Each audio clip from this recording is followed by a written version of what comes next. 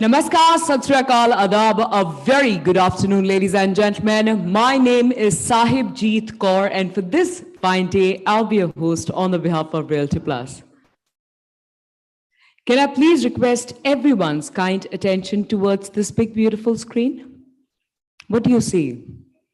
A big picture, right? We see a big picture. But what most of us fail to understand that every big picture requires many tiny dots that need to be created and connected in order to create that big picture. And that's exactly what this platform provides. It's a connecting dot for the big picture. Welcome to the 14th edition of the Realty Plus Conclave. Can we have a round of applause for everyone present here? Well, it is no news that we are celebrating this occasion after 3 years due to the forsaken, unfortunate times in the past. But we are on to happy times and expecting even better ones for the coming future. Well, this is the 14th edition of the Realty Plus Conclave for North. We are all gathered here to break some new ground and explore new ideas and opportunities to take forward the real estate sector. And to do so, we have a fantastic lineup of eminent experts of the industry today here with us to discuss some very interesting and relevant topics. And I must also remind you, well, you can pass this information to your friends and family that this event is being live streamed right now on Realty Plus website, that is www.rprealtyplus.com, and on the Realty Plus LinkedIn page, as well as on Realty Plus Facebook page. The Facebook and Instagram handle is RP Realty Plus. And please do not forget to tag us in case you are planning on to click any selfies with your friends, with your peers, with your colleagues, or on stage. Please do not forget to tag us. So that's that. I think I've been talking a little too much for as of now. That is a verbal communication. How about a virtual treat for you all? I have a brief introduction on Realty Plus. Can we take a look at the AV, please? Some people are born to show the world which path to choose in a crisis. Some brands are born to do the same. And during the times of challenge, the stalwarts of Indian real estate industry have chosen to do just that, by showing others the way to finding opportunities even amidst a crisis. By showing the world how to go about delivering on promises even amidst adversity. Success doesn't just happen, it happens by design, by pushing the boundaries, by raising the bar. It's days of creating a vision and nights of bringing it to life. Knowing that pictures are worth 1,000 words and every word makes a difference. It's doing the research, trusting your instinct, and finishing what you started. For the past 17 years, Realty Plus has been turning obstacles into opportunities, keeping the industry informed on the latest developments.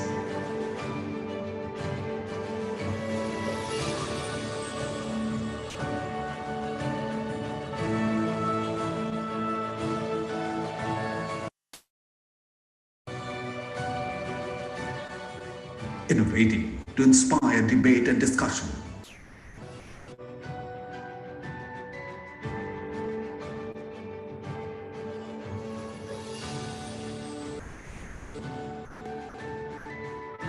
Bringing forth the perspectives of industry leaders.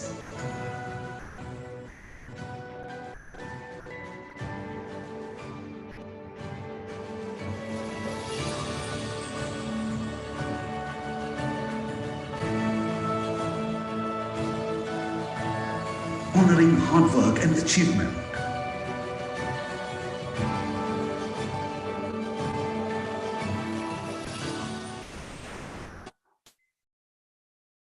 So that's that about what we do and what all we plan on doing. If you wish to get more information about it, please get in touch with Ms. Tripti Kedia, publisher and business head, Realty Plus.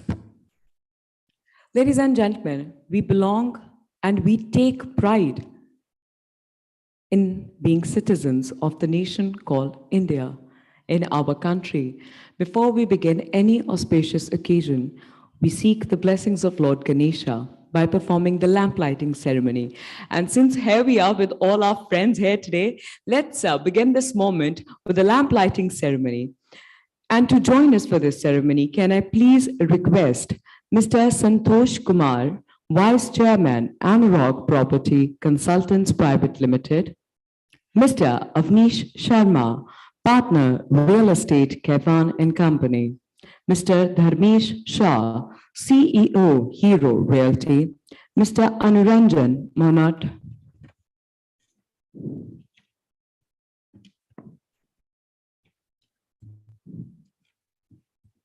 co-founder and MD, Gruhas and Lumos Alternate Investment Advisors Private Limited.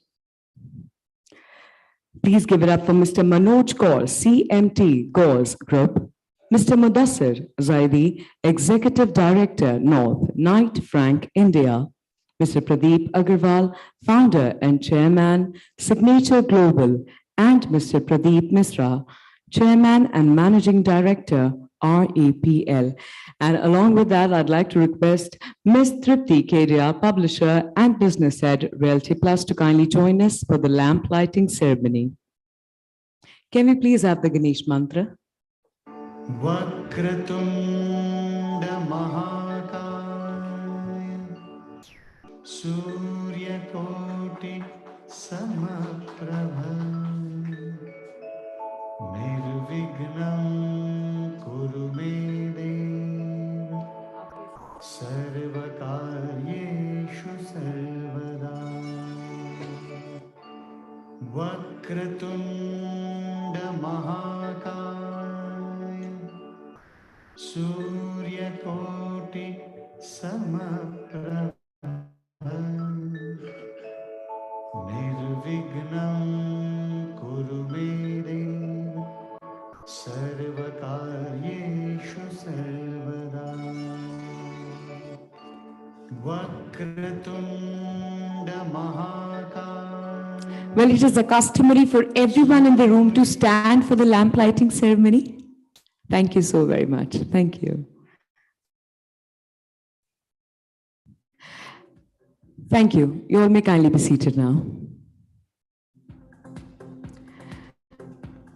So, ladies and gentlemen, here we begin now with the much anticipated segment for the day.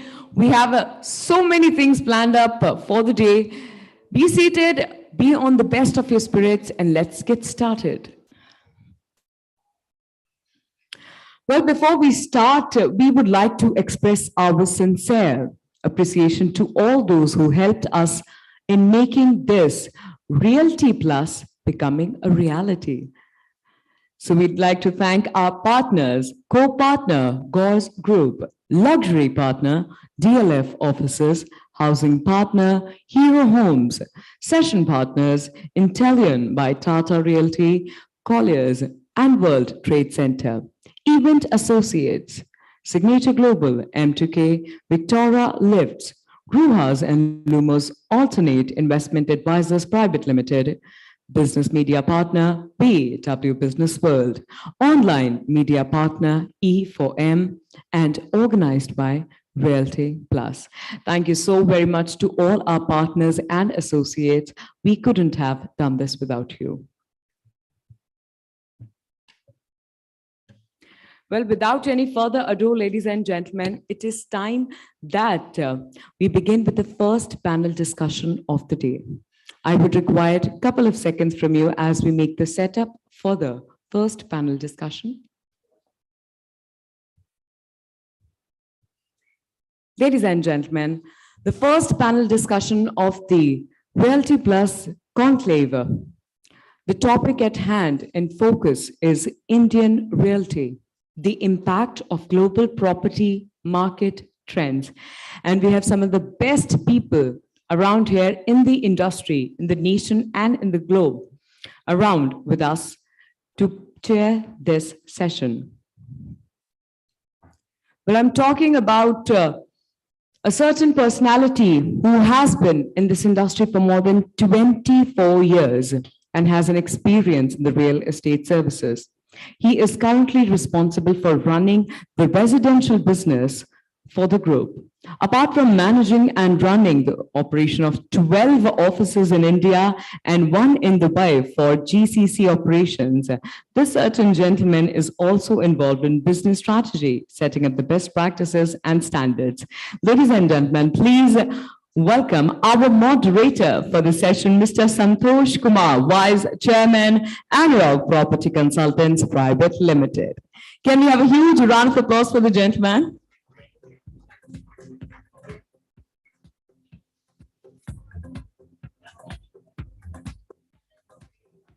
Talking about our panelists, ladies and gentlemen, this certain gentleman specializes in real estate and has advised some of the major Indian and international companies, along with advising the government of India on critical policy issues. He has worked with the Ministry of Housing and Urban Poverty Alleviation, Government of India, in drafting of subordinate legislation under Real Estate Regulation and Development Act 2016, and in drafting of model contract for PPP in housing sector. Please put your hands together for our panelist, Mr. Avnish Sharma, partner, real estate, Kefan and Company. And our next panelist has a 2 decades, that is more than 20 years long experience in managing business operations of real estate, banking, and other industries. An MBA by qualification, he has previously worked in the management team of well-known brands like Purvankara, Adani Realty, HDFC Bank, handling annual sales of nearly 3,000 crore with active involvement in business development across cities. Please put your hands together for the panelist, Mr. Dharmesh Shah, CEO, Hero Realty.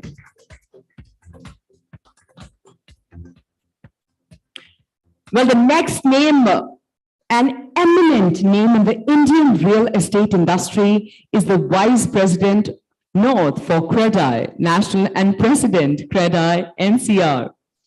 Under his leadership and vision, the Gore Group has consistently delivered superior construction quality and on-time possession for all its projects throughout and since 27 years. Please put your hands together for Mr. Manoj Kaur, CMD, Gore's Group.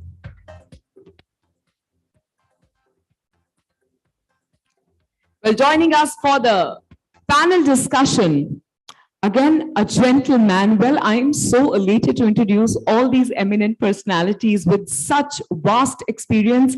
Our next panelist has, again, more than 20 years of experience, and he has held multiple roles within Knight Frank. Currently, he is responsible for managing the North India region and its growth.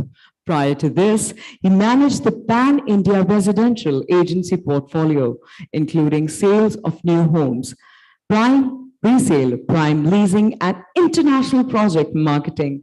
Please put your hands together for our next panelist, Mr. Mudassir Zaidi, Executive Director, North Knight Frank, India. A louder applause, ladies and gentlemen. The ocean might be salty, but our hands not. Let's keep the applause rolling.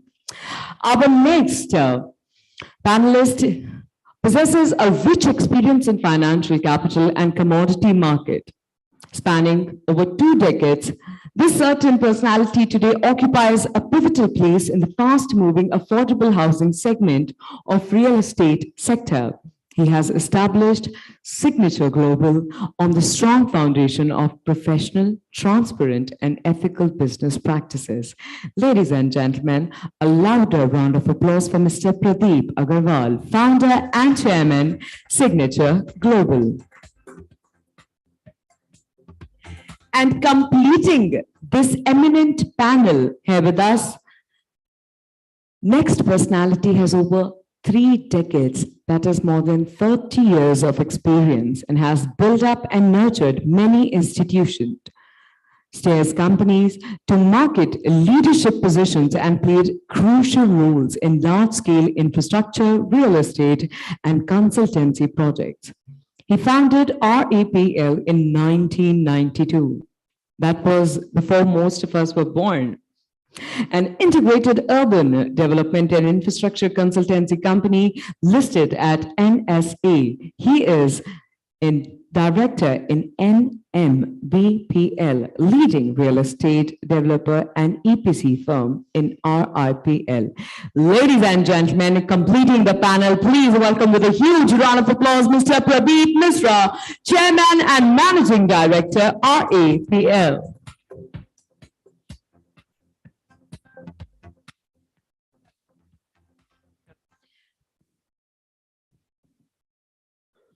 Thank you so much, and good afternoon, everyone. This is a beautiful event, and I must compliment Realty Plus for organizing this event for the last 14 years successfully. I must compliment Anurag Batra, the founder and the managing director of Realty Plus, who have been driving this initiative for the last 14 years. And his contribution on the real estate side, starting from his career on real estate and contributing to the real estate has been phenomenal. We have got a very strong, eminent personalities with varied experience and also with a diverse background they come from. We have got a very strong personalities, going to talk about realty sector on various topics, which we are going to cover in next 45 to 50 minutes. A very interesting audience who have been here to welcome to all of you. Just to set the context for this afternoon event, it has been a fantastic year for the realty industry.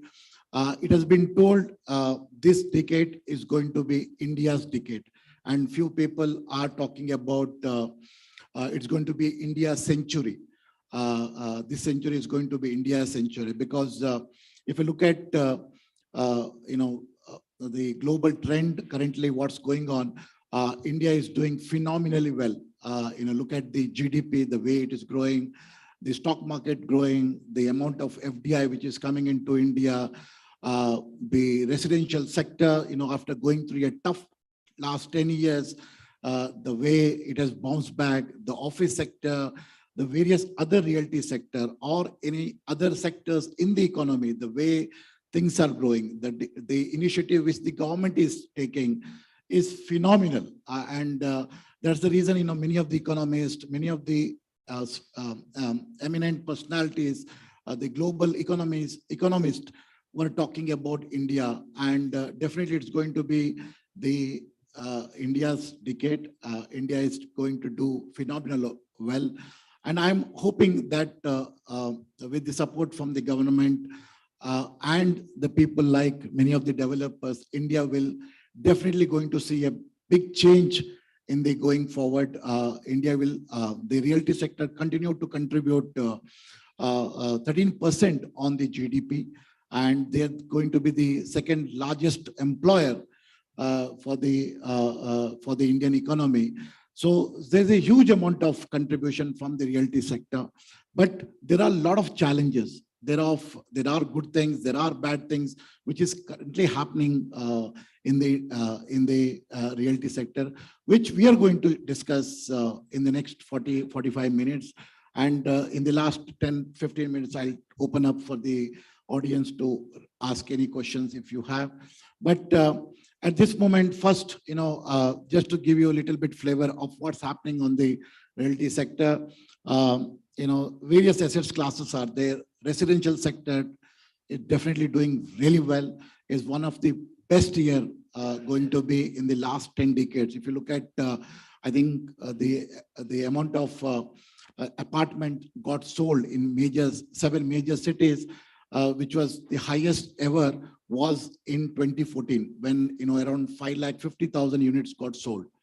Post that, I think this year it's going to be one of the best years. I think we expect that more than 4 lakhs units will get sold in this financial year. Similarly, office is really doing very well. Post second half of the year, there was a little bit of slowdown because of the global recession everyone talking about. Some of the other sectors are also doing phenomenally well, like warehousing, data centers, These are some of the sectors really doing very well.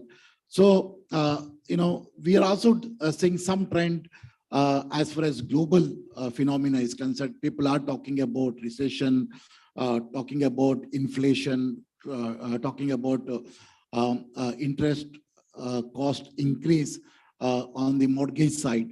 So these are some of the things which are really challenging, which will become a challenge for growth of the realty sectors. So there are other regulatory challenges, after the introduction of the RERA. Many of the people believes that it is a good sign for the realty industry, but many of the people are still facing a lot of challenges, which we are going to talk from the legal perspective, how these challenges can be overcome. So overall, realty is going through a good phase, and definitely it's going to contribute to a large extent in growing the Indian economy.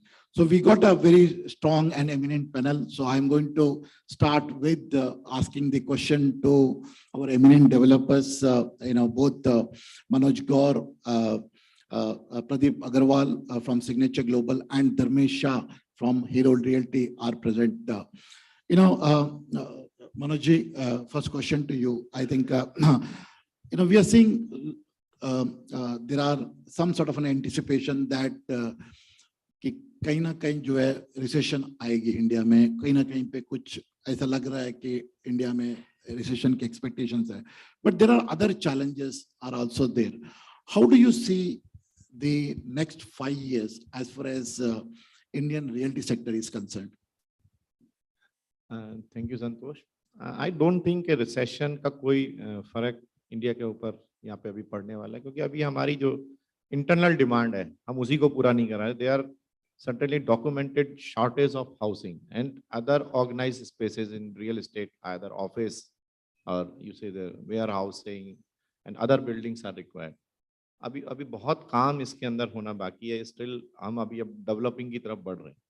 ये story अभी growth story जो हमारी start हुई है last decade आप कह सकते हैं, और आने वाला जो डिकेड है, अभी हमें बहुत सारा काम अभी अपने लिए खुद करना है.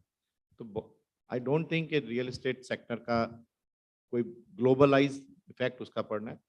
कुछ ठीक है, कुछ जो इन्वेस्टमेंट आ रहा है या जो एफडीआईज आ रही हैं उसमें थोड़ा बहुत फर्क पड़ सकता है, लेकिन internal demand is so high. And after this all RERA regulations and market stabilization, specially after Covid, lot of demand जो है इस सेक्टर के अंदर आ रही है. तो मेरे ख्याल आने वाला डिकेड अभी हमें खुद के लिए ही काम करना है, उसमें अभी बहुत काम अभी बाकी है. So Manoj, what we had seen in the last two RBI announcement, we had seen two revised increase in the mortgage rate. Abhi tak mere ख्याल से it has gone up to 8.75%. Where do you see that even if RBI continue to increase the mortgage rate, you will say it will not impact the housing demand? Where do you think the interest rate will go and touch?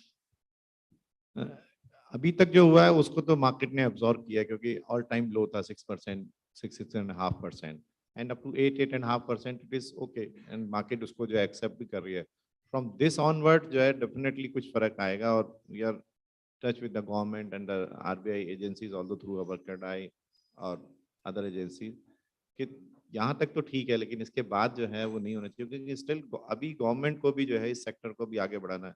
Real estate sector is the mother of all industries. It is not a single industry. We use more than 250 to 300 items of different industries. So since अगर आपको सारी industries को up रखना है, और जिस तरह से 5 ट्रिलियन इकोनॉमी की बात हो रही है, तो उसमें इंडस्ट्रियल ग्रोथ अगले डिकेड के अंदर अगर बैलेंस रखनी है, तो रियल्टी सेक्टर को भी बैलेंस करना होगा. तो इसकी जो डिमांड अभी जो जनरेट हुई है, उस पेस को जो है government also realising this. I don't think कि कोई बहुत ज़्यादा स्टीप करेक्शन इसके अंदर. उनका एक मेजर जो रोल था वो इन्फ्लेशन को कंट्रोल करना था. Inflation is impacting every month. तो इन्फ्लेशन आई थिंक मोर और लेस जो है डाउन साइड या फ्लैट साइड के अंदर आ गया है. आई डोंट थिंक इसके अंदर बहुत ज़्यादा जो है अब चेंजेस पॉसिबल है. अभी तक तो इसका बहुत ज़्यादा इम्पैक्ट नहीं है. Mortgages and sales, you can see the from the sales and volume जो है वो अभी तक तो अचीव हो रहे हैं. So Mudassar, you had seen various asset classes from a, international advisory perspective.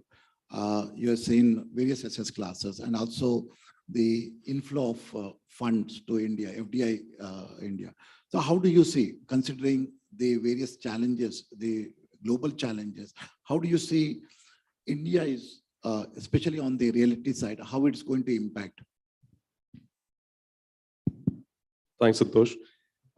Certainly, on various fronts, we are very, very closely connected with the global economy. So, like Manojji said, especially on the residential side, I think there is a lot of domestic demand which will not get impacted. I think for the last 10 years, we've been going through such hard times in terms of the industry. So whoever has survived right now is now going to look at some great times going ahead.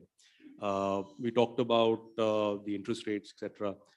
If you look at the affordability of these, so prices which were there in 2012-13 were what was available in 2020-21 as well. It's only now in the last 1.5, 2 years that some prices have increased.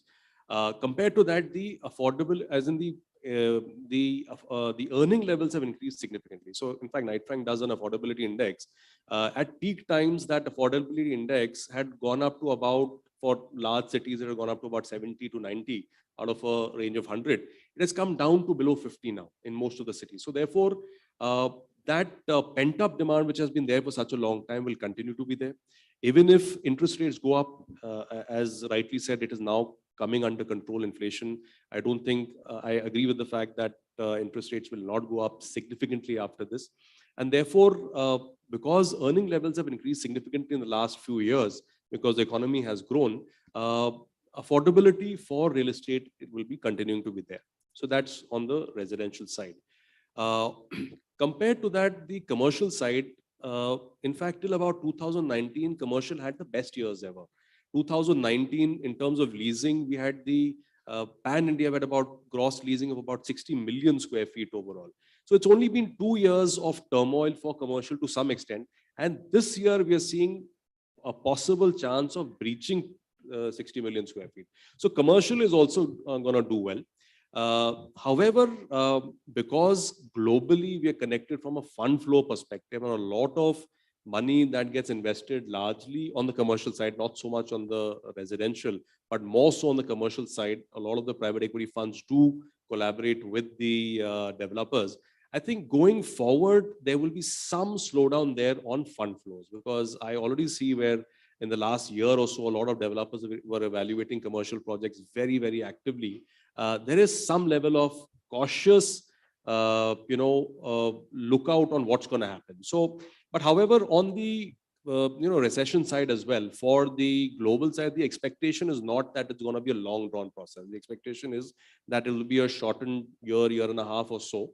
But things will come by, because even there it is largely about controlling inflation rather than keeping the growth rates under control. So on the commercial side as well, I feel for about a year or so it will be some level of cautious concern.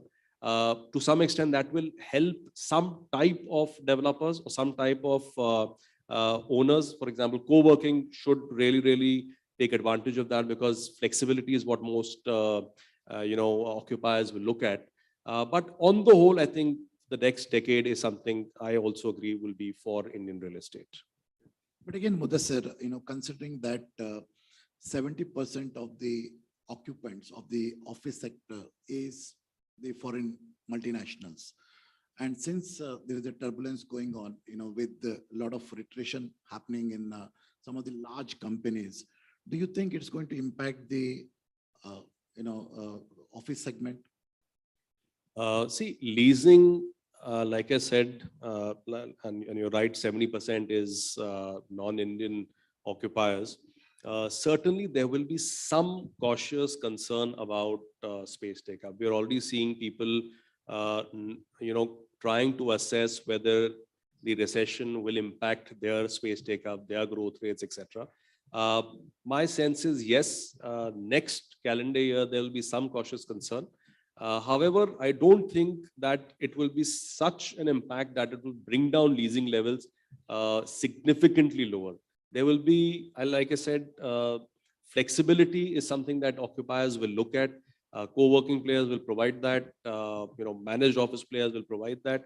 Maybe if developers also agree to some level of flexibility in terms of lock-ins, etc., I think leasing will continue to happen. There will be some concern, but won't be a major impact that way. Pradeep ji, first of all, congratulations for getting the nod from SEBI to list your company in the Indian stock market. I think, guys, I think you will see the listing is going to happen sometime next quarter. But having said that, Pradeep ji, which is the signature global company, is known for affordable housing in the Gurgaon. Pradeep ji, question मेरी यही है कि you are into affordable segment. Considering the inflation due to any reasons, be it is increase in the input cost or the cost of capital or because of the increase in the interest, how do you see the affordable segment is going to have an impact in the next few years, especially from the demand side? कि आपकी जो है affordable के लिए क्या उसकी वजह से क्या दिक्कतें आने वाली है? So thank you Santosh. So दिक्कतों से पहले मुझे लगता है कुछ पॉजिटिव चीज और डिस्कस कर लेते हैं. तो रियल एस्टेट पर से I am very much bullish, क्योंकि रियल एस्टेट सेक्टर अगर पिछले डिकेड की बात करें तो कुछ बहुत ज्यादा हुआ नहीं था, और जैसे ही इस डिकेड के अंदर एंटर किए हैं मुझे लगता है उसके बाद रियल एस्टेट सेक्टर जैसे बिल्कुल यू टर्न कर गया है. आप देखिए, इसका एक रीजन नहीं, इसके बहुत सारे और भी रीजन हैं. एक तो जो कंट्री लेवल के ऊपर जो रिफॉर्म्स हुए हैं उनका इम्पैक्ट इसके ऊपर है, क्योंकि बहुत सारे ऐसे रिफॉर्म्स हैं जो पिछले आप ये कहें कि 6-7 डिकेड में कहीं दिखाई नहीं दिए. उसमें जीएसटी एक बहुत बड़ा रिफॉर्म था. दूसरा, रेरा जो है उसका आना रियल एस्टेट सेक्टर के लिए बहुत बड़ी चीज है. मुझे लगता है अगर ये 10 साल पहले होता तो रियल एस्टेट जिस चीज से आज स्ट्रगल कर रहा था या 2 साल पहले कर रहा था उतना शायद इम्पैक्ट नहीं होता. तो रेरा ने एक बहुत बड़ा रोल प्ले किया है. और ऑफ कोर्स जब कोई इंडस्ट्री के अंदर कोई रेगुलेटर होता है तो वो कहीं ना कहीं डिसिप्लिन वे में चलती है, और उसका अल्टीमेट जो फायदा है वो प्रोमोटर और कंज्यूमर दोनों को होता है. सो मैं बहुत बुलिश हूँ रियल एस्टेट सेक्टर को लेके.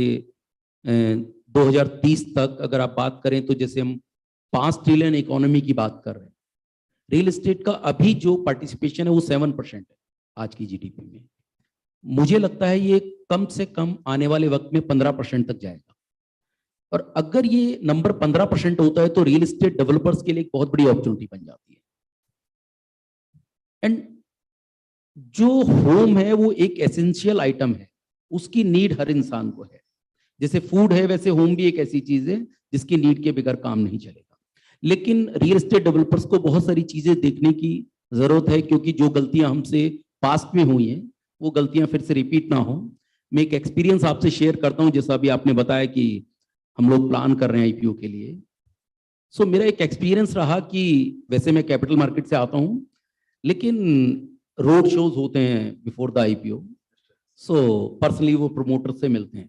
तो इससे पहले वर्चुअल ज्यादा होते थे बिकॉज ऑफ कोविड प्रॉब्लम, लेकिन अब फिजिकली दे आर अलाउइंग कि जितने भी लोग हैं वो करने को तैयार है.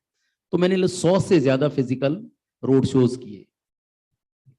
एंड यानी उसमें इतने बड़े बड़े फंड भी थे जो 2-2 ट्रिलियन फंड मैनेज कर रहे हैं, उन लोगों भी से इंटरेक्शन हुआ.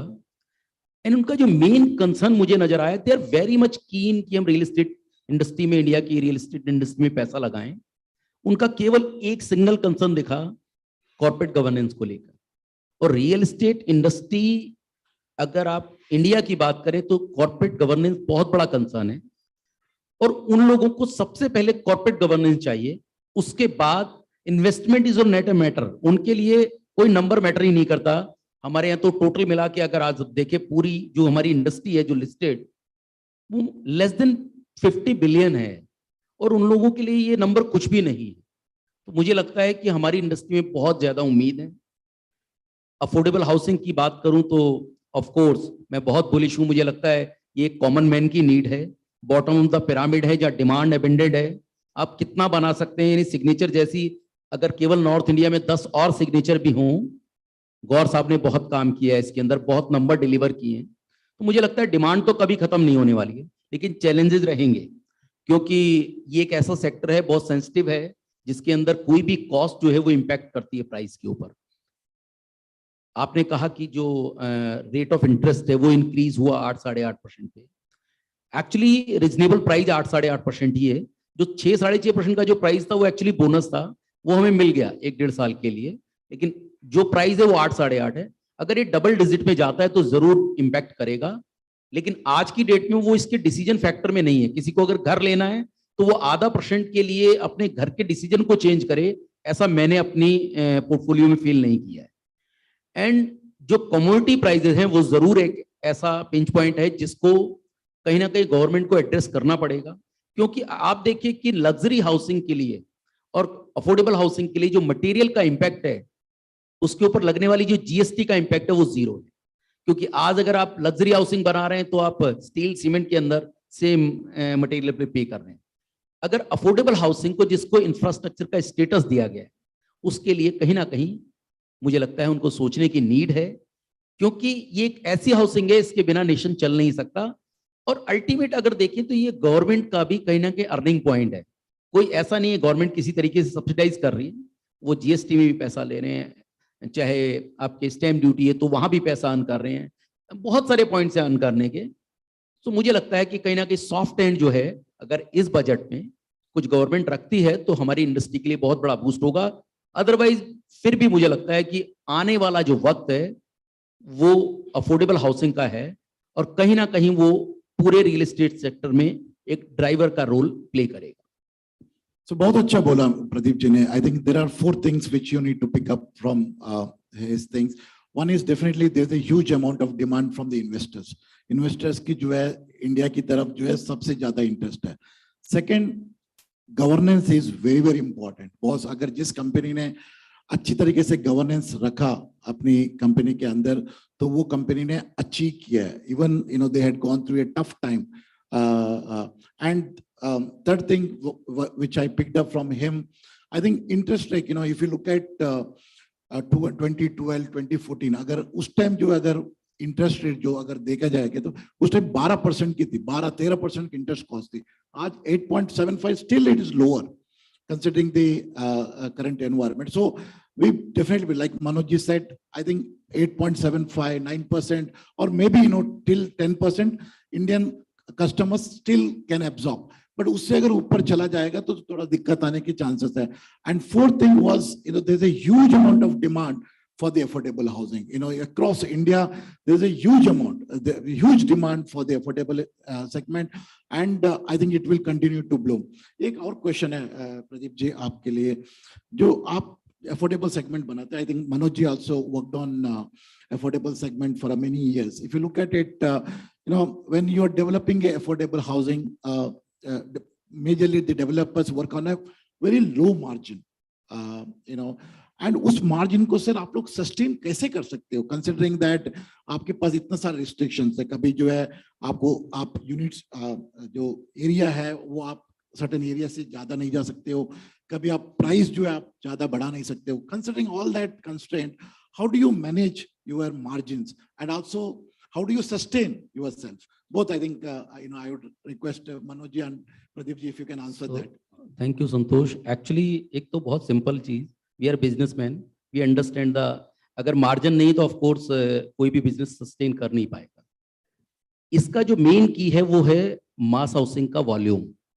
आप देखिए कि अगर आप कुछ ग्रुप हाउसिंग या कुछ फ्लैट्स बना रहे हैं तो ऑफ कोर्स आपके लिए प्रॉफिट मार्जिन जो वो चैलेंजेबल रहेगा. लेकिन अगर आपका नंबर प्रॉपर है, अगर आप नंबर्स अच्छे लॉन्चेस कर रहे हैं ईयर ऑन ईयर, तो एक आपका पूरा मॉडल बन जाता है. वो बिल्कुल फैक्ट्री काइंड ऑफ मॉडल बन जाता है कि आप इवन दो लेसर प्रॉफिट पे काम कर रहे हैं, इवन ऐसा नहीं है कि प्रॉफिट कम है, profit is good, not compare to luxury housing, क्योंकि उसके अंदर बड़ा प्रॉफिट है। हम कंपेयर कर रहे हैं उस प्रॉफिट से, लेकिन आप किसी अदर देन इंडस्ट्री से कंपेयर करें तो मुझे लगता है बहुत अच्छा प्रॉफिट है वो। सो अगर आप प्रॉफिट मार्जिन की बात करें तो मुझे लगता है कि अगर थोड़ा लॉन्गर वे में देखें, थोड़ा जस्टेशन का टाइम निकालें, आप अपने ब्रांड को बनाएं, रिकॉल वैल्यू आपके ब्रांड की बने, तो लोग प्रीमियम भी देते हैं आपको, एंड प्रॉफिट मार्जिन बनता है, अच्छा प्रॉफिट मार्जिन बनता है। ऐसा नहीं है कि कोई आप नॉर्मल उसमें कर रहे हैं। और I am very much sure कि अगर आप अपने सिस्टम को प्रॉपर करते हैं, उसके अंदर कोई ऐसा सिस्टम बनाते हैं जिससे, जो टेक्नोलॉजी यूज करते हैं, जिससे स्किल लेबर आप उसके अंदर यूज कर सके बजाय इसके कन्वेंशनल लेबर के, जो आप टेक्नोलॉजी यूज कर रहे हैं उसके अंदर कोई ऐसी टेक्नोलॉजी इंप्लांट करें जो जिससे आपका वॉल्यूम ड्राइव हो सके। फॉर एग्जांपल, जैसे हम लोगों ने अफोर्डेबल हाउसिंग में बाय वन शटरिंग को यूज किया, वेरी फर्स्ट प्रोजेक्ट में भी किया था, बहुत कॉस्टली शटरिंग थी उस वक्त, 20 करोड़ रुपए में मैंने साउथ कोरिया से उसे इंपोर्ट किया था। और जितने डेवलपर्स थे उनका एक ही व्यू था, क्या आप कर रहे हैं ये, लिटरली एक्चुअली वो बेवकूफी थी कि आप एक प्रोजेक्ट के ऊपर अगर इसको लगाएंगे तो प्रॉफिट मार्जिन बनेगा कैसे। लेकिन जब आप उसका रिपीटेशन करते हैं आप, तो आप जो कन्वेंशनल है उससे भी आधे रेट के ऊपर आपको पड़ता है, और जो आपका कंज्यूमर है उसको, जो कस्टमर को जो डिलीवरी मिलती है, वो क्वालिटी ऑफ मटेरियल बहुत क्लास 1 होता है, बिल्कुल जैसे हम सिंगापुर चाइना के अंदर हाउसिंग देखते हैं। तो आई थिंक टेक्नोलॉजी के ऊपर और एक मास वॉल्यूम पे काम करने की नीड है, और ऑफ कोर्स जो भी आपने सिस्टम बनाया उन सिस्टम के ऊपर एक चेक एंड बैलेंस रखने की जरूरत है। प्रॉफिट मार्जिन इनफ है। I am fully agree with Pradeep ji. जो है, the two things, the volume, definitely affordable housing में volume is the important role, and fast sale and fast construction. He's rightly said we have to use the new technologies to how to do a quality construction, because after RERA we have to give the quality even after the 5 years of the sale. All the responsibility lies on the developer, and there are many technologies are available for the fast and multi-story building. We have also invested more than 150 crore rupees in technology only to build fast construction. And with this technology, we deliver more than 4 crore square feet in last 6-7 years. Technology definitely, when used in volume, that is then cheaper to the normal construction होती है, उससे भी कर सकते हैं अगर हमारे पास volume है, एंड फास्ट सेल, तो टर्नओवर को जितनी जल्दी हम उसको जो है रोल आउट कर सकते हैं। तो this is the mantra of the affordable housing, profit is there, and अगर हम उसको कीप ऑन रोलिंग करते जाते हैं तो उसके अंदर चीज़ें ठीक होती हैं। आफ्टर रेरा कस्टमर कॉन्फिडेंस भी उसमें काफ़ी जो है एक बड़ा रोल प्ले किया है, कि कस्टमर को भी कॉन्फिडेंस है कि एक बॉडी, एक ऑटोनोमस बॉडी उसके इंटरेस्ट को जो है टेक केयर कर रही है। आप कोई भी प्रोजेक्ट विदाउट अप्रूवल्स स्टार्ट नहीं हो सकता, विदाउट ऑल उसके जो मॉनिटरिंग है, फाइनेंशियल मॉनिटरिंग है, वो सब एक बॉडी जो है विद ऑल पावर्स उसको मॉनिटर कर रही है। तो ये बहुत अच्छा एक स्टेप आया, ऑल्दो इसके अंदर अभी कुछ अनसर्टेनिटी है, क्लियरिटी है, जो हम थ्रू अपने प्लेटफॉर्म्स कॉन्स्टेंटली जो है डिफरेंट रेरा के जितने भी हेड्स हैं इसको जो है करते हैं। ऑल्दो देयर इज बहुत ही रेजिस्टेंस है उसकी तरफ से इसमें अंदर चेंज करें, लेकिन प्रैक्टिकली धीरे धीरे ये इवॉल्व हो रहा है। इट्स अ न्यू एक्ट, अभी इवॉल्व हो रहा है, बहुत सारी डेफिनेशंस हाई कोर्ट और सुप्रीम कोर्ट की तरफ से भी आ रही हैं। बट एक काम जो इसका मेजर रोल था वो कॉन्फिडेंस बिल्डिंग का था, जो अफोर्डेबल के अंदर, क्योंकि जो इन्वेस्ट करता है वो बहुत ही एक आप कहते हैं लोअर मिडिल क्लास, उसके पास इतने टूल्स या इतने पैसे या वो नहीं है कि वो डिफरेंट प्लेटफॉर्म्स के ऊपर चक्कर लगा सके या डिफरेंट कोर्ट्स को अप्रोच कर सके, तो उसके कॉन्फिडेंस को बहुत बूस्ट अप किया। तो उसका हम देख भी रहे हैं, सेल्स के अंदर भी काफ़ी नंबर्स जो चेंज हो रहे हैं। तो ये लो मार्जिन बिजनेस है लेकिन वॉल्यूम का बिजनेस है, तो इट्स गुड। और ये एक बेसिक रोटी कपड़ा और मकान जो हमारी पुरानी कहावत है, अफोर्डेबल हाउसिंग की डिमांड हमेशा रहेगी। ऑल्दो गवर्नमेंट को कुछ इंसेंटाइव करना चाहिए, क्योंकि कंस्ट्रक्शन के लिए जो स्टील सीमेंट और जो जीएसटी अवेलेबल है लग्जरी हाउसिंग के लिए, वो अफोर्डेबल के लिए भी है।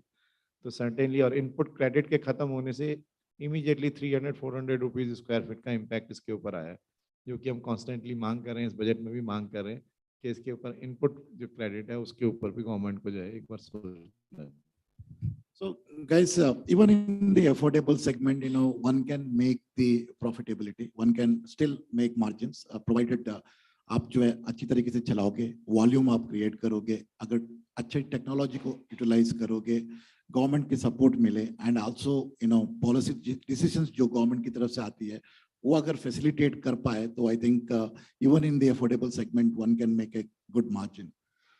Dharmesh, you come from a much matured market. You have been in Mumbai, driving some of the large real estate developers, and also now, you were part of a corporate entity, which is Hero Realty. How do you see the both the market? You worked in both Mumbai as well as now in North for the last couple of years.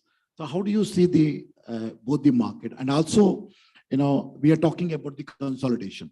There were some players who weeded out because of various reasons. Do you see the consolidation is still happening in the market, in the realty sector? Thank you, Santosh. Also, thank you, Realty Plus team, for putting up such a great show. I think consistently for 14 years, you've been doing it. So kudos to all of you. Santosh, if you ask me, the weak players getting weeded out in the system, ideally, I will say that the weak players are not weeded out. I think the rot in the system is getting cleared. Goodness about the industry, and which I have observed in Bombay or even in North, is that the rot in the system is getting cleared. And post RERA, I think one thing which Pradeep ji said is corporate governance. And when I look at our organization and the previous corporate organization where I worked, the RERA transition has not impacted us. I think we have been following the corporate governance earlier also before RERA, and I think more or less some tweaking has only helped us to get the better operations. So more or less consolidation in the industry is going to help the corporate players. If you look at corporate player like us in real estate, after RERA, our confidence to grow has been expanded because we've got A+ rating. We raise our fund at close to 9%. So this is something which I think a corporate player gets the advantage. Growth in different market also helps us because we have that brand presence, we have that know-how of the market. So for us, I think it's a great opportunity. India today is $12-15 billion of real estate market and probably will grow by 2030, I'd say 7-8 years down the line, say 1 trillion. In this space, I think the corporate players or the strong players who have a good delivery track record and who has an intent of getting this industry as an industry status, I think they are all going to get benefited. We are benefited, if you ask me, as an organization. We have seen this year a phenomenal sales growth. We have been growing and expanding ourselves in Gurgaon, in Mohali, in North, per se aggressively. So for us, I think this consolidation is going to help big time because every week or every probably a day or a couple of days, we get a joint venture file. So our BD team is aggressively working on that front. So it helps us to analyze the market. I think there's a huge stress in the market and it's good for our corporate players, good for the players. I will not say only corporate players, the player with the right intent. I think it's a great opportunity. Both the developer has said real estate has a demand. I also added up that real estate has a great future, great demand. I think with RERA coming in, the consumer confidence building up and a corporate player like us, because we also get hesitant when we try to do business in this kind of a market. But with such kind of regulation, I think our confidence is also built up. Our backing financially also helps us big time. So it's great opportunity for us. And I think we would try and explore this as much as possible. I think then the sky is open for corporate players, for people who have a great intent. I think it's a great opportunity. Yeah. So, Damesh, I agree with you that there is a great opportunity, and there is great opportunity available for the corporate developers like you, especially in this market. But if you look at in the recent past, the awareness, customers' awareness has also increased. Their expectation has also increased to a manifold. So how do you manage being a corporate entity? You are self-regulated. There is a huge amount of corporate governance which you maintain. How do you manage the customer's expectations when something goes wrong? And what is your commitment to the customers when there is a huge amount of demand, when the expectations of the customers are increasing, and there's a commitment from your side on the delivery side? How do you manage being a corporate entity? So I will answer it in two formats. One, I think us as a real estate player should look consumer from an FMCG point of view. Today, I think customer has become more knowledgeable due to social media exposure, due to a lot of travel internationally he's making. So I think today real estate also should treat their consumer as an FMCG consumer. We are working a lot of product innovation. We have to work on a lot of product innovation because today consumer is demanding. You have to treat them as a king. Obviously, post RERA, they have got a confidence. But as far as product which you deliver to them, or as far as value for money, or the services which you give them today, they look after not only for real estate, they look after for a lifestyle. So a small example I'll tell you, in one of our clubhouses, we have introduced oxygenated clubhouses. And this learning we got from post-pandemic, where there was a dearth of oxygen bars. So we thought that put it in a gym or put it in aerobics area where the oxygen level comes up after putting. So it's a small innovation. But today that got a great appreciation from the customer. And this kind of a product innovation. So today, a lot of our team only works on product innovation. What new we can bring to the market, what value for money, or what new technology which we want to adopt in terms of product, in terms of scaling up the construction. So consumer, ideally, we have to treat them as an FMCG consumer and give them the best of services. That is first thing. Second, I think there is a pressure. Obviously, there is a pressure of delivery. There is a pressure of commitment. But as an organization, if you plan well, if you have all the pieces right played, then I think you can cover the contingency. You can cover that issues. Delivery, if I talk about my organization, we are 95% on delivery, on time, on each of our product commitments. So I think if we plan well and all the future products which we are planning, obviously people keep buffer. But the commitment level after buffer, our idea is to deliver it before the commitment dates. So that is a strong stretch we take internally, and we plan it in such a way that we are able to deliver it before time. So idea is you plan it well. I think customer and treat customer as a king. I think in both ways, you will be able to benefit consumer and yourself also. And this is helping us to get 10 to 15% more premium than the market. So I think in this approach, I think we are also getting benefit. So what Dharmesh is saying is customer centricity is very, very important. Whatever the commitments you make to the customer, I think that needs to be get delivered. That is very important for any developer or any organization to be successful. So Mishra ji, I'll come back to you. You work with the government authorities, especially on the contract side, and also yourself is a developer, especially catering to the tier 2 cities.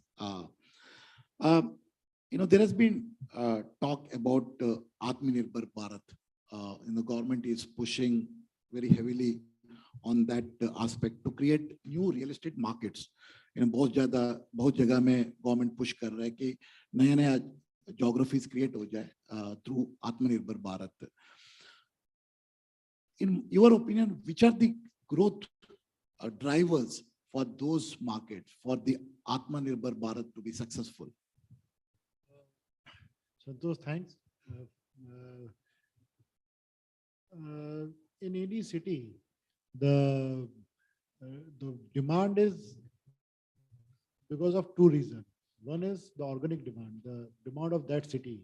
The population is growing, the new generation is coming, they need property. There's an organic demand. And then the second demand is induced demand. And induced demand is always driven by government. Suppose government induce some big airport, then the growth automatically start happening. If some expressway is passing through that area, growth automatically start happening. And the big initiative taken by government is Gati Shakti, through which they are connecting the entire nation. If we see the average GDP of our country, it is somewhere around $2,700 per person per capita. And if we see the states which are above the average line, the national average line, they all are around sea, around port.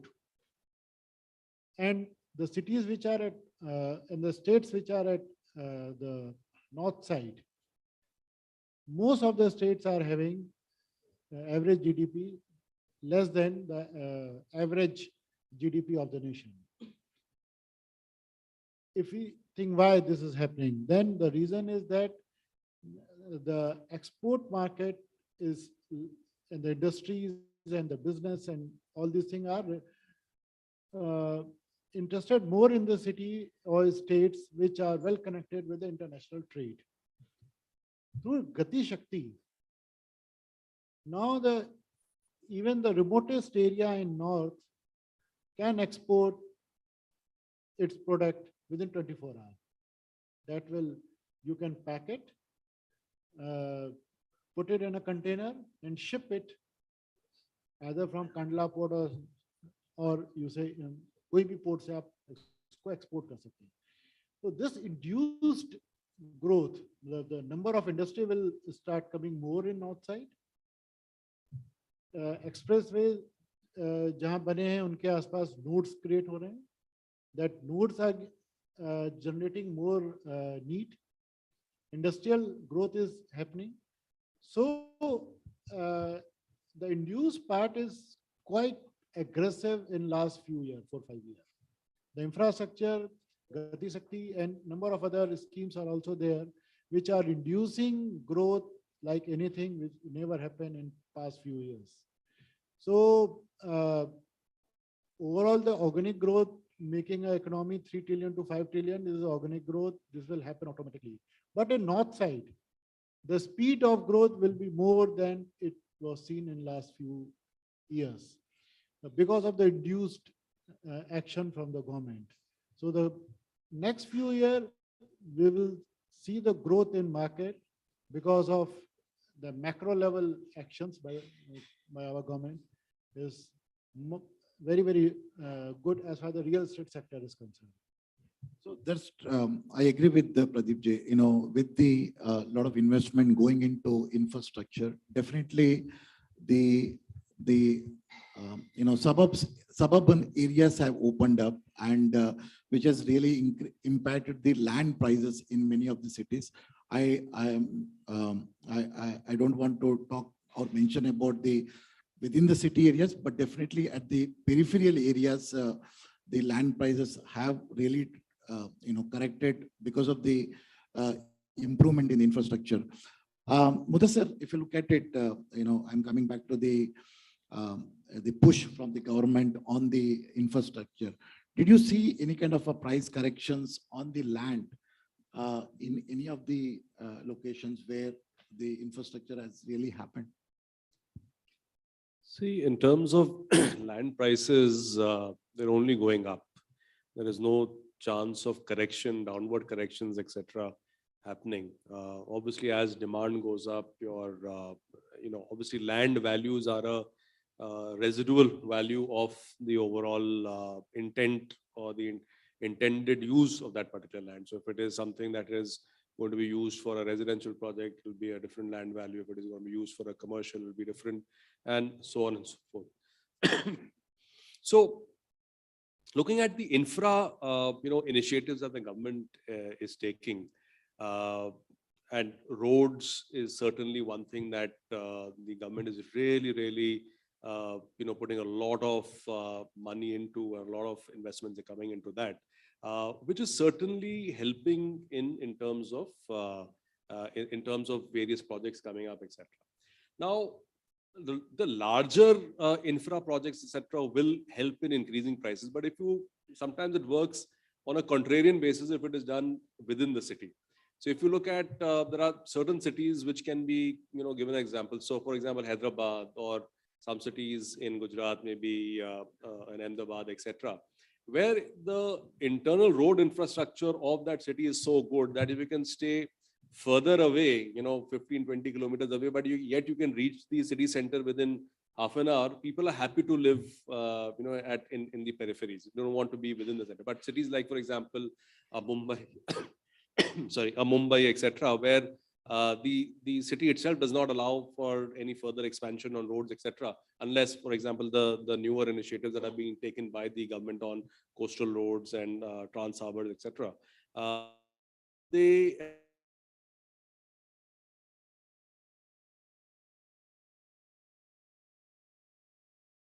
of in itself. So longer term, infra that goes into the hinterland, etc., will Pradeep ji said also that will lead to a lot of economic activity, which will lead to land prices, etc., going up. It works on the contrarian basis within the city. Good. Ashish, from Avnish, especially from a legal perspective, he is the partner in Ketan and Company. With the emergence of RERA in the new environment, how do you see all the stakeholders, coming into a kind of a consensus on various legal issues pertaining to the real estate? There has been a huge amount of issues, especially on the legal side, which was there earlier. Do you think with the emergence of RERA, whether the legal issues has got reduced or whether it has increased? And in the new environment, how do you see from various stakeholders, how do they protect themselves from these issues? Thanks, Santosh. I'm actually very wary of the time here. I can see 3 minutes left, so I'll try and keep it small. But I think it's one of the toughest questions. Yeah, it's the toughest question that you asked me. What was encouraging was, I think on the panel, everybody agreed that RERA was the right step in the right direction. And we've achieved a lot in terms of the consumer confidence that has come about. So I think RERA has been a great addition in bringing the whole sector into an organized way. Of course, like with any new regulation that comes or any new steps that are taken, there are various issues. If you talk about the judicial system, in fact, Chief Justice of India yesterday was looking at a PIL in which he was asked, how do we tackle pendencies in delay? So I think that's also one of the points that RERA is facing. And his response was very clear. It wasn't really about quantity or doubling the number of judges. He said, we need the right people in the right position to dispose of the matters. And I think as far as we have competent people who understand the sector, we will achieve that speedy recovery. That's one of the issues. I think the second one really in terms of giving RERA some more probably teeth is going to help, because there is multiplicity of forums that people go to. There is NCDRC, there is NCLT, there is RERA that people approach. I know Supreme Court has ruled that yes, people will have freedom to approach different forums. But I think at some point in time, we should look to have a specialized, when we have a specialized forum, we should try and make as much use of it, try and move most number of cases there.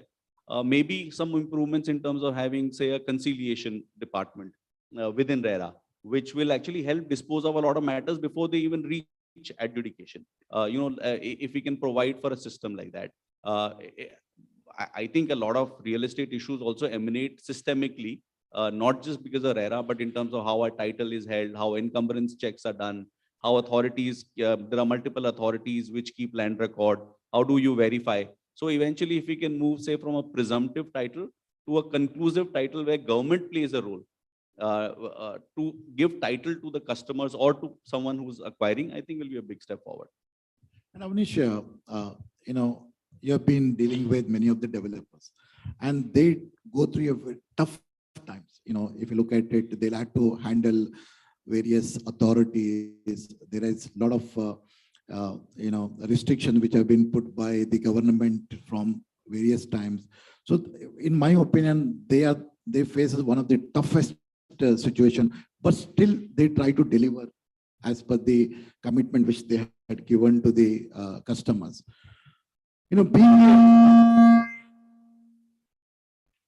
Being a legal expert, what protection or what advice you will give to the developer in order to protect themselves from the various issues they currently being faced?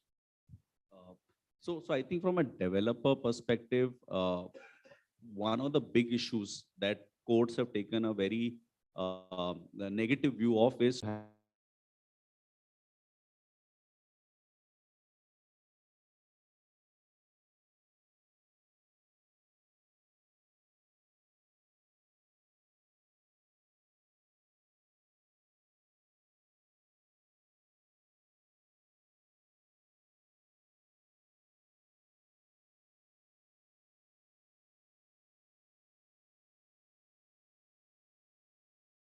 clause that I can suggest that developers can put and get away from all of this. But I think it's going to be a concerted effort where the government also realizes the effort developers are putting in. But of course, I think the first one really is to have a provision which allows for flexibility in terms of the timelines that are offered. And I think it's also important because there is a role of brokers in the Real Estate Regulation Act, right, which they talk about, which has not been very properly used. I think there has to be emphasis on what their role is, and also to make consumers aware in the beginning what are the complications that come. So I think, ultimately, even if RERA authority helps in promotion of real estate, not just simply regulation, I think a lot of these issues will get resolved.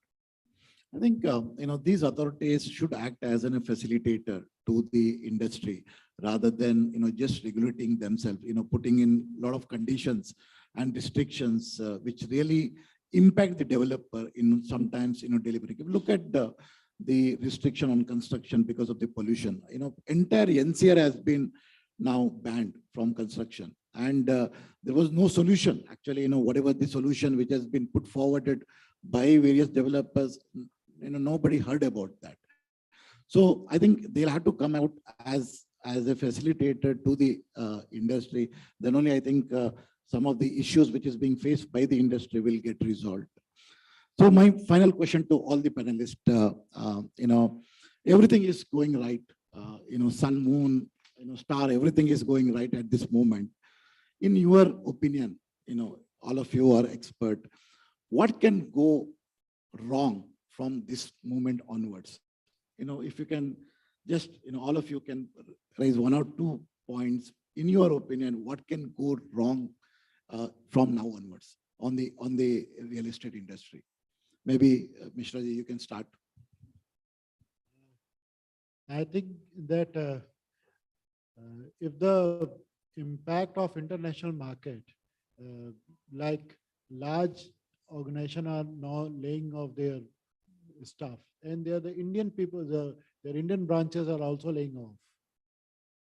And if that happened and uska cascading effect shuru ho gaya, an Indian company working in India, they started, and startup की growth story जो है वो थोड़ी.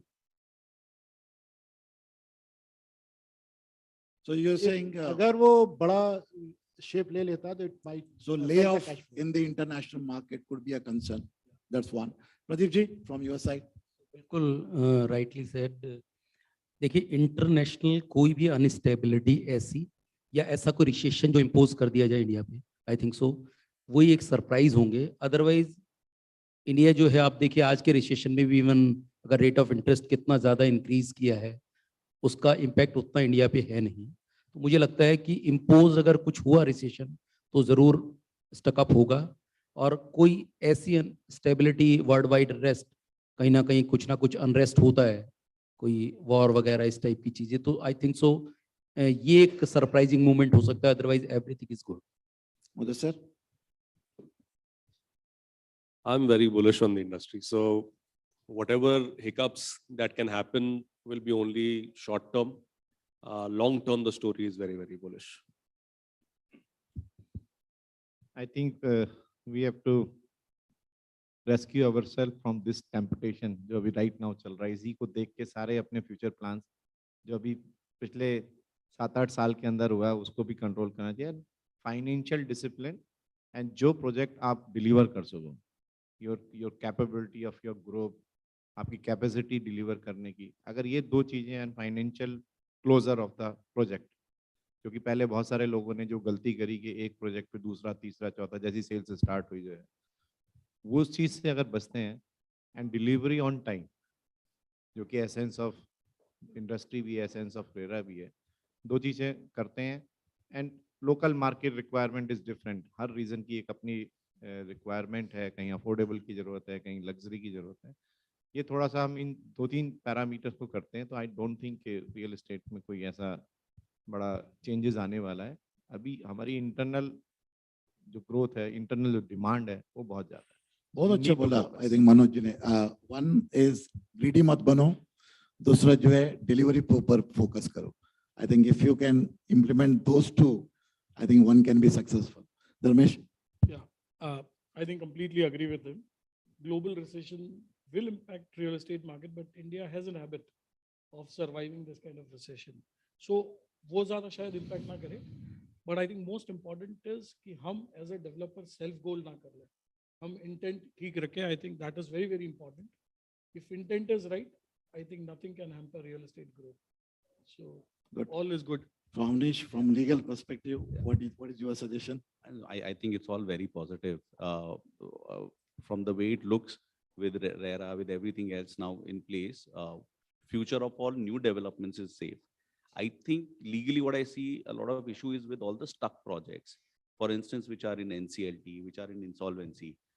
I think there has to be some resolution there quickly, because while we have timelines to insolvency code as well, but I think real estate projects, being the complicated creature they are, so far very few projects have actually found new acquirers who've been able to complete. So I think, and there's a large segment which is still stuck there. So I think we actually need to find a solution for all the stuck home buyers very quickly. This will further, I think, give credibility to the sector. And obviously, I think we are all moving in the right direction. Good. I think we are running out of time. I think we had a very interesting session. Some of the points which has really come out. I don't think any of the eminent panelists are worried about the global impact. India cannot be decoupled from what's happening overseas. But yes, we need to be more cautious. We need to be cautious about things which is happening globally. But we need to be very careful. So with that note, I think we will end our this panel. Thank you so much. It's been a fantastic session, and thank you very much for all the panelists. Thank you.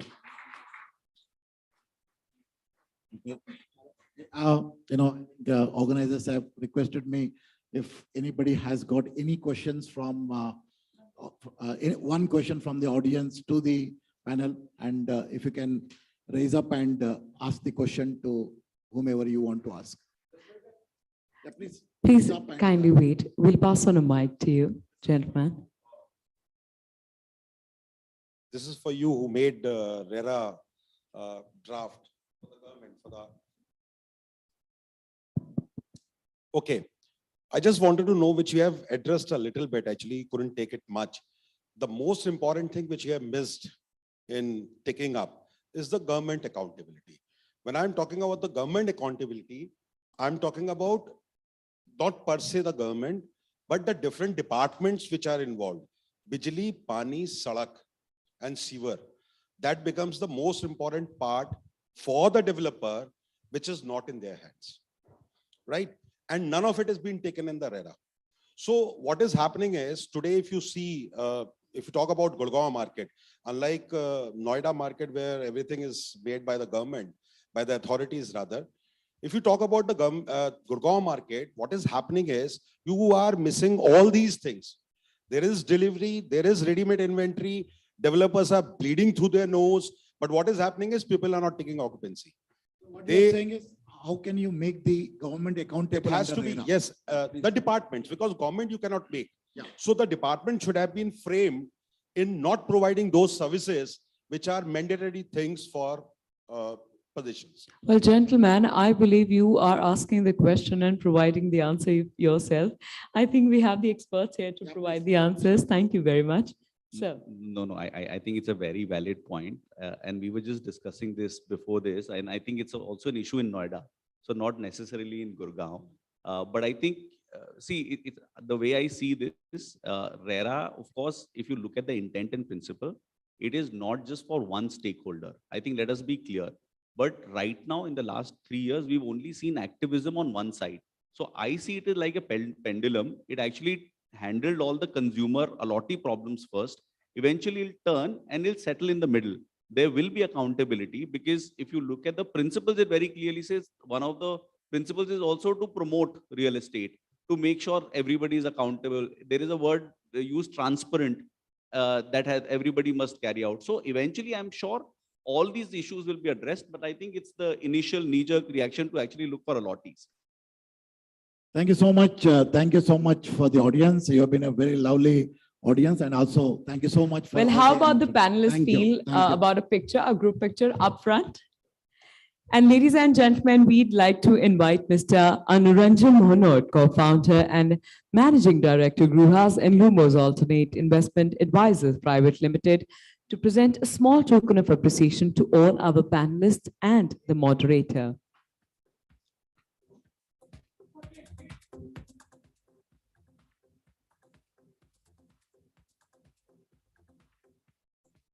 Mr. Mohanot.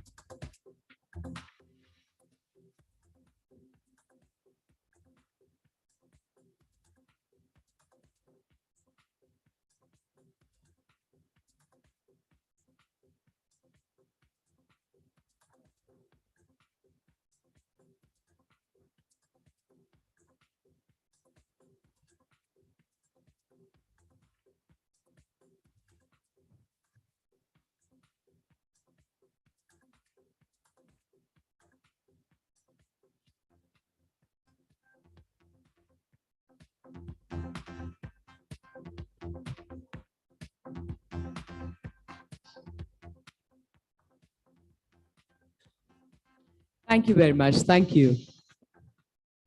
Well, that indeed was a very insightful discussion.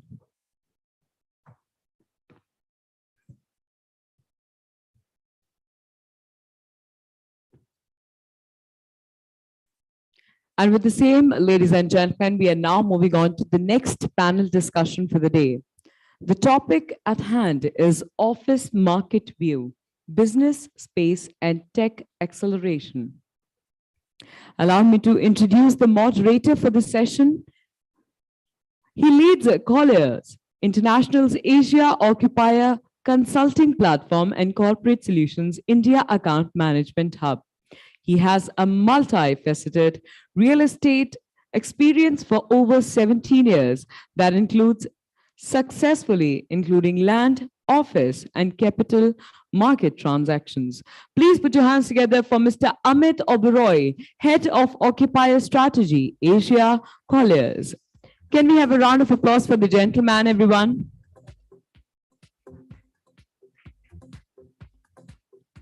Welcome.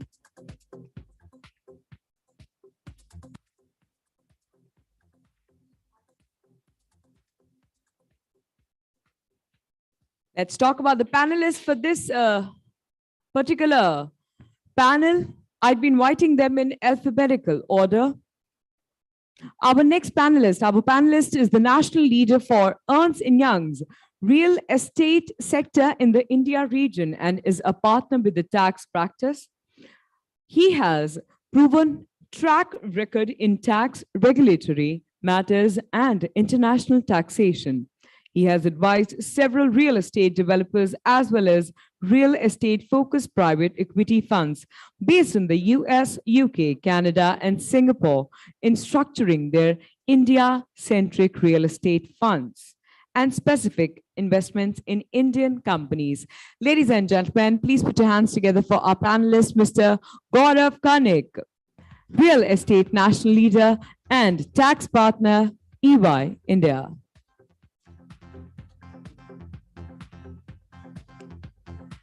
Let's welcome our next panelist,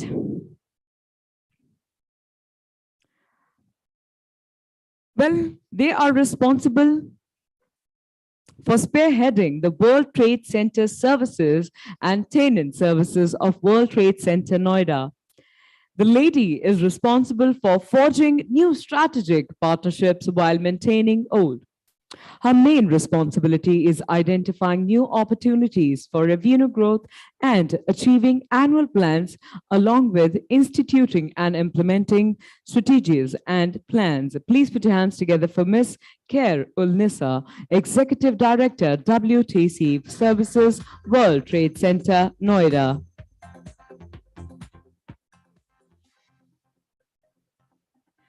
Well, I like to build a little bit of suspense and keep my audience guesses. So I talk about the person first and then introduce them. Our next panelist is alumnus of London Metropolitan University and holds a master's degree in retail strategy and management. He has vast experience of more than 18 years spreading across industries including real estate, asset management, investor relations, digital marketing, and flex space expertise. Ladies and gentlemen, the list goes on. Please welcome the man who founded QDesk in 2015, one of India's largest flexible office market space platform. Let's welcome Mr. Paras Arora, founder and CEO, QDesk. Our next panelist is a dynamic facility management professional with over 20 years of experience in general administration, man management, project management, acquisition, leasing, and corporate real estate management. He currently heads the IFM operations in the North region for Embassy Services Private Limited, the property management arm of the Embassy Group. He overlooks a portfolio spanning more than 20 million square feet of space for Mark clients. Please put your hands together for Mr. Rohit Kaul, Head of Operations, North Embassy Services Private Limited. And to complete the panel, ladies and gentlemen, joining us is a man with over 27, that is almost 3 decades of rich experience in real estate. He is responsible for driving growth and expanding the real estate market in Delhi NCR business for Civils in India. He plays a global pivotal role in understanding client needs, building strategic and innovative solutions. Please welcome Mr. Rajat Johar, Managing Director, Delhi NCR Civils, India.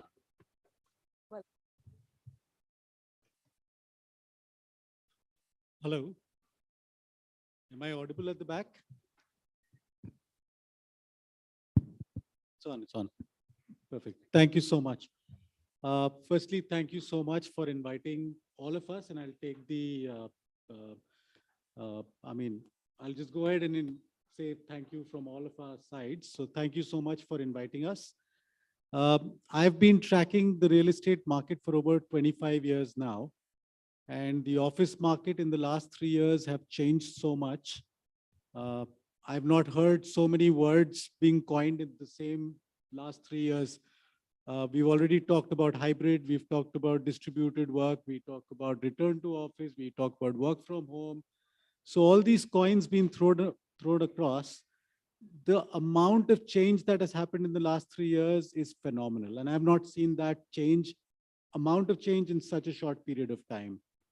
And I do believe we are extremely resilient and we do adapt. And especially in India, we do adapt. But this is not a change that is just for India. It's a change that's happening across the globe. With that, let's try and understand. We've got a very esteemed panel here. Let's try and understand what's happening to the market. Should we be optimistic that we've had the maximum amount of gross leasing this year, which I believe is close to 60 million, or should we be cautious about the job losses that are happening or the rising inflation rates? So let's hear more from the panel that we have here. And to start with, Rajat, I'll start with you. How do you see the market right now? What's happening in the market? Are we in jubilant times or are we in cautious times? I think it's a bit of both. Yes, I think when the pandemic started, we all felt that probably it's going to take a long while before the market kind of scales up. But I think what is happened, at least this year, is the fact that what we see the year ending with is about similar kind of absorption, not exactly the same. So the highest absorption, let's say, was in 2019, which was a little more than 60 million square foot across India. It looks to be a 55 million plus kind of year from an absorption perspective. So considering what we've gone through in the last 2 or 3 years, you know, pandemic, work from home, return to office, all that, I think considering all that, it seems like a good year across the board. What happens next year in 2023 is a accumulation of many factors, how the Russia-Ukraine thing comes about, how the US economy behaves, how the inflation comes about, rupee dollar, devaluation, etc. How all that pans out will really, we'll get to know in 2023. Earlier, we could talk about what's the projection for the next 3 years or 5 years. I think we are in turbulent times, so we need to take each year at a time. But so far, so good. I think we bounced back pretty well. Looks like a very robust year, both on the supply and demand side. Hopefully, we'll start 2023 with as much rigor. So are you seeing vacancy rates come down, or are you seeing a lot more being constructed right now? Absolutely. I think the vacancy rates, what they were during the pandemic and post-pandemic, they've certainly come down drastically. Right, right. And we see that trend continuing, but obviously there is also going to be a lot of supply. So what we are seeing and what is being projected by the end of Q3 of this year, I think the demand and supply both were about 42 million square foot approximately. So whatever supply came into the market is largely been absorbed. I'm talking about new supply. But there is certainly in Q4, there are a lot of projects which are nearing culmination. And if they all get their OCs, we are looking at, at least a inventory overhang of about 10 to 15 million square foot going into 2023. But like I said, I think demand is robust. We just need to see how the world order pans out, how US economy behaves, because a lot of it is outsourcing as well. ITES is a big chunk of the entire pie. So we'll just see how that pans out. It's quite interesting. And, if you read newspapers, it feels quite counterintuitive because when you go and talk to everyone, everyone's talking about employees not coming back to the office. And at the same time, what we are seeing is huge amount of demand, 60 million, 55 million, whatever number that is, which is far greater than what we've seen before. So ma'am, where is the demand coming from? Amit, actually, taking from what Rajat said, that this, we're looking at 2022, wherein we're seeing a lot of demand and absorption also. And in the later part of the year, we would see a lot of newer supply coming in. But I think, and I've always been an advocate of this, and since I represent World Trade Center I represent on the global board, India. So I have always felt that this is the time of India. When I say this is the time for India, I mean it from many perspectives, both from companies and corporates and investments which are coming into India, which are looking at India from a perspective of an Indian market, but also looking at India from a global perspective. So we have a very large MSMEs. We have a very large startups. We have 107 unicorns out. If you look at the unicorns, we had 42 unicorns which were born in 2022, and 21 odd plus were born in 2021. We have a very, very large number of startups which have the requirement. If the demand from ITES is coming down, which were the largest space occupiers, but we're seeing that demand is actually balanced out by Indian corporates, Indian startup companies, Indian unicorns. And then there's a huge demand which we are seeing coming from BFSI. We're seeing a lot of demand coming from like manufacturing units, but they definitely might be going into industrial. But they have the front end offices like their sales, marketing, and other services, which is actually also increasing the demand for the office and workspaces. So it's kind of balancing it out. I mean, if I look at World Trade Center Gift City in Gujarat, I have 90% occupancy. I'm already in the middle of signing few contracts there. I don't have space to offer. I'm actually thinking of leasing out the ready buildings there so that I would be able to accommodate. If I look at World Trade Center Faridabad, I have a part of it which is ready. Again, I don't have anything to offer because it's already occupied. If I look at World Trade Center Noida, my 2 million square feet out of 2.3 million square feet is already occupied. If I'm looking at, and I have a huge pressure of actually having more supply being brought up. I think we are not only 22, but 23 is also seeming very, very robust for India as far as absorption is concerned. Yes, the feelings and the perception is there that IT jobs are being lost. I mean, the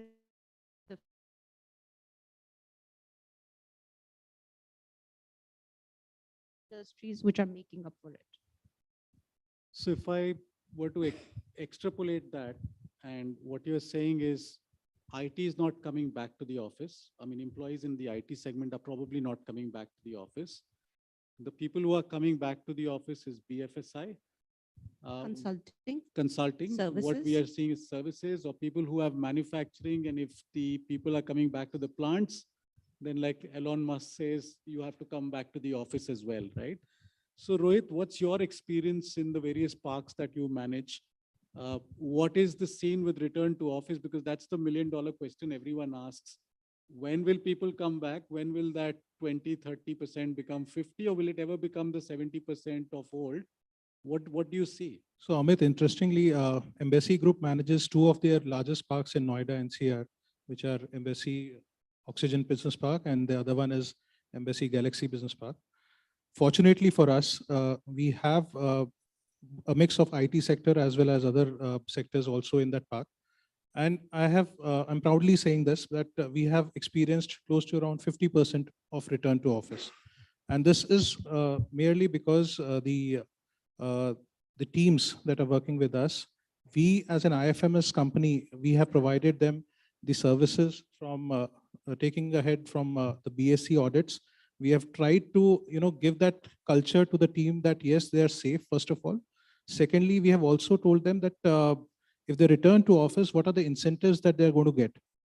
There are a lot of incentives that we are rolling out. We have taken this pandemic as a experience gaining platform for the people. We are trying to refurbish the lobbies. We are trying to refurbish the common areas in the parks so as to give them that experience which is required for them to come out of their homes and have that feeling that yes, they're safe.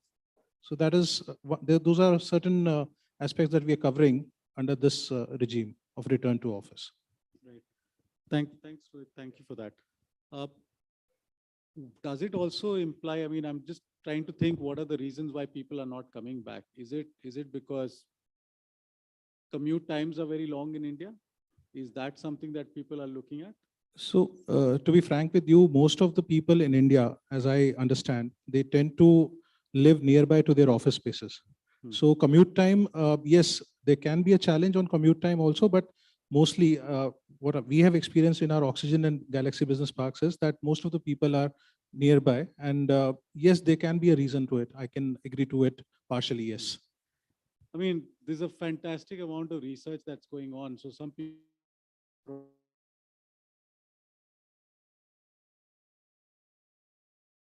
said, look, a typical contract in an IT company is for about 2 to 3 years, right? Agreed. And all of those contracts are now coming to an end. And when you start a contract, that's when the thought process goes into developing those. How do you deliver those contracts, right? And once you've done that, then it is like an assembly line, right? And now we are reaching back to a stage where you have to start thinking again of how do you deliver the new contracts, and you have to have more collaboration. And you can't just talk to the 8 people that you've been talking to during COVID. So different industries have to be approached. Correct.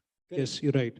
So Embassy as a group, what we have done is we have diversified our portfolios into industrial parks, into business parks, into co-working, And all those factors have actually resulted into the growth of the company.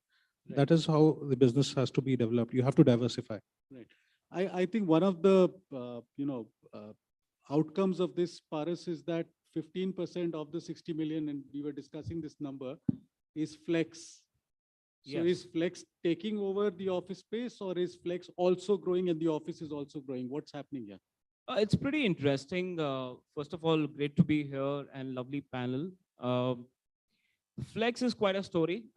We all know that it was born 2014, 15, and then the whole co-working revolution started, which is currently, as per what he mentioned, Rajat, that around 15% was in Flex this year. And right now, being a leading market platform in the Flex space, we have around 4,200 odd centers listed. And in terms of inventory, it would be close to 2 million desks. And if you multiply by 100, it's like, that kind of, stock in terms of square footage. So our current estimation it is that out of the total office stock, which is A and B, around 18% is in Flex. Flex has a lot of stock in B and C, sector 44s of the world, and those Andheri. It was 1% when we started, and it is 18%, including 2 years of COVID. And hats off to the Flex operators. They showed extreme amount of fortitude even in these 2 years, because they are in the business of leasing and then subleasing. They're not an enterprise that it's okay. Employees are not coming. For them, every seat vacant is money lost. So that's been a, quite a, and it's not a very well-funded kind of a sector. You don't see too many, like she mentioned about unicorns, and you don't see that kind of money flowing, private equity or VC in this space.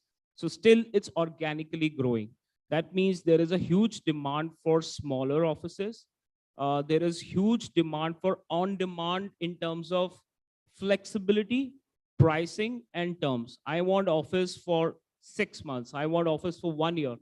Or coming back to your question on work from home, actually, it's not that people want to work from home. It's just that they don't want to come to office every day. That's my narrative or take. And it is, they want to come once, twice, depending on the organization. Underlining parameter at a sector level would be data sensitivity and technology adoption within the sector. Like we recently did a report that who's actually 100% office.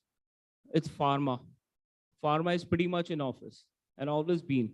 A, it was required, it was essential. Second, they're not gone that tech in terms of, like IT industry, it's a template, like you very well pointed out that you start with collaboration and then it becomes a template based job. So you don't have to come to office.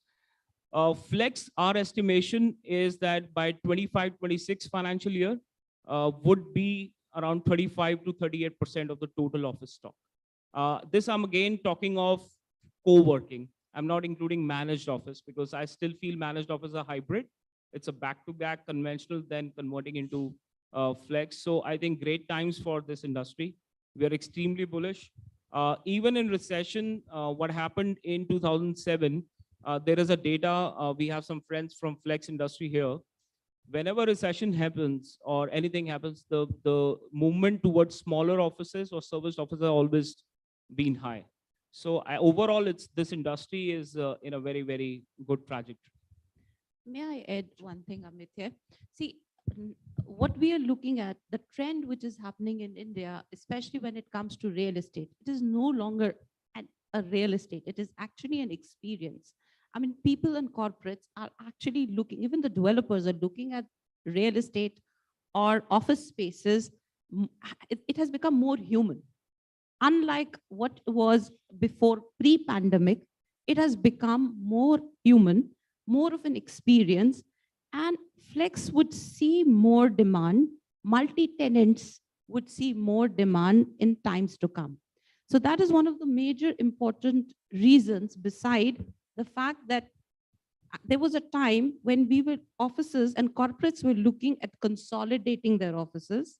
It was immediately in 2019, we were looking at large corporates who were looking at consolidation. Pandemic happened and we are suddenly looking at distributed hub and spoke locations. And this is something, but then at the same time, while it might be a trend, but it has also made us realize that if there is a development, if there is an experience, we cannot, as developers, we cannot be doing everything. We need partners. We need to collaborate with partners whose core businesses would be to create those experiences. And that is where the flex offices come in place. So it's going to be a core plus flex, which I'm largely seeing as a trend to come in times to come. So I'm really tempted to ask you this follow-up question, and I know flex can be a panel discussion on its own. Are we seeing hyper flexibility coming in, wherein you are saying it's no longer a 1-year lease, it's probably even less than that? Is Yes. that the trend that you see? Far and few. Hyperflex, or I would say absolutely on demand. I want to work this day for these many hours. This is happening mostly in tech companies. And I would say those companies who have some kind of relation with US, because they somehow are exposed to that kind of culture or the way it is happening. The whole one office strategy that everyone coming to that office, that is definitely disrupted. She said hub and spoke, I will add remote. Remote may not be home, it would be near home or on-demand location.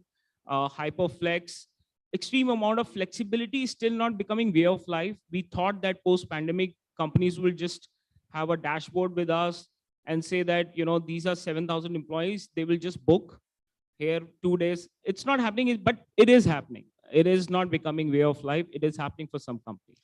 Change is the only constant now. Yeah. Sorry. Amit, I just wanted to say that, see, today, every client, at least that we are speaking to, is very clear that it's not going to be complete office. It is going to be core and flex. It can't be one shoe fits all. Now, flex as a space is also evolving, right? When it started, like Paras said, in 2014, it was about co-working spaces. So you had, you know, co-works, WeWorks, etc. They were giving hybrid office. Then it changed a bit. It became a little more institutional. Managed office place came. Then you had business centers, which were already there at a high end. There was some business center at a lower end. This space continues to evolve. And I think it will depend a lot on the demand, what these large corporates want, what their employees are telling them. The new buzzword in town is the third spaces. So earlier we were saying work from office, work from home, but now it's work from this third space, which essentially means that I don't want to be in office. I don't want to be at home because I'm sick and tired of being in office and at home. So I want to work out of, let's say, a coffee shop. I want to work out of something like an environment like a hotel lobby, right? And that's where I think a lot of developers are rethinking their entire portfolio strategy, like you mentioned, where they are putting in more amenities, you know, things like more coffee shops, more mixed use kind of things where people can work out of, let's say, an outdoor environment, open the laptop and start working. And I think a lot of companies are also gearing up from a technology point of view to suit that entire model. So it's technology, it's flex, it's third spaces. The whole environment of office today is changing thanks to COVID. I mean, that's where it started off from. But it is changing every day. You don't know what tomorrow, when you say flex, you don't know what flex is tomorrow. We can only talk about what flex is today because it's such an evolving space. But having said that, I think it is going to be part of anybody's real estate strategy when they're talking about flex. It has to be flex and core. And that's what we So that's a good segue to get Gaurav in. Can I add something? Yeah, please go ahead. Yeah. Actually, I'm also compelled to add something here. We are not We far. promised we'll make it free flowing. Yeah. And my questions are free flowing, and I've changed the questions that we discussed. So I've taken that liberty. We are pretty real time now. We are not far from the fact that co-working may not be tenant anymore, but an amenity within the building. It has started happening in Singapore and other places. Developers creating their own flex product and using technology or a platform like us to book if someone wants. And also this will help occupiers to have a reduced square footage and using more common amenities of the building. They can use the boardroom downstairs. They can use the, hot seats there, which, even in Colliers, when we were doing, we used to call it incubation, then proper move in.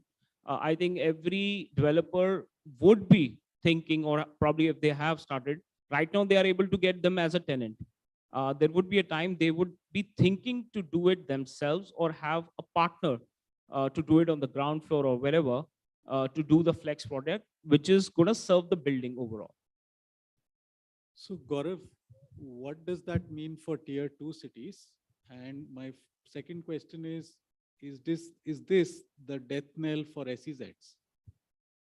So I think a couple of points there. I think just to add to whatever the panel was saying, I think when you're looking at work from home and return to office, and I'm from the consulting side, so obviously I see that on a real-time basis.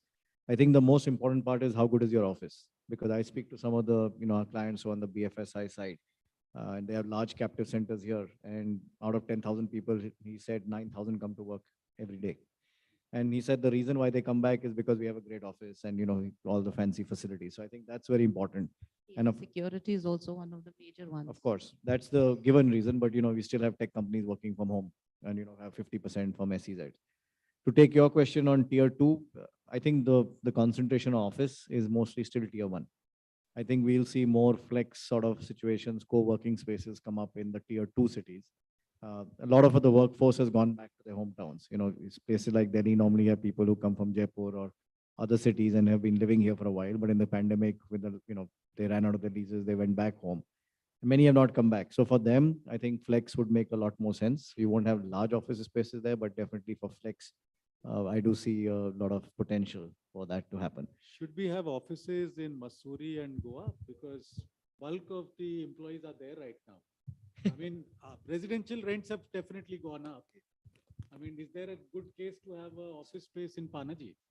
Very possible. I think most people don't even want to be Panaji. They're on the beach, so so they're looking for something more there. During pandemic, we did see, when we did see a lot of people actually in Kashmir.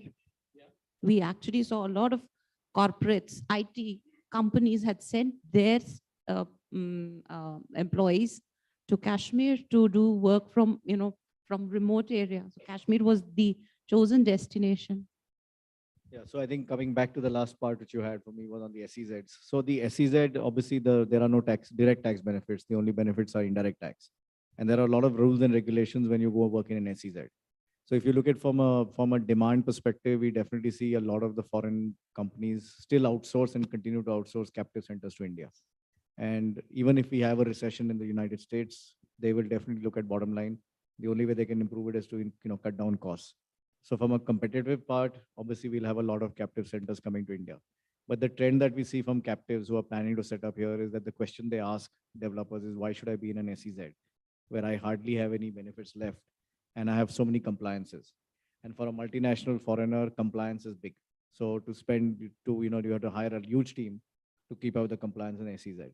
So I think to a large extent, maybe the upcoming DESH bill, which is coming, will help solve some of this problem, because you have fantastic SEZs with the best of facilities, but vacancies are 18-20%, could go higher. And there's no way of getting the people back in unless you do a denotification. The DESH bill actually allows you to denotify floors, at, obviously subject to payment of duties, etc.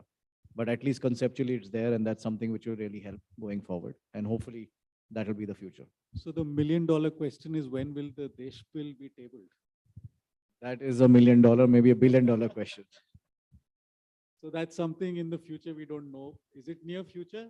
So the bill is there. I mean, there's been a lot of stakeholder meetings with the government. Government has got all the inputs. I think it's a matter of when they put it up in the parliament. And, interesting conversation, and I'll just ask a different perspective to this. With US Treasury bonds at 10-year bonds at about 4.5% or something like that, and Fed hike not easing, do you still see a lot of investments coming to India, or are they still centered on the US?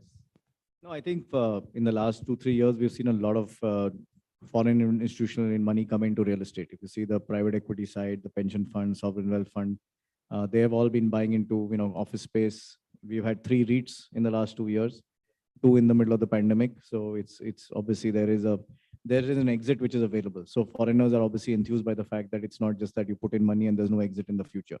So there we've seen a lot of investments come in commercial. We see a lot in industrial, which is warehouse basically, a lot of investments there. And lately we've been also seeing a lot of investments in the data center field.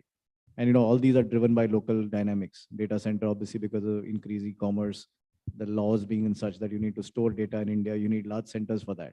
So that's really pushing the demand. And warehousing, of course, e-commerce in the last 2 years has been on a boom, and hopefully will continue. So we see a lot of investment there. Office people are still bullish. They are now, obviously, there are not too many ready-made buildings for sale. So they are looking to to build them from beginning, and they are enthused about it. I think commercial still okay. Residential has not seen so much foreign investment. I mean, someone wanting to invest from ground up shows that they have the confidence in the office market, right? It's an indication of that. But very interesting, if I just To add to that is that they have confidence, but they also choose a partner. So the foreigners are depending a lot on their partners, and the established names are the ones who are forming the platforms for this. Also, I think what has happened is with the rupee dollar, with the rupee devaluing against the dollar, I think obviously everything in the Indian real estate market is a 20% discount today, right? So anybody who is willing to put certain amount of money into India is obviously getting great value today. That's today. The issue is that in the future, the rupee could devalue further, so then all the gains are gone. Yeah. But hopefully besides by that- then the rupee comes down. But we're also seeing a growth in the Indian market. And we're talking about it's a gateway to Asia. If you look at India, we're a gateway to Asia and a growing market. That is also one of the major reasons. Plus this GST, the one tax, demonetization, which we did, they've actually created a lot of supremacy for India. Perceptively, we are at a great place. We are diplomatically very strong. We are actually getting a lot of interest from various countries, various corporates, which are actually looking at investments in India. We are getting, never before did we have investments coming in defense. I mean, they were limited to the PSUs, but now we are seeing those investments with the MSMEs, with the private players. So there is a lot which is happening, which would be giving a great boost to the Indian real estate, especially with the growth corridors, the defense corridor, which is being built, the DMIC corridor, the industrial nodes which are coming, the connectivity that we are actually building, not only for the defense, but generally because we want to be connected to the globe. That is also one of the reasons, or one of the many reasons which are helping the investments to come into India. They're creating, like if the investment for a defense company comes into India, it is automatically leading to a requirement for an office space or a real estate in one way or the other. Those are also other ways where we are seeing the real estate being taken up. I mean, the agenda or the pattern of the day is to think counterintuitively. And thinking counterintuitively is money also originating from India and the investment destination being abroad. Do you see a lot of that happening as well? See, Amit, I was just telling you that there, historically or in the past, what we have been seeing is investments coming into India. But now India is at such a space that Indians are actually investing in international markets, not only for businesses, but in various real estate, because they're looking at good return on investment, stable return on investment. The two ways that I'm largely seeing, one is the investments in real estate in US, in Malaysia, in countries where you have easy access and accessibility and great compliances, easy compliances, which are actually helping us take the investment from India to other countries.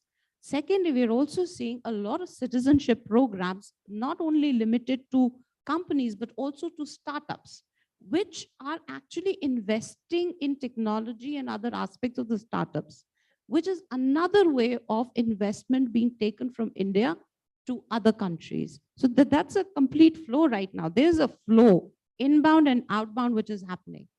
That's what we are seeing, the trend. is largely increasing, especially in the startup zone. Rohit, just coming back to where we were talking about a lot of ground up development now happening. And from your REIT, the fact that you work for a REIT, how are REITs ensuring longevity of buildings? And the reason I'm asking is, let's say Bangalore has about 150 million square feet. Ballpark, Yeah, the give or Manyata take. Tech Park alone.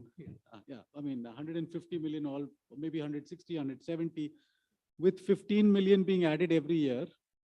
That's The true. whole real estate has mathematically at least come up in the last 10 years, right? 10 to 15 years, yes. 10 to 15 years. And yet I have a lot of tenants saying, oh, building purani ho gayi thi, and apologies for going in Hindi, but that's only 15 years old, right? So That's how do you right. make sure, and a REIT is supposed to have a long life, right? So how do you increase longevity of buildings? So correctly said, Amit. Initially, when we started investing into buildings and building the infrastructure across, we started like Embassy is originated from Bangalore. So when we started investing into infrastructure, it was not thought of, to be frank with you, that how we will, rejuvenate the buildings or refurbish the buildings in the coming years.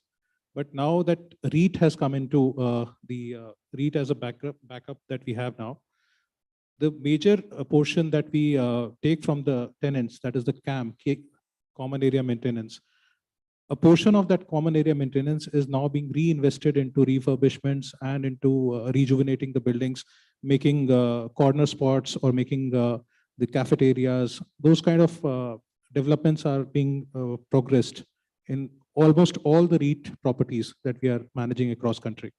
So that is how we are trying to develop a space, a niche into the market where development is part and parcel to invite new tenants into our parks.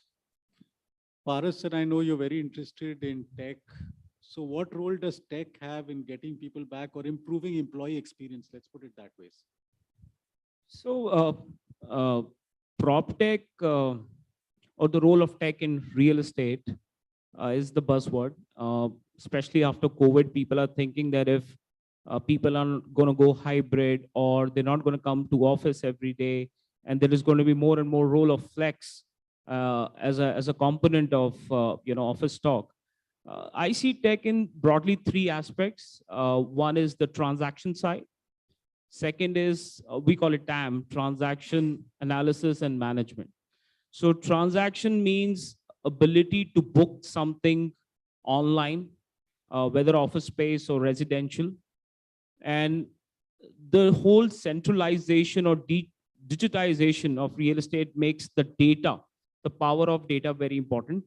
And finally, the management, how well you manage the asset, which has two parts, experience on the tenant side and the experience on the landlord side or the owner side.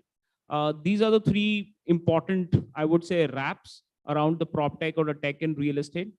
Real estate is always going to be a tech enabled business where tech will play more of an efficiency, doing more with less kind of a narrative, rather than totally replacing humans on the broking side or on the management side.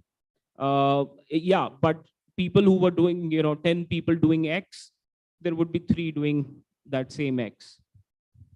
And I think from a prop tech, in addition to whatever, Paras just mentioned, I think there are 2, 3 other aspects where, developers look at is how to digitize everything from the records, from the papers. They don't want any invoices.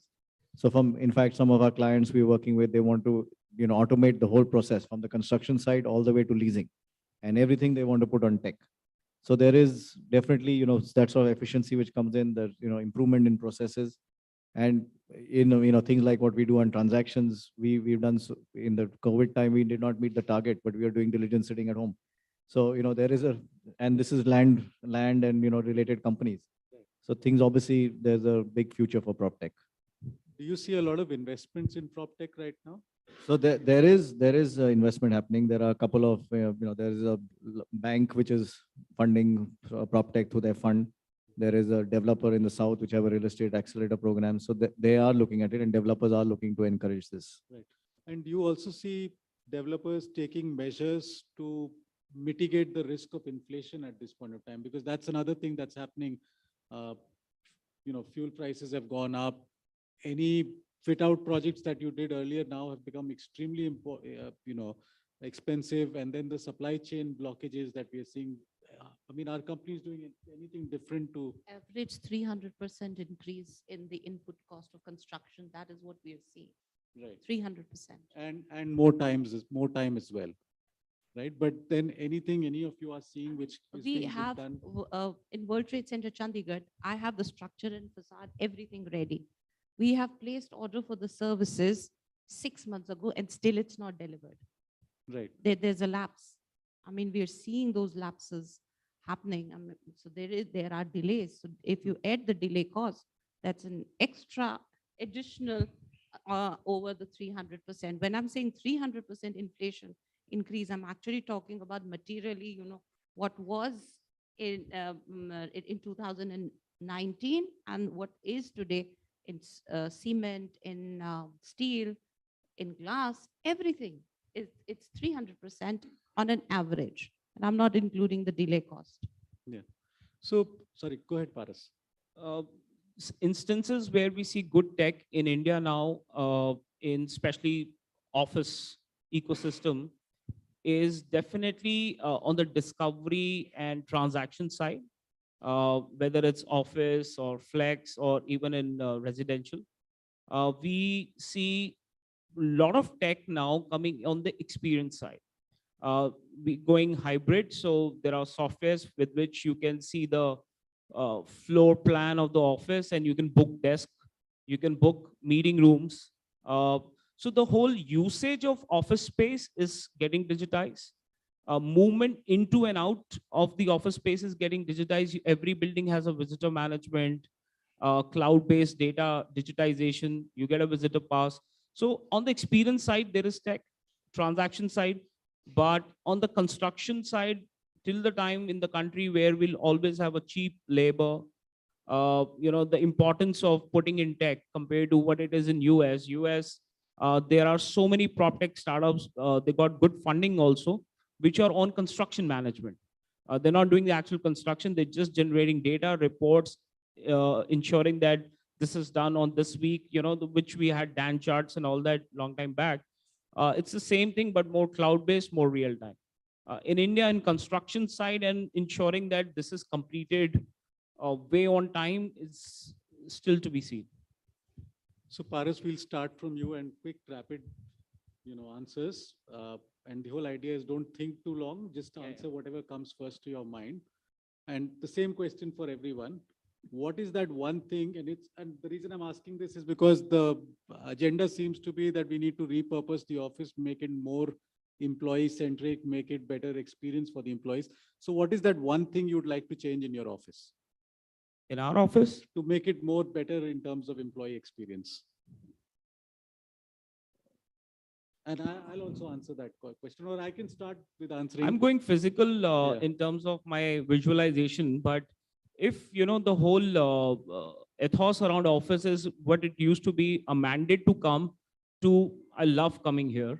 We're still figuring it out. I think flexibility is coming out to be one aspect that you don't come every day, so you will love coming whenever you want to come. And that's it. Apart from that, it's very functional, very optimized kind of an office. Avoid extra seating. I mean, it should always be occupied. That's it, what we want. I think for embassy, the office space, if I talk about. No, so I'll just clarify myself. I'm not talking about your organization. What would you, as an individual, want to see different in your office? Yeah. What would you see inside your office? So Amit, surprisingly, over the years, the developers' offices have also, rejuvenated. It was nothing like this, what I see today. Yeah. So I have joined embassy past 3 years back. And what I see today as embassy office, I'll tell you what, I've got colleagues here and I'm still going to answer that. So to be frank with you, I don't see anything to be changed there. It's perfectly fine. Okay. Rajat? Firstly, I think you've just joined your new organization. Yeah, absolutely. The first thing is I hope people come back to office quickly, because that's the only way the business will grow. But that's on a personal note. But otherwise, I think health and safety plays a very important role in the office. And I think more focus on that and continued focus on that. There is already a lot of focus after the pandemic, but I think continued focus on that and the amenities that are available in the park. I think those are two, in my opinion, the most important things. I'll be a little arrogant. I'm perfect. I don't think I need to change anything because I've factored in a lot of aspects. So again, with a little bit of arrogance, I don't think I'm going to change anything. So you like the way it is and the familiarity of it, and you don't want any change. No, we're very agile to change, very, very agile. But considering that we've already factored, see, life is very simple and it's based on simple fundamentals. And we have actually maintained those fundamentals. So after that, it doesn't require change. We've always been very human-centric, people-centric, employee-centric. In my World Trade Center, Noida, I have 25,000 people working. And right from the blue collars to the white collars and the pink collars, it is catering to all of that. I have organic farming on my terrace. I have, renewable energy there. I'm very, very future ready. That's why I'm saying I'm a little arrogant in saying that I do not want to change anything because it's already far, far ahead of its time. Well, I'm not so arrogant, but I'm a tenant and not a developer. But I think from getting people back to work, I think the main factor that there should be a wow factor. So there has to be something different in our offices to get people back. Maybe it's tech, maybe it's the facilities of food, or maybe it's just the facility itself, bigger spaces, etc., which get them back. That's what I would look at. So I promised I'd answer that as well. For me, there needs to be better coffee. For me, there needs to be better coffee, and there aren't very many offices that I go to where they have good coffee. And that's me, and I'm definitely a minority, and I don't think a lot of offices will change for me. But I think we could do with much better coffee and tea. And parking for the visitors. And parking in Gurgaon especially. So we've got 5 minutes, about 5.5 minutes left, and yeah, go ahead, sir.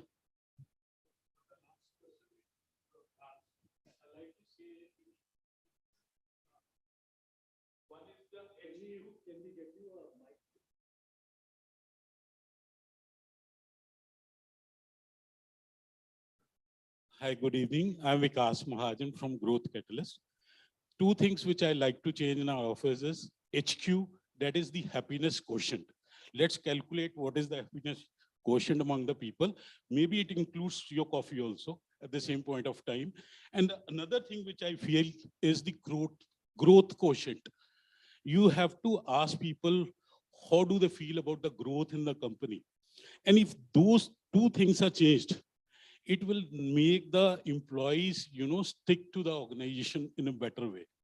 And I've tried it, tested it in my organization, and we got very good results about this. Right. And the only place I know which tracks the first one is Bhutan, which comes back to having offices there. And I can tell you it's like Switzerland of Asia. Yeah. So we could have our offices there. Any more questions? One question from Mr. Paras I like to ask. As far as we have all worked in different organizations, and we differentiate one organization from the other, which we have worked in past, it is only through the culture. Fine. Now, when we're talking about flexi offices, no, what about the culture? Otherwise, organization is a set of people. Every organization, they say, our culture is better, our culture is great. So we are more bonded to each other. When we are meeting at times, what about the culture? What will be differentiating factor? Everybody is paying a good salary, but what about the culture? And lastly, what I want to say, we can pray anywhere. God is everywhere. Why do we need to go to mandir? And हर जगह पे भीड़ लगी हुई है हिंदुस्तान में मंदिर में. So that is same office for us. Thank you. Very good question. This question was actually a fundamental question mark when the whole co-working started way back. See, there was serviced office always there. IWG Regis has been there for, I don't know, how many years? 50, 60, 70 years. But WeWork changed the whole thing. And the reason why WeWork changed the whole, narrative and made it a, sought after office space, even big enterprises wanted to be there, is because of the culture he was creating in a co-working space. So reason why you have, there are reports which was done by co-working Intel as well. The attrition of employees of an enterprise in co-working is lesser than their own office because they are able to collaborate, grow from other subtenants within the co-working space. There are risks to that. There are certain industries and sector which don't promote that. And also a lot of big enterprises don't want a similar competition in the same co-working space. But overall, it is healthy when people get more exposure about other sectors and industry. They can bring about that learning to that organization. And I also, the Mandir part you mentioned, yeah, there could be the headquarter Mandir, and then co-working could be. Paras, I think that was not a question. That was put an exclamation mark at the end. Actually, I'll tell you where it's coming from since Vikas works with me, has worked with me. World Trade Center is actually positioned, it's a mixed use development, but it is positioned as a temple of work. All over across India, we position World Trade Center as a temple of work. And the concept is that office space, work is worship. The office spaces or the workspaces are places of worship. And it is, and the community, that is the corporates and the community that we build around those workspaces is the community which we see in a temple. Similarly, so mixed use developments where largely what we used to see are or were equivalent to a temple. They have food courts. We used to have langar. Langar was equivalent to the modern day food court. We have in mixed use development, we have residential, we have service apartments, we have hotel, which was Aramga or Musafir Khana in the temple. So similarly, so religious places were community centers. And when we are talking about workspaces, workspaces are also community centers. That is the experience and the human aspect that we are building in the real estate. His question, I believe, when you're talking about the happy quotient, is also about the pride, where people take a lot of pride in coming and working.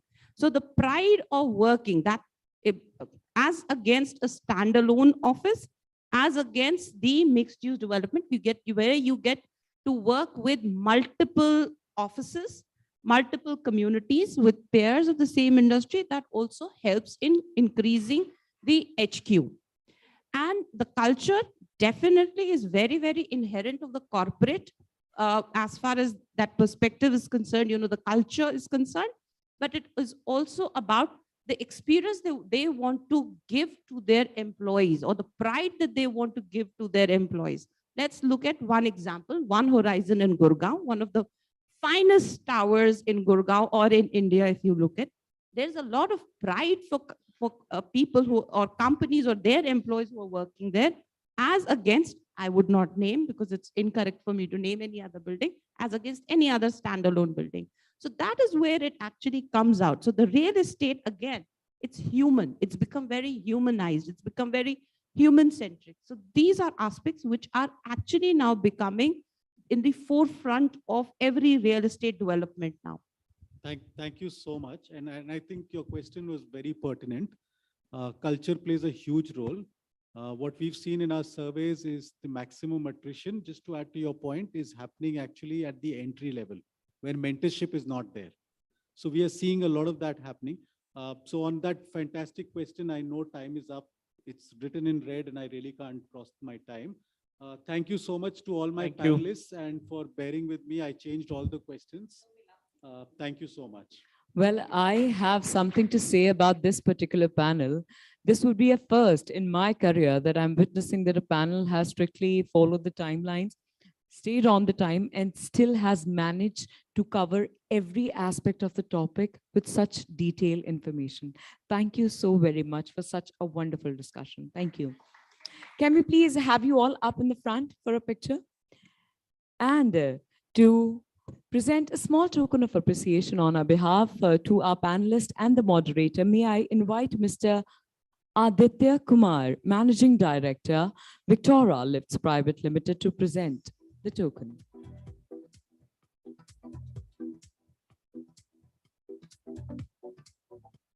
I request the panelists to kindly be here with us for the moment.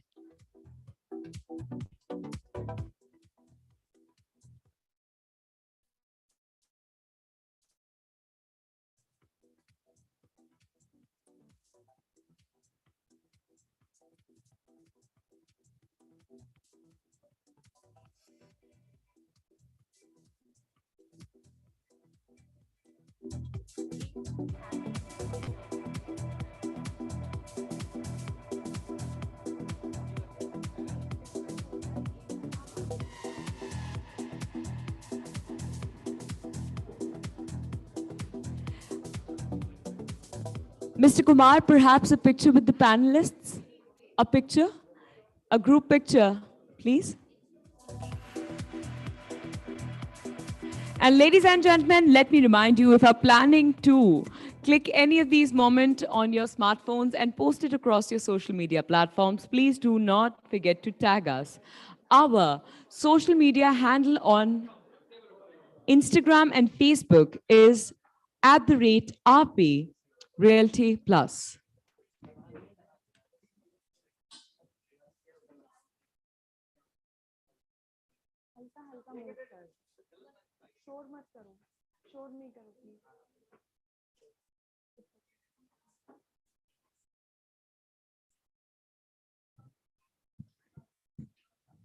Well, it's turning out to be quite the productive day, ladies and gentlemen. With this, we move on to the next panel discussion. The topic at hand for the next panel discussion is funding prospects, portfolio diversification, and new investing models. Let's know a little bit about the moderator for this session. Well, our moderator for this particular session is an investment banking professional with a diversified experience portfolio of over 16 years in the real estate industry in capital markets, project acquisition, NBFC lending, advisory, and valuation services. His key strength is in business development and transactions across Northwest India. Please welcome the moderator for this session, Mr. Ashwini Sharma, Senior Director, Capital Markets and Investment Services, Colliers.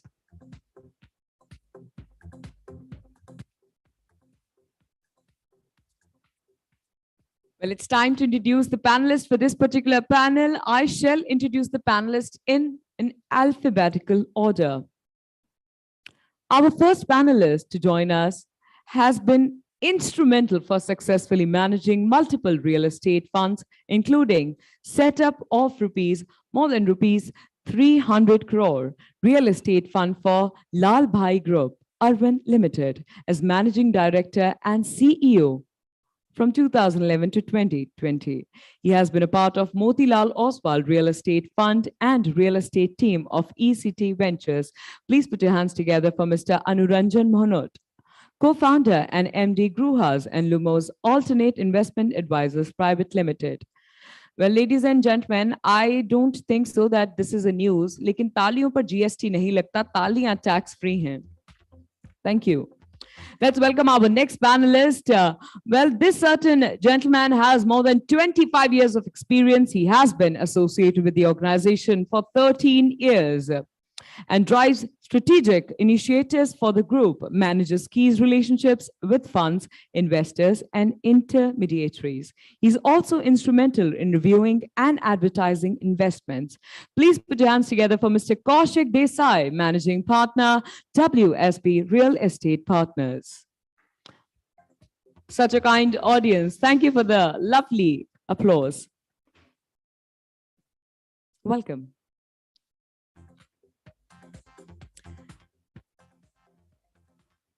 Well, our next panelist is responsible for deal sourcing, investing, monitoring, managing exits, and fundraising with focus on North and West markets, that is Delhi NCR, Mumbai, and Pune. Prior to joining Motilal Oswal Real Estate, he has worked with ASK Property Investment Advisors focusing on real estate private equity. Ladies and gentlemen, please put your hands together for our next panelist, Mr. Nihar Thanawala, Director, Motilal Oswal, Alternate Real Estate. A louder round of applause for the gentleman. Thank you. Up next, our next panelist is responsible for managing the financial performance of the organization that he's associated with. He has an experience of more than 2 decades, that is more than 20 years in the industry, in streamlining business operations that drive growth and bottom line profit. He has hands-on experience in forging partnerships with financial institutions and private equity players, and has been credited with successfully managing foreign direct investments in the organization. Please put your hands together for Mr. Santosh Agarwal, ED and CFO Alpha Corp Development Private Limited.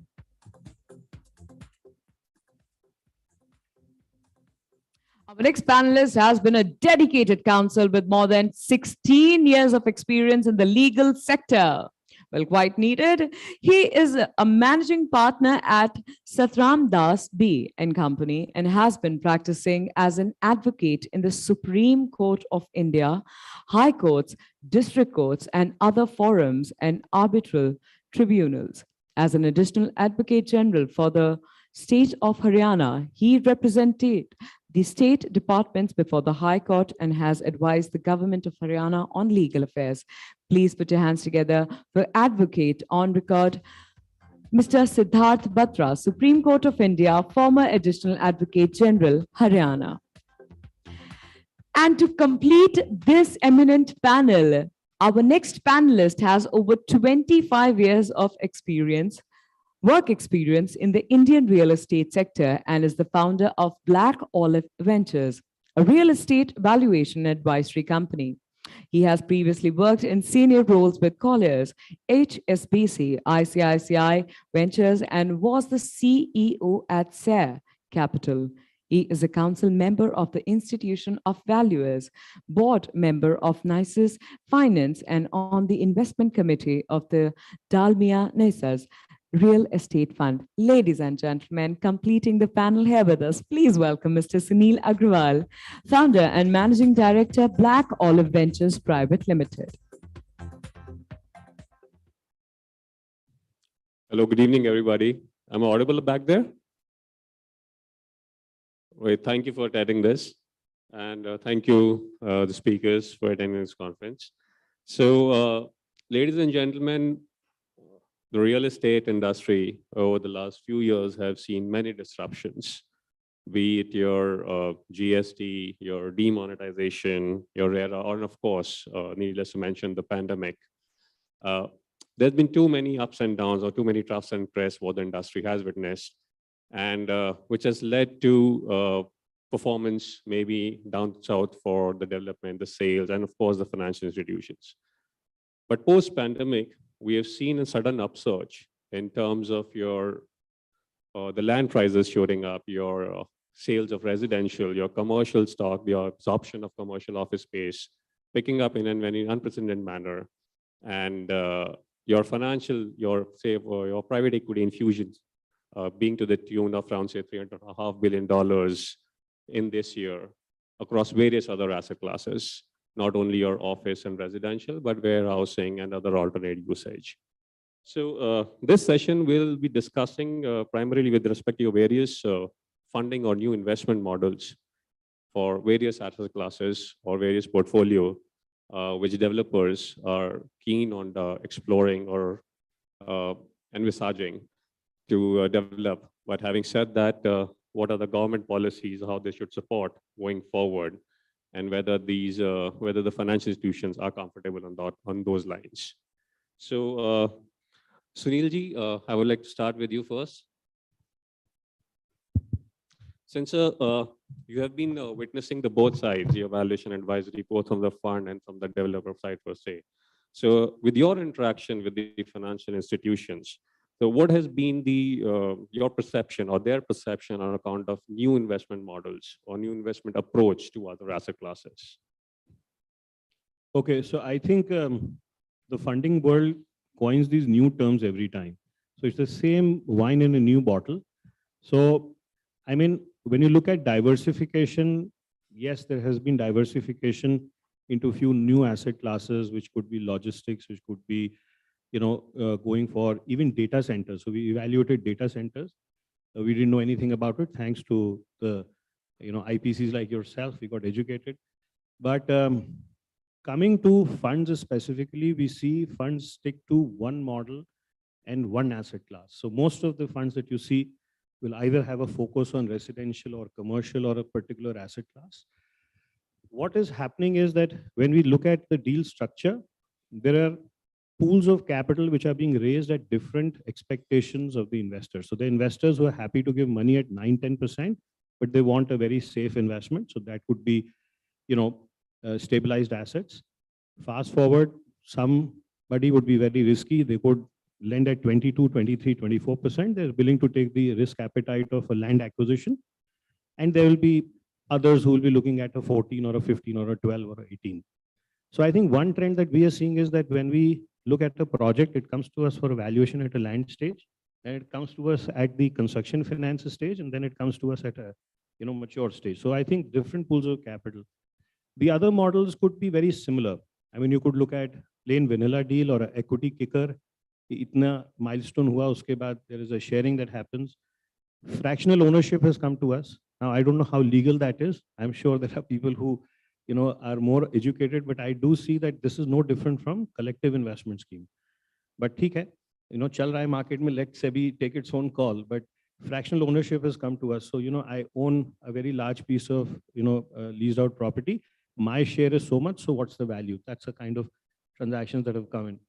So I think there are also managed accounts where there is a fee paid to somebody who's managing it on behalf of, let's say, a larger fund. So there are different models that are emerging that have been there. But senior, junior, that's also the last thing that we've seen, that I come in at the last mile stage. मैं last mile पे आता हूँ, मैं 100 crore पे लगाता हूँ. हो सकता है उससे पहले investors ने invested 300 crores, but I'm senior to all of those. So maybe I'm taking advantage because today I have the money, and I say मैं 100 crores में मैं senior बन जाऊँगा.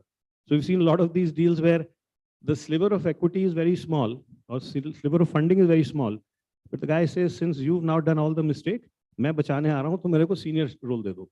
So that's also one new flavor. So I think diversification and new asset classes, all of it primarily is the same thing. When I'm taking more risk, I need more return. So whether it is senior, junior equation or whatever you call it, but yes, these are the new trends and terms that we see in the market. Thank you so much, sir. But as you rightly said, the risk appetite, and that's how the returns are being devised or being back calculated at. But on the other hand, there are new collaborative structures also, which are being adopted by developers in order to ease the pressure on a financial institution where there are 2 or 3 credible parties involved. Say, for example, it could be a development management model where the roles and responsibilities are clearly demarcated, and one entity is focused on driving the sales, another entity is taking care of the accruals.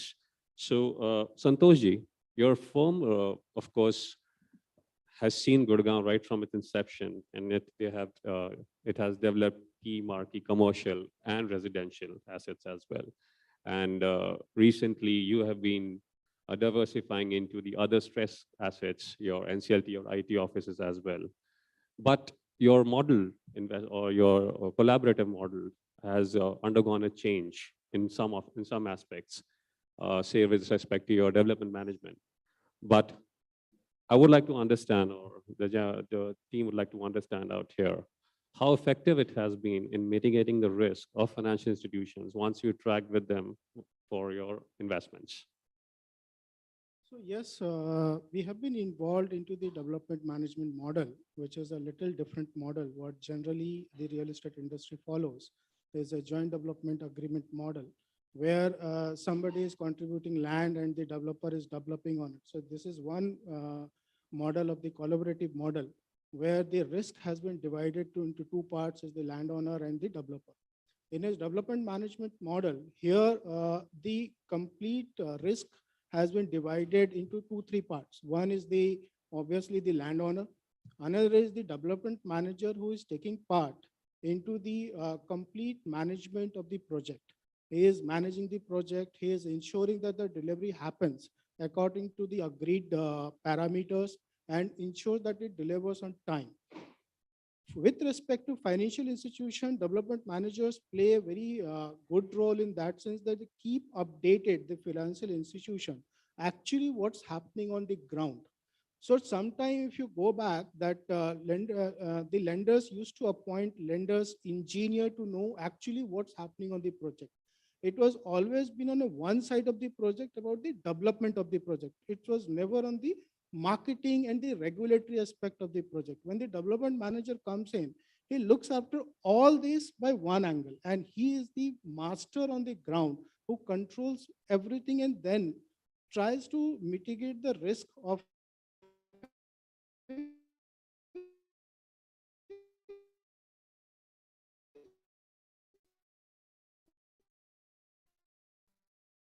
owning the company and running it. Is the professionals who runs it. They understand that in the market, if they are delivering good, they will grow according to the market. That's where the development management plays a very vital role, and it actually mitigates a lot of risk. So if some risk of the cost increase and something comes out, they can accordingly restructure or rework the numbers for the financial institution. They can preemptly intimate to the financial institution that whether you are going to make the expected return out of it, or you should make provisions, or the developer needs to do something on that. So that's a development management model where it plays a very crucial, or we have been instrumental in this. We are doing this since 2003. And we have seen that wherever a development model has come in, the project has been completed on time and there is a less regulatory risk. Since when the professional comes on board, they do not want to take any chance that, okay, we will see it later on. They want to, if there is any risk, they want to take it on that part, and they want to regularize those things. So there how the project gets delivered. So we have done 2-3 projects on a development management model, and we have been able to successfully deliver the return to the investor, return to the banker, and obviously buyer, who is the ultimate beneficiary of that. They are also benefited that, yes, we are getting the project on time. On other collaborative model also, where it comes that the landowner is putting land, your developer is putting their money for the construction.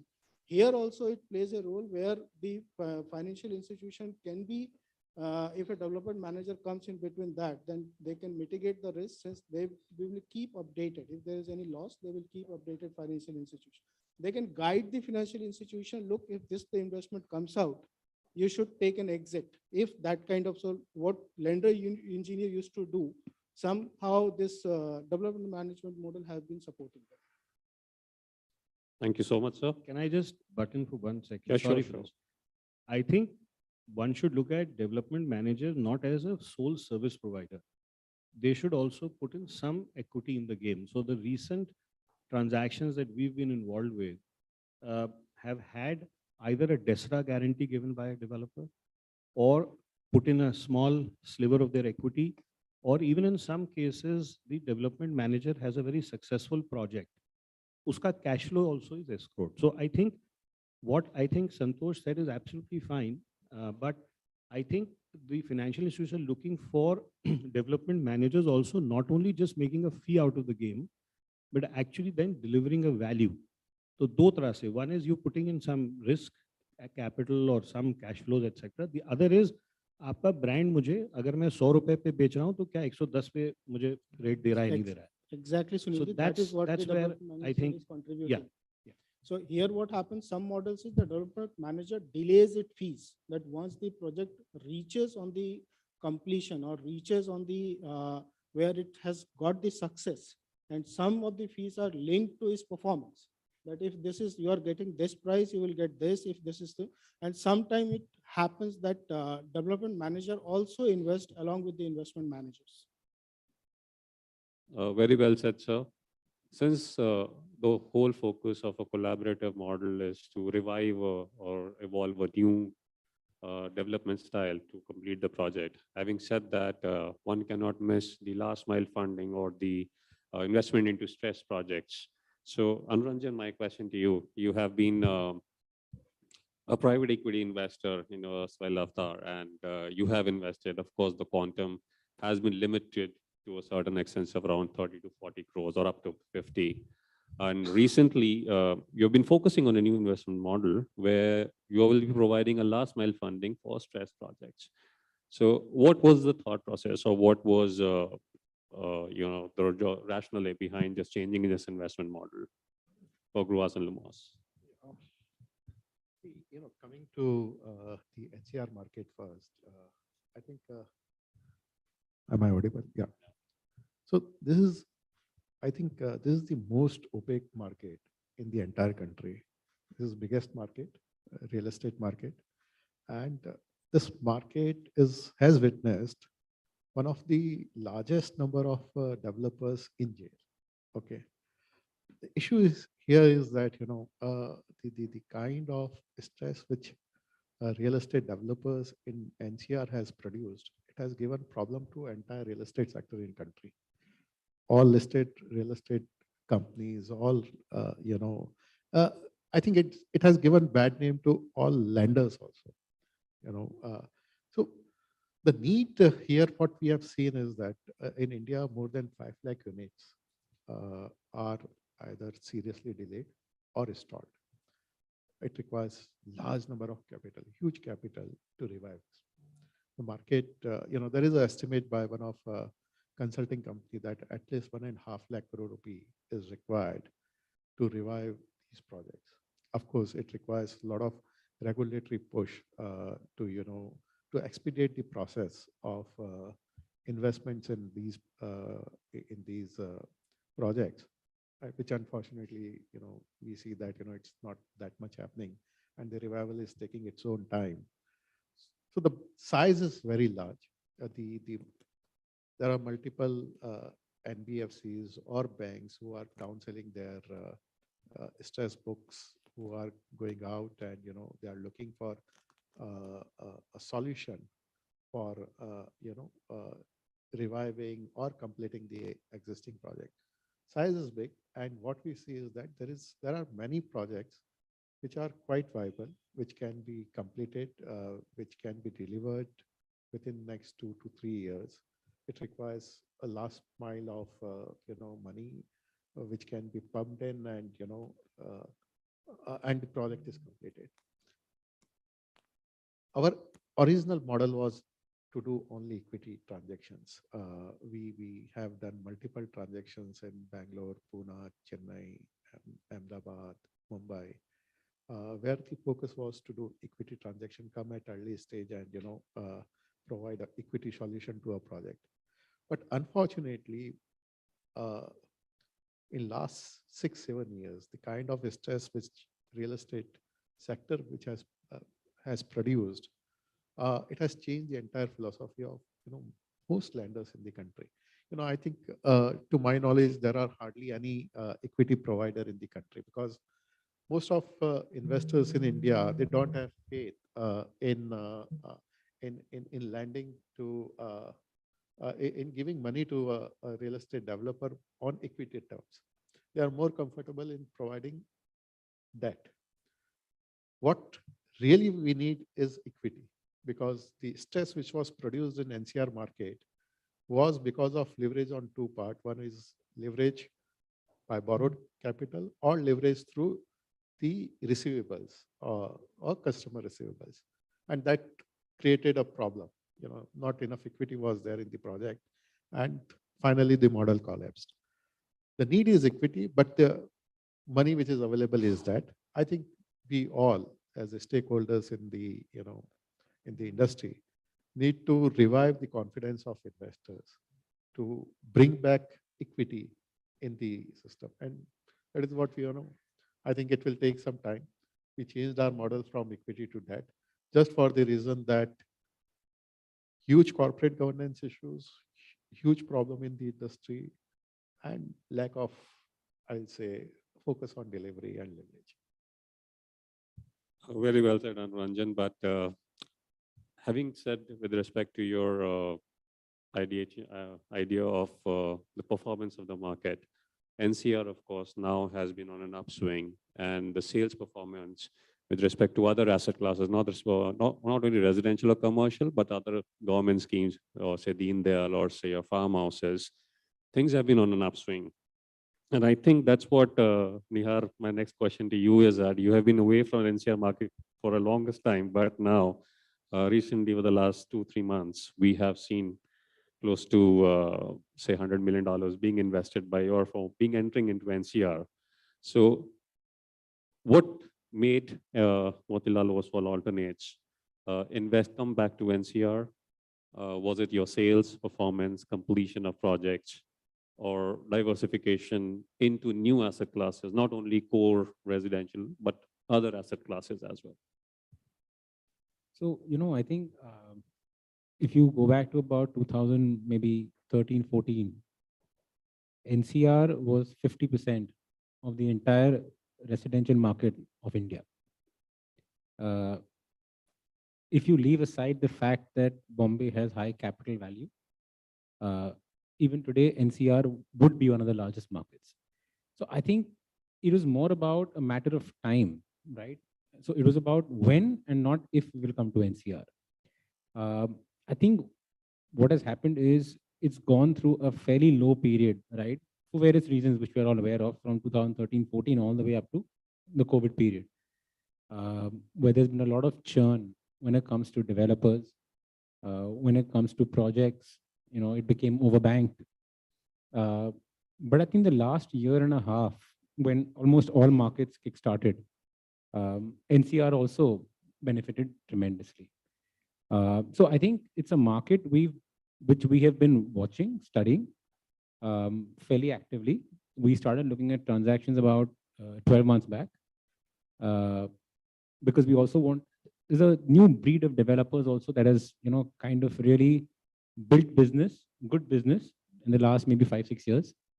So we took our time, but I think when we got comfort based on the way the sales have been, the way some of the developers are truly benefiting from the consolidation, that's when we decided to kind of take a leap and, invest. Even going forward, I think we will see NCR becoming a market where we will put certain percentage of our capital on a year-to-year basis. And I think the idea is, like in most other markets, we've identified a few partners. So it's a mix always. There'll always be 3 or 4 partners with whom we'll end up doing repeat business. And the idea will be to keep adding more as our book size grows. The same approach will be adopted in NCR. And we will look at it like it is a clean slate, rather than having the entire baggage of the past. Because if you go with that baggage, it'll be impossible to invest in NCR. Understood. So when it comes to structured investments, of course, Kaushik, you have been doing this for many years when it comes to Walton Street, now the WSB Partners. We have been investing into affordable housing and, of course, a bit expensive capital, I do understand. But the whole idea has been to provide solution to a stress case and all. So my question to you is that when it comes to your new investment models, are you looking at any particular or other asset classes providing a similar set of, be it residential or say commercial or any other asset class? Not geographical per se, it can be NCR, South, West, anywhere. Thanks. So primarily any investor will look at risk-adjusted return, and which is where all strategies will drive. And from a development perspective, I think what the respected panelists have already said, I think what has to be looked is what is the delivery. If it is residential, the customer should get home. If it is office, ultimately it has to be leased out. People should come and work there, or same for warehouse. So to do that, the financial closure of the project is very, very important. So our investment thesis, and Anuranjan and Nihar would agree with it, that ultimately we are looking at whether development partner come in or the developer himself bring in equity, or whichever way the customer pre-sold, there has to be a financial closure of the project, and which is where our money should come in. And ultimately we should see that all lenders, equity stakeholders, customers, all should be delivered. It's not just one portion. I mean, we are all together, right, in the project. So one segment of the investor will get exit and customer will not get their apartment, will not happen. it has to be, everybody should come together and complete that project. That's where the exit will come in. And that's where, I mean, as an investor, we'll focus on the financial closure, whether our money is going in the right direction, which will give closure to the asset, and hence it will get delivered, which is where our returns will come in. And that's where everyone's success will die. So that's what we'll do. So I think all investments are structured towards that. So whatever we do, whichever market it is being, I agree with Niyar that if we look at past, I think we'll not be able to invest in any geographies. We'll always have to look at, what are the new things happened in each of the market. And that's where you look up to like NCR as well, right? I mean, it's kind of, it's changing. After COVID, we have seen how the sales are being resilient in this market as well. The older projects are getting revived. Sometimes government push is also required, like in Mumbai, 50% cut in stamp duty or premiums had created this entire demand for residential real estate. So there are various ways you can create demand, but I think it's kind of complete genre. People have to come together to make sure that, okay, going forward, this market is being out of color for some time. Some way, it's large market to ignore. So yeah, some way it has to come back. So these are the two pillars of financing and development. But when it comes to the government policies with respect to expansion of a city, that also, I think, plays a major role out here. So Siddharth, Mike, next question to you would be that since you have been instrumental in providing various solutions to all the resolutions of the past NCLTs and all, how perceptive both the entities affected in the NCLT process are conducive to a new investment model, and what steps the government should take in terms of providing various other asset classes in terms of policies. Both are different, but I think they both are linked when it comes to moving a step ahead. So look, when you talk about NCLT, it comes under the IPC code, which was brought in recently in 2016. Before that was a completely different model where stress assets were handled by the bank on their own, and things were happening left and right. And that is why NCLT was brought in. We haven't had much jurisprudence, or I will not say much or many successful cases as such. I've seen Unitech, which is though not under the IBC, but Unitech was, the board was taken over by the government, and Supreme Court is monitoring that. And after that, it's been about maybe 3 years, the matter has been pending in the Supreme Court, but there's no resolution in sight because there are so many multiple problems the erstwhile management created, which is a very difficult process to sort it right now. And if you see the case of Supertech as well, it's right now under the IBC, but I don't know when the resolution framework will come. Resolution framework did come, but the NCLAT, that's the appellate authority, has said the resolution framework.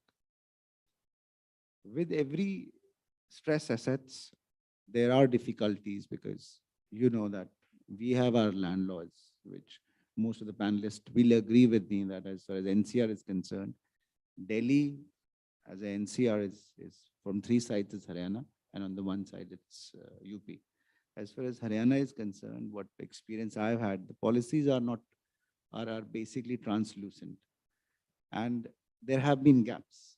We've had multiple master plans which have come up. The way things should have been, if I remember correctly, when I was serving with the government, at that point of time, for Gurgaon, the master plan was brought in terms of what maybe Singapore as a city had. But I believe then those changes in the master plan and all those things have brought instability somewhere. Government should have more clarity. I think the Town and Country Planning Department in Haryana, which looks after all these development companies, development projects, I believe needs a complete sea change. If you see, while we were inside discussing, they said all the players which are in the south, maybe Hyderabad, Bangalore, do not want to come here. Why they do not want to come here is because maybe the policies are not clear. Even I believe at some point of time, the officers are not even clear about the policies. That's a change which I think I would ideally like to see. But if you see another example of NHI that way, which has been bringing, yes, development by connecting all parts. We've had KMP in Haryana, which is connecting from Palwal to Manesar to Kundli and then goes to UP. And after that also, NHI has done, I believe, a great job because the clarity has been with the land acquisition. When it comes to law, it's difficult for authority to acquire a piece of land. And I think NHI as a model has had great success with it because if you see the way roads are coming in the country is exemplary. But the same way, as we were discussing, Sunilji was mentioning that we do not have a rail transport as of now, which actually covers the whole NCR.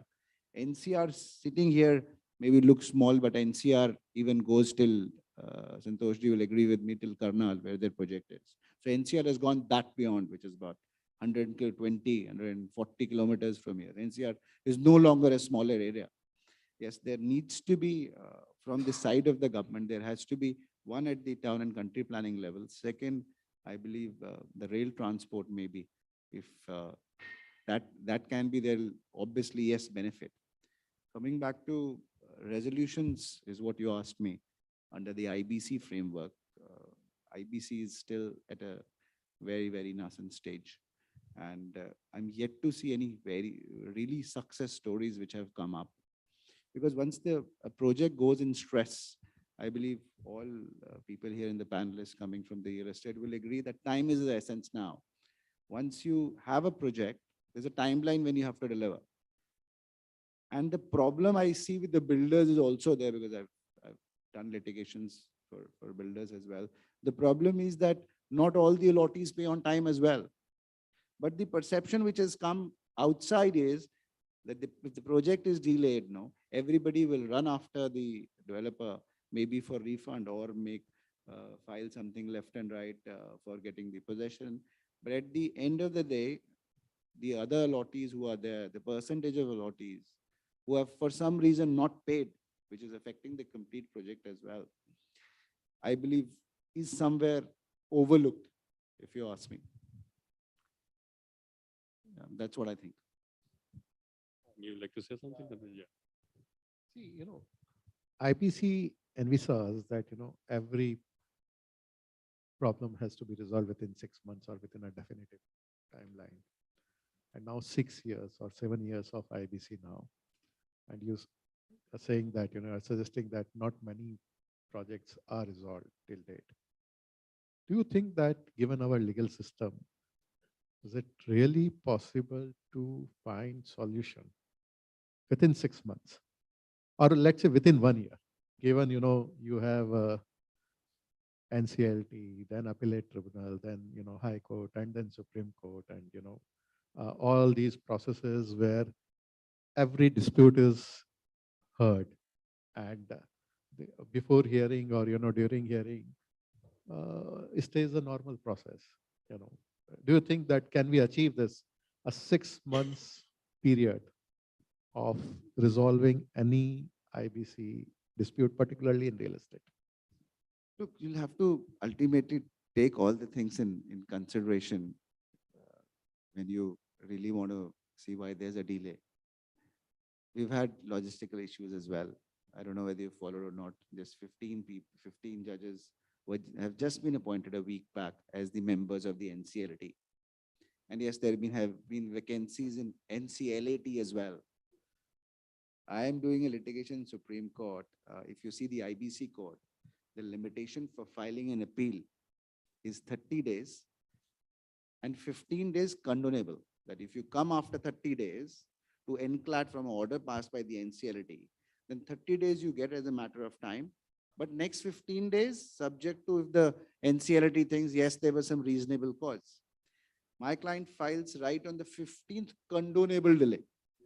NCLAT says, no, nothing doing. You've come at such a last hour, your delay can't be condoned. Then when I was reading the matter, that NCLAT appeal has been itself pending for 2 years. Now we've gone to Supreme Court and said 15 days you're saying is not condonable, but the matter has been pending for 2 years. But if you read the newspapers, our new Chief Justice of India, Justice Chandrachud, another dynamic judge and a great judge that we have, at the helm. Look, he is, if you see today's newspaper also, he said Supreme Court in US and UK only decide about 150 cases in a year. Can you do that in India? No. There is a, I'm not talking about NCLT as such, but there is a great pressure over the courts as well. If you see the Supreme Court itself, a Supreme Court judge on an average every day is reading about 80 matters. So there's a lot of stress on the system. But yes, you're right. IBC court, the insolvency and bankruptcy, the whole thing actually loses its importance if you take so much of time. And usually we are seeing that no, the resolution is coming, what, 60 days, what, it's been a few years as well. Yes, things have to change. There has to be something which limits everything and gets to that pace. But we're yet to see because of, I believe, the logistical issues that we have at the moment. So thank you so much. Batra. Niranjan, just to add here, IBC process has not considered per se the real estate problems. Real estate problems. They are dealing everything by one stick. The problem in the IBC is they have not come out with a solution, since real estate is not per se that it's a manufacturing unit. Problem is real estate involves many stakeholders. IBC has not provided till time that way out. You know, whether it's a regulator, whether it's a buyer, whether it's a developer, whether it's a financial institution. The problem in IBC is like if a housing finance company finances a home to a buyer, there is no provision in the IBC how his loan is to be taken care in the IBC process. Okay, since he is not a direct creditor to that corporate debtor. Problem is that still our IBC process is evolving. Still stakeholders has to represent before the IBBI that these are the shortcomings which are there. I agree to the Mr. Batra's point that there are vacancies and all that.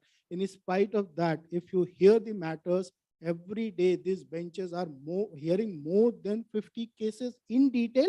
And if you go for adjournment matters, it's more than 150 matters in a day.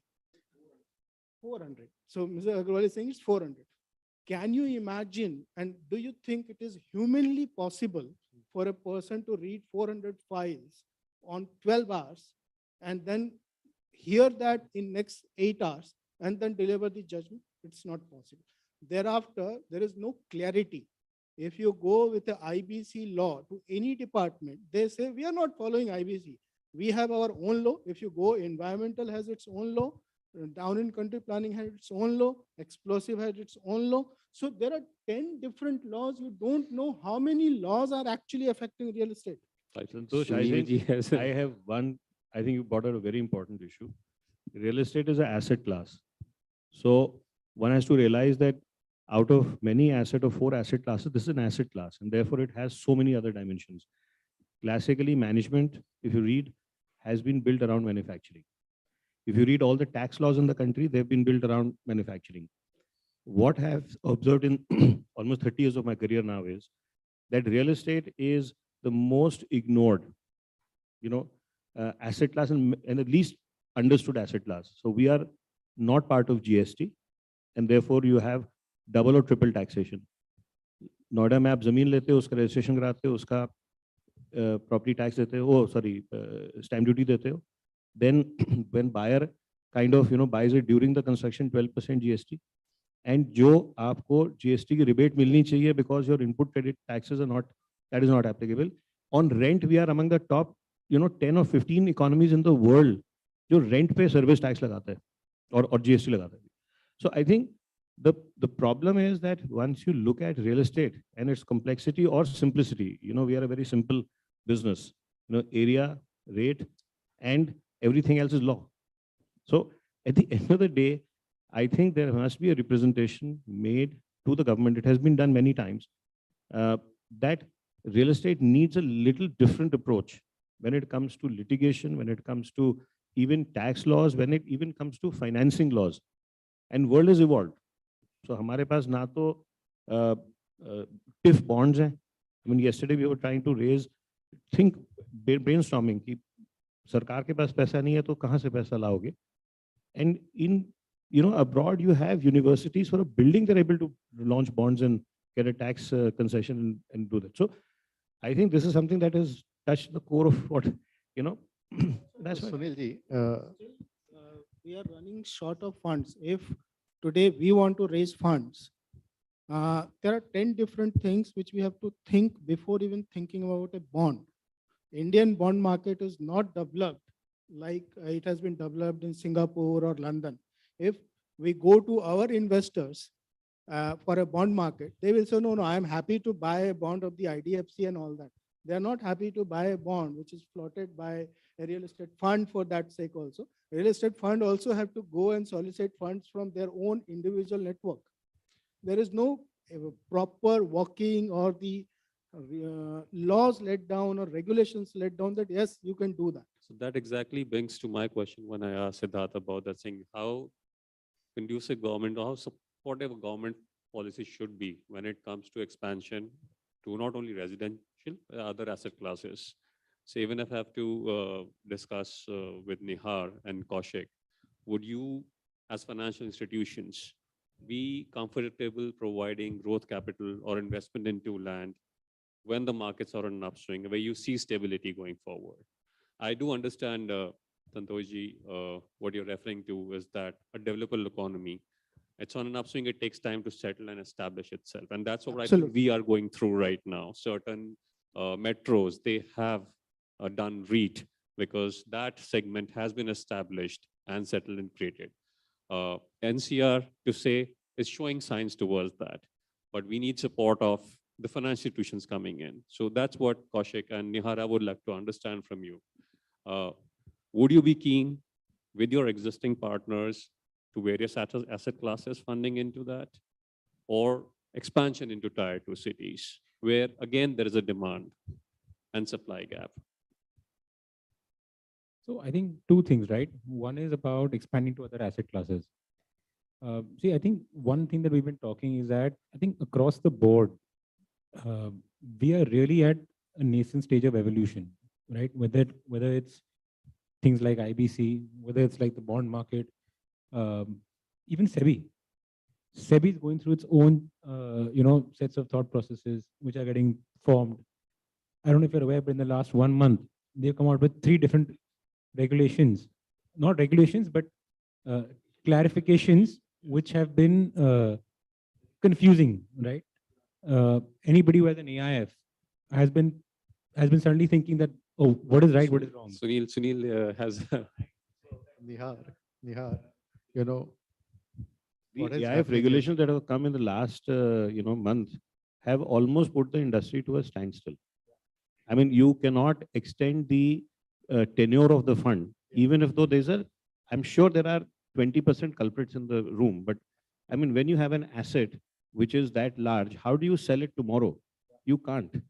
And other regulations, I mean, those guys know better, but this is kind of a, you sit back and say, "Yaar, humne sach mein AIF banaya tha, did we do the right thing?"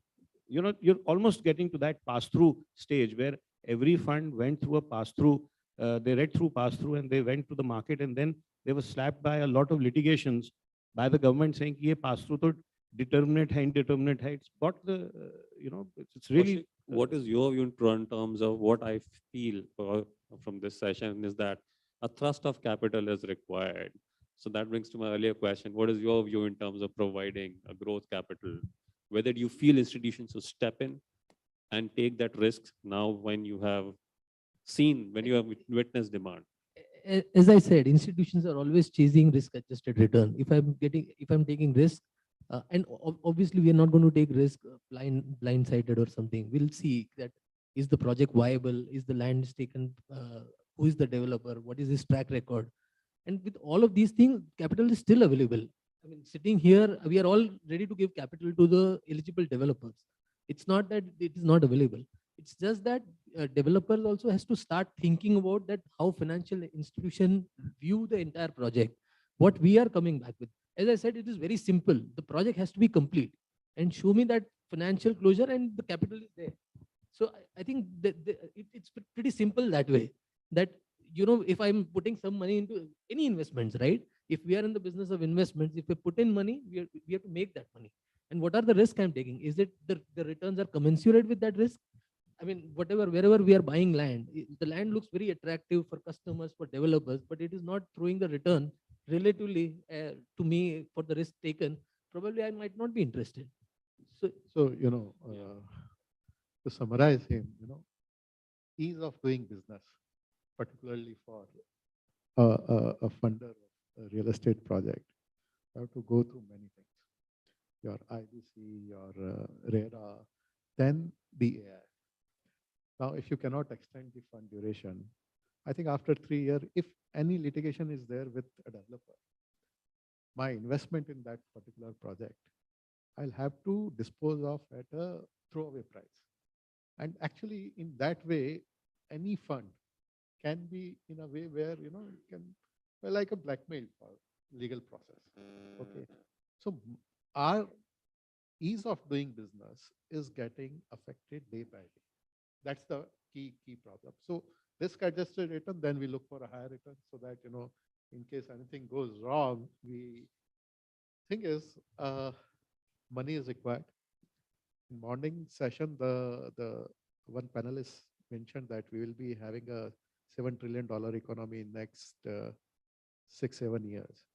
And the share of real estate will increase from 7 to 13%. It translates to $1 trillion economy. Now, if the real estate is $1 trillion economy, funding will be required. It will require equity. It will require equity in a big way because this kind of business cannot be done on a leverage basis. You need to have equity. But to bring equity, you need to have ease of doing business. What could be that ease of doing business? You have a very, very simplified IBC process, simplified RERA. If I have to change a developer, if a lender want to change a developer, I have to go through n number of processes to do it. If I am restricted by AIF law to conclude everything, whatever it happens, within my stipulated time, it's impossible. RERA doesn't work on my timeline. Authorities doesn't work. Code doesn't work on my timeline. And above all, these all litigations, they don't work on my timeline. I'm dependent on n number of people to complete a single project on time. So when it comes to revival of capital investments and all, the timeline I feel is of key importance once you invest into it, be it equity or debt. What, according to you, gentlemen, I'll start with Sunil ji on, should be a safe period for investing equity, as Anuranjan insists upon that? There should be equity investment into the project by financial institutions, but that should be a patient capital provided backed by a growth capital as well. So what is the timeline for a safe investment for a project to see not only res but other asset classes as well? Because each asset class they have a different gestation period. I wish I could answer that very conclusively. The fact is that with all the good intent, and first it was approvals, then now it is about IBC and other things. I think I've never seen a financial model that takes into account more than 3 years or 4 years for development of a project. And the fact is that most of the good projects are delivered in periods which are greater than that. So one is that we have to be realistic. The other thing is small and slim is beautiful always. So, my body size obviously cannot claim to be beautiful. The fact is that there is this project which has to be invested into tranches. What has happened also is that you've attempted to do 100-acre projects. In a economy where 100-acre projects were not done. I mean, DLF went to the market with 6 million square feet of development experience, and they projected that we'll do 6 million every year. And the market rewarded them with 535 rupees a share price. That has not been achieved even today. So the fact is that there was overexcitement in the economy. We took on very, very large projects. Developers tried to sell as much as they could on day one, not realizing that the cost cycle will catch up. So I think one is set of learnings, and those set of learnings tell me that even if you get to an architect and tell him that give me 2 or 3 proposals, there have been arrogant architects who said, sorry, hum dusra to option dete hi nahi. So right from the fact that you've not had architects or construction machinery get up and all of those is history. But I would say if you are investing in a project which is 10 to 15 acres in a city like the tier 1 cities, you should look at a 6 to 7 year period if you want to realize your equity in the most optimal manner, because the last tranche or the last building or the last piece of land that you will sell will make you a very high return, because it follows that progression, and you may have one dip in the future, because 7 years may ek baar dip recession bhi aa sakta. So I think 6, 7, 8 years is a good period for a project of that scale. But if you're looking at a 100-year, or a 100-acre project, I think many things could go wrong. The city could, have its own laws. Your development that was proposed will never come. The proposed road on the master plan doesn't come. Your clearance from AI doesn't come, and so on. So I think private equity is also learned that way.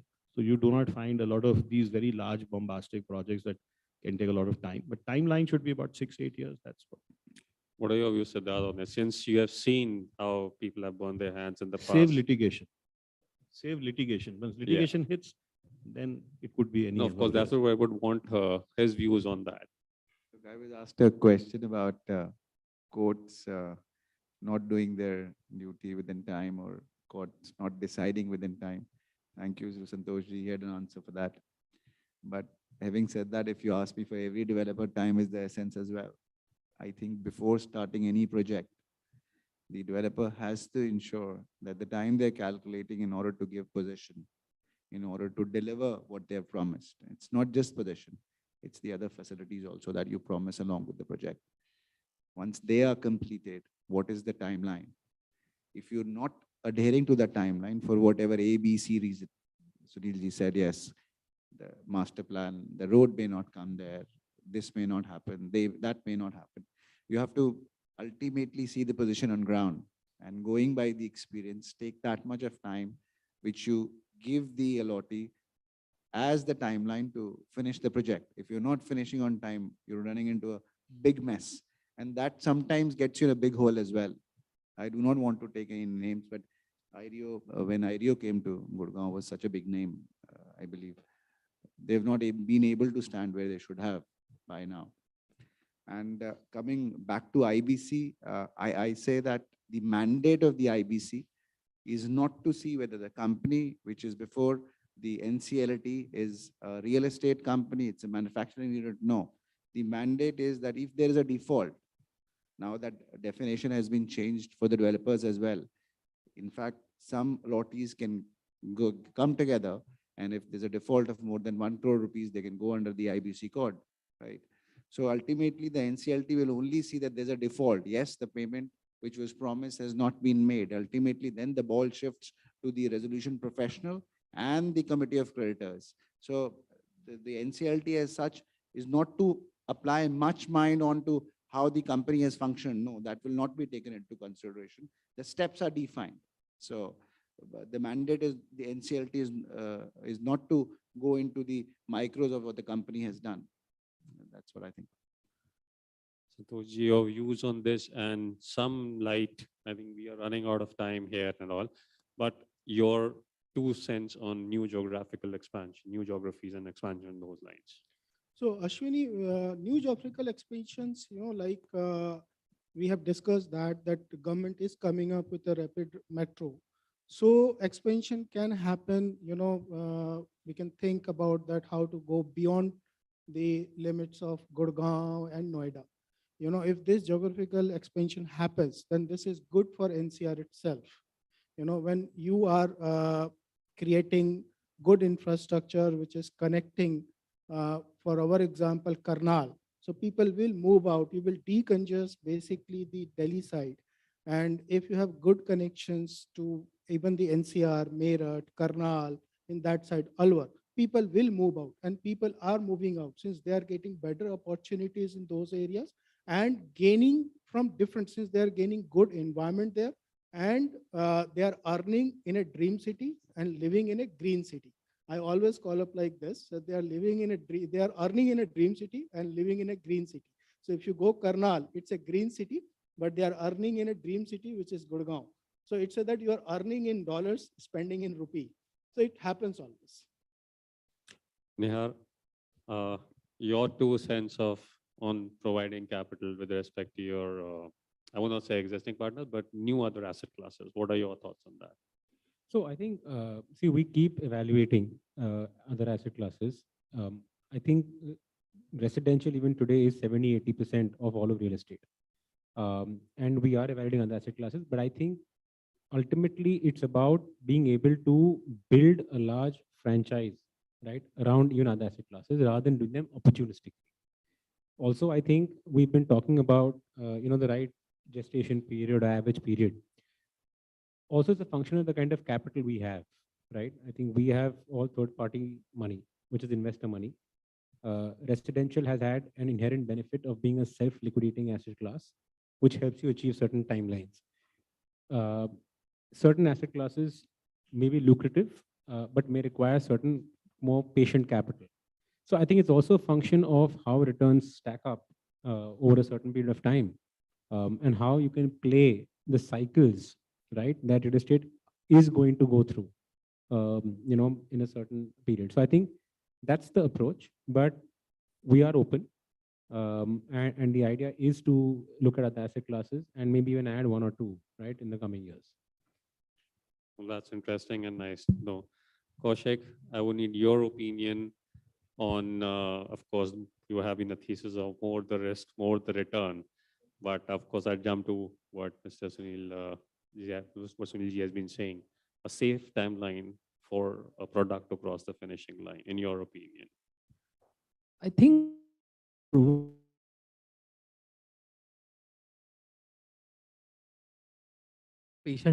the garb of patient capital, 6-year capital. It has to be commensurate with the project cycle of the. So I would say patient capital means the capital which commensurate with the cycle of the any project, residential or commercial or be it warehouse or whatever. And which is available today. So I'm not saying that it is not available. It is available today. It's just that this, the developer has to think through that how this capital needs to be tapped. What is, as Nia rightly said, we also have the 4 boundaries within which the funds have raised, right? So we have timelines. So it's not that the capital is taken today and patient capital means it has to be paid forever, right? It has to be paid over a timeline. And because you have to pay it within the timeline, the project has to progress in those timelines. So you have to see, so if somebody asks us, what is the capital timeline that you provide? I would ask this question, what is the project timeline? And accordingly, our timeline has that goes around. Anuranjan, your 2 cents, I'll take that cue from Kaushik. Patient capital or growth capital, what should be preferred as per you? Because you have seen the both sides. We need both, patient capital also we need, and all I need, I wish is the spread of capital which is available. It has to go, more. Yeah, the spread has to be much, much more than if I say that, if I have to look for developers in NCR, I can hardly list 20 people with whom I can do business. And this is such a big market. Can it be 50? Can it be 100? So the spread has to be more, and it can happen through good corporate governance and all. I think a lot of things need to be done. To sum it up, gentlemen, what we feel, what we understand out here, capital is readily available for doing business across all timelines, across all asset classes. And with the help of, say, government or other counterparties as well, in a collaborative model or in any kind of structure, what we need to see is that how should that product cross the finishing line? When we should see the light at the end of the tunnel. That's what I think everybody developer would want and every lender would like to see. And of course, less burden on the lawyers. But thank you, gentlemen. I'll leave the dais open for any questions to the speakers.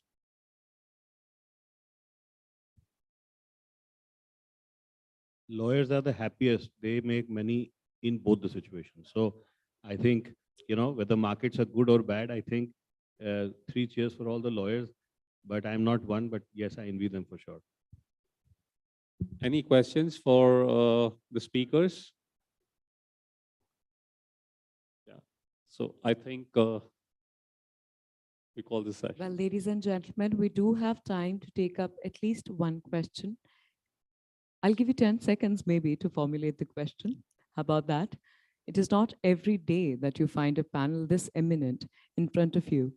So if you have any queries related to this panel discussion, you may put up your questions. Well, I take from that this was quite the detailed. I have one question. Anybody who answers it, barring my student who's sitting here, barring him, anybody can answer this question, and I'll promise a free drink at the bar. Okay. The question is, which asset class in US made the highest returns last 4 or 5 years average? If you can name the asset class that made the highest returns in the US, 16% dollar terms. Anybody? Okay. No. It's a very unusual asset class. So it's no. But data centers did make 15, 16%. There's one asset class that made more, and that was jails. Okay. So because there are a lot of criminals in that country who need housing, who need that kind of infrastructure, government doesn't have the money. So government in US spends more money at times on security than even basic education. So that asset class made the highest return, 16%, over a period of 4 or 5 years. So you can build jails, lease it to the government, very safe investment, safe return. So, so I saved a drink, but that gives you the diversification of what asset classes can be in, investment space. So, thanks. Well, since we do not have any questions, what I can make out of this panel discussion is that it was quite the detailed one and to the point. Thank you very much, gentlemen. Can you please join me up front for a group picture? And to present a small token of appreciation to these gentlemen for taking out time and gracing the occasion and for the detailed discussion, can we please have Mr. Vikram Iyer, National Head Sales and Operations, CCIL, on the stage with us?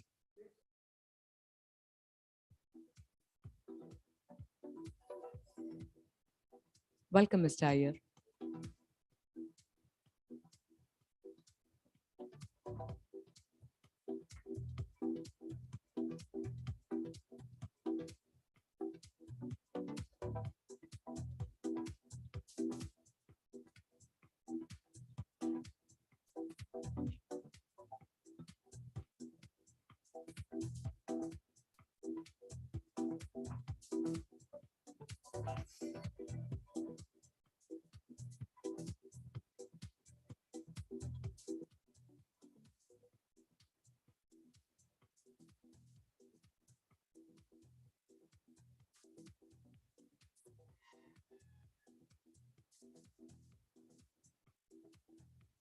Thank you, gentlemen. A group picture perhaps with Mr. Iyer as well.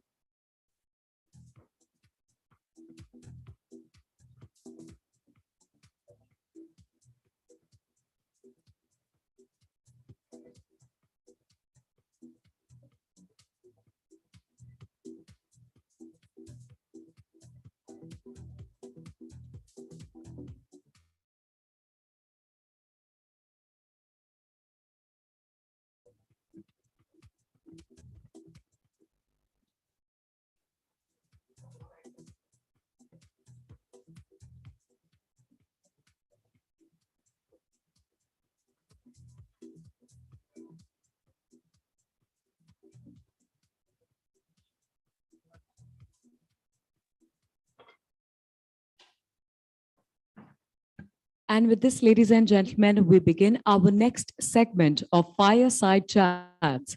And the first informal conversation will have the experts sharing their opinion on the retail rebound. The topic at hand is the asset repositioning in the digital world. Well, this session will be chaired by the moderator.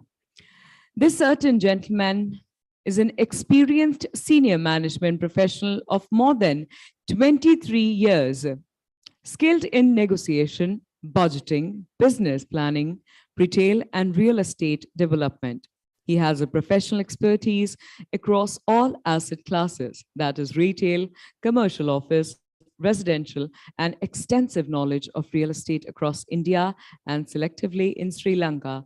Please welcome the moderator for this session, Mr. Pankaj Ranjan, COO and Joint Managing Director, Retail Services, Anurag Property Consultants Private Limited. A round of applause. A moment, can you please slow down the music? Thank you. Ladies and gentlemen, if I have everybody's kind attention, Mr. Ranjan, if you agree on this point, I believe vitamin C is very important for the body. Is it not? Absolutely. Similarly, for a performer, claps or an applause works as equivalent of vitamin C. So I think we should give a huge round of applause to everyone who has taken out time from their schedule to grace this occasion. And with the same, let me introduce our speakers in the alphabetical order. Well, this particular person is the third generation entrepreneur in the sphere of real estate. He has been spearheading the Trehan Iris for the last 15 years and the development of brand Iris Broadway. Trehan Iris has witnessed monumental growth under his leadership. He looks after planning and construction, architecture, business development, land acquisition, and finance, along with other key aspects. Please put your hands together for our speaker, Mr. Abhishek Trehan, Executive Director, Trehan Iris. Welcome.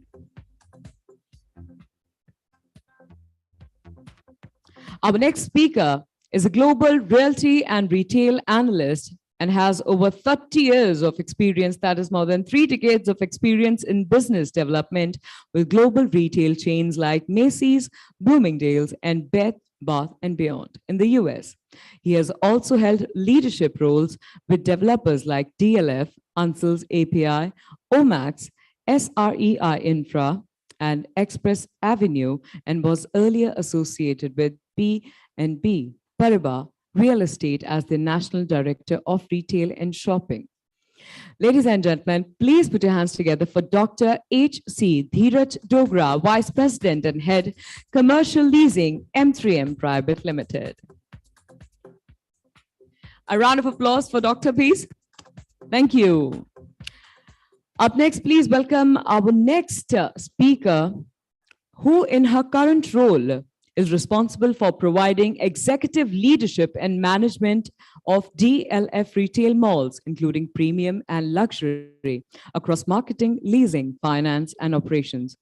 A Harvard alumni, is a firm believer in preempting changes and seizing new opportunities. Ladies and gentlemen, please put your hands together for Pushpa Bector, Miss Pushpa Bector, Executive Director, DLF Retail.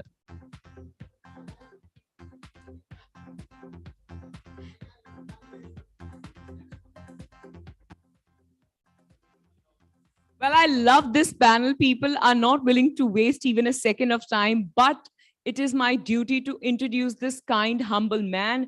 Well, Mr. Yogeshwar Sharma, Executive Director and CEO Select Infrastructure Private Limited, is an professional and has successfully led the country's most admired shopping center, Select City Walk, and has been with the organization since its inception. He has been responsible for various functions for Select City Walk, as well as complete operations and management of the shopping center. Over to the moderator. Since he's the most enthusiastic person and he's running an Instagram campaign of asking people to guess that they are changing the name of the mall. So is that the solution for asset repositioning in a digital world? Keep changing the name? No, not really. I mean, good evening, everyone. And I'm really delighted at least some of you are here and you're still interested to listen to us. So if you want to come forward, please come forward. I mean, some of you are equally knowledgeable. I mean, you know more than us, no? Why don't you come forward? Like retail is very exciting, you know, everybody knows in this room that it's very exciting. When I say exciting, it comes with a lot of situations, you know. And one thing which I learned that there are no problems in real estate world. There are only situations. And you have to look at possibility thinking that what possibilities exist and how do we deal with the situation, because every day is a new day. Now, there is a logo development and there's a brand development. A lot of real estate players know they develop logos. They spend so much money in developing logos, but brand development is much, much broader, vaster, deeper. So if you want, I can explain it a little further or later. Please go. Absolutely. For example, no, if Nike tomorrow makes a hotel, so we know what to expect from Nike is hotel. There will be attention to detail. It will be comfortable and so many things. But tomorrow, if Hyatt makes running shoes, we don't know the performance, how it would be. So this is just an example. I mean, just similarly, Select City Walk, we have really worked hard to develop the brand. It stands for something. Tomorrow, if we get into something else, I'm sure it stands for something. We are still yet to figure out that what it stands for. So naming is very, very important, but it's only one part of it. It's not the entire brand development.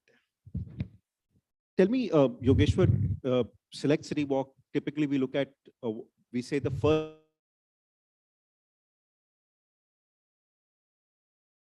is a decade, is one of the most consistently ranked and known from a performance of retailers positioning wise as one of the most successful mall. But it's not a job which is once done and said, okay, now it's done. You have to keep repositioning itself and you have to keep doing it, because sometimes earlier there was a thing that malls don't do well. High streets are the way to go. Then the phygital, the .com and the big online e-commerce came in. Then COVID happened, and now again there is a new wave of electronic shopping which is working alongside also online e-commerce, which is becoming, we're saying, omni-channel. There's so many things which keep happening in the retail world. Every 2 or 3 years, I think we hear a new phenomena. So how does a retail shopping center, and particularly like yourself, I mean, learning from your experience, and have you been involved right from day one this Select City Walk opened up? What do you keep doing to keep it relevant always for the customer? Yeah. So firstly, in our case, I mean, we are lucky because our catchment is very strong. I mean, there's already a consumer which is ready. I mean, they are more evolved than even the leasing team. They know the brands, they're waiting for the brands to come in and they're willing to buy at any point in time. So that's one plus point of the location. Second thing is that every business, like especially in real estate, we reach a plateau, because if you fill all the shops and there's a rent which is coming from 6 years, 9 years, so it will be consistent rent and you reach a plateau. But as a part of the leasing team, we have to continuously stretch it further. So by adding more brands, sometimes resizing has really played a very big game in our case. Big brands came, they occupied big spaces, and then we had to really optimize them, smaller sizes, more throughput, brands which are working, the categories which are working, which are not working. So constantly being aware of what is happening in the center has really given us some insights. And because small is beautiful, we have only one mall, so whole attention is on the one mall. That is also one factor, that we are so engaged that every day by evening or next day, we know what is working, what is not working. And one thing in summary, there's a lot of noise coming from the retailers, from the consumers every day. From that noise, there is some signal. So many times you react to the noise and not to the signal. So to take out what is not working and what needs improvement, what needs attention. So keeping constantly, not shunning the noise, but not even reacting to the noise, but taking the signal out that this needs to be changed, this needs to be worked. So that has really worked for us. So listening to your consumer constantly gives you the inputs in terms of what you want to do. Absolutely. And coming to you, Pushpa, remember a time when you inherited the DLF first portfolio of the leased malls. It was a different era and it was a different challenge you had hand on hand. You have to relook at the entire portfolio and put the retail business on DLF to today what it is, and probably one of the most successful stories of turnaround, what we call in retail assets, both in Vasant Kunj and Promenade and Saket. As I was talking to Yogesh, and I mentioned to him, we talked about, is saying it's not a one-time exercise. You have to keep constantly repositioning. You've done it once, you've done it with second time with Saket again as well. So in today's world, what is if 2 or 3 key things, like he said, in their perspective is to listen to the customer, which is I presume is the end customer we're talking about. But from your perspective, which are the 2 or 3 key things which have to be looked at in the retail shopping center industry per se, which has to be constantly keep reevaluating to make it successful and keep it relevant? Because something or the other keeps hitting us in the retail business. Unlike the office business, which we can always blame that the US market, just to share that, I was hearing a very interesting presentation. for the last couple of years, 2014 was the big era for residential business, when it was a peak of residential sales. This year is going to be the peak of residential sales, particularly North India, we are talking about per se as well. What has been sold, the inventory which has been sold in residential in these 9 months, and the peak 3 months are actually end of the year, but 9 months has already surpassed the 2014 levels. Office space markets in the last 7-8 years has always been booming. Let's take a blip in the middle would be COVID, partial blip.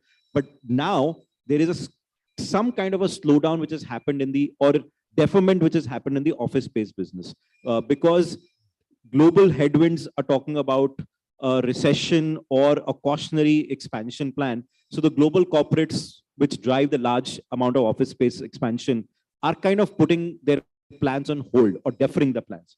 But in retail, we are still seeing going back gangbusters right now. But it's not always a story. To keep going gangbusters does not mean the entire industry is doing well. All the malls are not doing well. There are good quality malls or well-planned malls which are doing extremely well. There is a new concepts of mall which I will probably pick up your brains, Abhishek, on that. But from Pushpa, from your standpoint, what are the 2 or key 3 things which is constantly to be looked at in retail industry to keep it relevant from a shopping center perspective? So each property, like Yogeshwar rightly said, each property has a character of its own. If we look at, trying to create cookie cutter products, it'll fail. So one of the things is that within that catchment, the catchment that is your catchment for that particular property, how relevant are you? That's the first thing. The second thing is that that relevance also keeps evolving. So Mall of India, we started 6 years back. One can see that the audience has changed. The audience, there are lots of people who have migrated into Noida post-COVID, and we are getting a more mature audience. So what we are doing now is really upping the game, pushing few of the brands from ground floor to the first floor and creating more premium brands in there. And so we've just in the past 6 months done some 100 new brands or innovated within that one property. So I think change is the only constant when it comes to retail. That's the first mantra. The second mantra I would say is that we need to be really not just listening to the consumer. It is what they say between the lines, in the sense, how are they spending their time? Because wherever they spend their time is where they'll spend their money. So it's really how do you capture their time? To me, that is the key, that one needs to look at. And that also keeps changing. So pre-COVID, the way people spend their time, free time was very different to how they're spending their free time now. So really understanding what's happening in the consumer space, their behavior, their lives, helps us in, again, changing in a targeted manner. So retail is a very targeted oriented business. It's not as if one can just sort of experiment and get away with it. We will have to be targeted. Otherwise, again, consumers don't spare us, right? If they see a flop product, they will just say, oh, it's not interesting. The third and most important thing is that how do we keep the weekends highly activated so that people come back? Today, the competition is not just, people just don't come to the malls for cinemas. OTT has disrupted us. So things are disrupting at every given point. So how do I ensure that their free time is spent in the right spaces, which are our properties? And second, what's happening in the consumer space on what do they do at home, which actually changes their behavior towards how they spend their money in the shopping malls. So these are the 2-3 things that one needs to keep, be very aware of. And last but not the least, what's working online and what's not working online. That's the constant thing that's happening. Some things are working online, and that's also changing. So one needs to really keep evolving, keep understanding. And anyone who says, oh, I have done my best, let me rest on my laurels, that's the day then things start tanking. Not a single day. I mean, it's full of surprises every day. It's like like say shopping centers is one of probably the only real estate asset which lives, breathes every day, 365 days of the year. See, you only close 2 half days, right? Yeah. So either people who are working in the shopping center industry, they have to be really mad, a little bit of a maverick, and they have to eat, breathe, and sleep when it comes to shopping malls. and what they do. So unless you're that passionate about it, don't bother coming and taking a career here. That's my that's my take when I recruit people. I said either you have that bug in you or don't bother coming. Yeah, and you can't even take long weekends, no? I mean, when I look back, every long weekend. Because the long weekend is the maximum potential time of your business. So even if you are not physically there, no, mentally you have to be there. Some call comes, something happens. Yeah. But tell me, Pushpa, you very rightly just mentioned it that I remember when at one time, and I was just having this chat with Abhishek, and he's planning a big mall with a multiplex, and I said, listen, don't be in a hurry to sign a multiplex right now. And there is a logic behind it. That at one time when we used to say that one of the biggest drivers of a big shopping center was a cinema, and we had to get it perfectly right because they're going to drive the footfall, they're going to drive the people, they're going to keep getting the crowds in the weekend because the big movie. And suddenly it's kind of changed. We've kind of decoupled. The shopping center is kind of decoupled from the cinema right now, right? Absolutely. See, the thing is that I wouldn't say completely decoupled, but some kind of partially decoupled for sure. Because OTT has disrupted, and everyone agrees that 30% of the business is gone forever. And content is king. At the end of the day, that space is all about content. And big content movies, there are only few kinds of movies that are working. And I wonder what those movies are all about, but they are strange movies that are working now, and they're doing some phenomenally crazy numbers. And they are the ones who are getting in those blockbusters. So 4 years back, we all used to say, how many screens do you have? 14 screens, 18 screens. Are you going to do, 10 screen multiplex? Then you're passe. It's not going to work. Today, we are not talking in that language at all. We do not want too many screens. The whole idea has changed. So to me, what is important is now the cinemas are about, can I have maximum capacity in one auditorium? Because it's blockbusters, so the blockbusters will do well. And I do not want these smaller auditoriums because every society's got its own home theater system going. Every home's got a projector. So there is disruption everywhere in the cinema space today. And so what are you offering in your popcorn, or the differentiation is in the popcorn or the quality of food? Because exactly. the spend is maximum, is much more than the ticket now. People who would go for movies, let's say twice a month, are bothering to go maybe twice or thrice a year.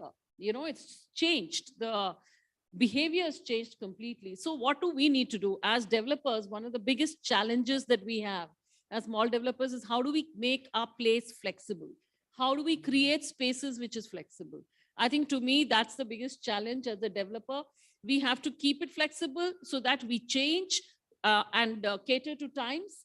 And how do we keep the leases flexible? Now that's another, that's another story. I won't start that, but truly that's the way it is. You come to Singapore, the leases are 3 years and they still make money. Here, with great difficulty, we changed from 9 to 6. Even now, most brands say 9 years and no less. So those are the issues. Flexibility is the requirement of the industry. However, the businesses have to understand. Today, I learned a new clause on negotiating on a warehousing deal, which I can't talk out on the platform because I'll get quoted on it. Maybe I can tell you privately on it. But I learned that they have coined, which retail can adopt very easily. It will take a while, but one sector started doing it in the flexibility on the landlord leases. We'll talk about it. But coming to you, Dheeraj, with your experience in terms of international. So what's happening in the global scene, which we can look at taking up ideas which Indian retail and shopping centers can look at and keep repositioning themselves and be relevant at always? Because, the fact of the matter is, Abhishek, just quickly correct me if I'm wrong, to build a 500,000 plus square feet mall, you need what, 600-700 crores, 500-600 crores, which go in as capital today? 500,000? Yeah, 500,000. I would say roughly 200 crores. 200 crores plus, right? Depending, and then I'm saying probably land cost is varies else. Oh yes, yes. With land costs. So anywhere 300-400, 500 crores, right? So Dheeraj, with 500 crores of capital getting built into one project, it's unlike a residential where you sell unit by unit, you still get away with it. Even if you've not done successfully very well, you still recover a large part of the cost. Here it is 0 on one game. Either you make it or you don't make it. So either 500 crores becomes a decent amount of return for the developer, or it becomes completely almost negligible. So what trends are you seeing internationally, which and how do we keep relevant in the new world? Okay, there are a couple of things that come to my mind, and I'd like to state them. In one thing, I completely agree when Pushpa mentioned about the changing environment. Change is the only constant, which is absolutely true for anybody. Now, let's look at how things are changing across the globe, and let's see if we are working on the same tangent. Uh, we have a lot of population now, slowly, which is growing at a very high pace, who are buying online. Okay, so how do we leverage that in terms of buying online, so that these same people are also able to come to the malls?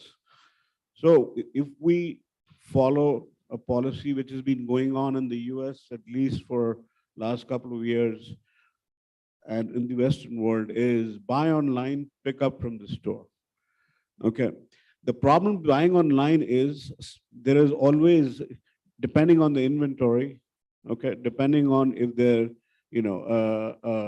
distribution centers are close by or not, it takes a couple of days still in India for them to deliver.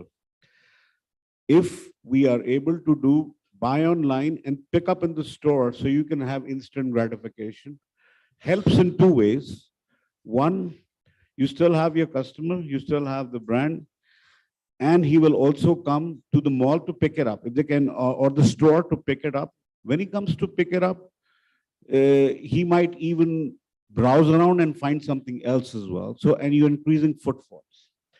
So that's one thing which is happening all over, which we should also. And it also helps just in case if for a customer who only buys online, if they have to return something, in this case, if they go to the store to pick it up, they try it on, it doesn't fit, they don't have to buy it. Okay. So these are things which, and they can do it the same day.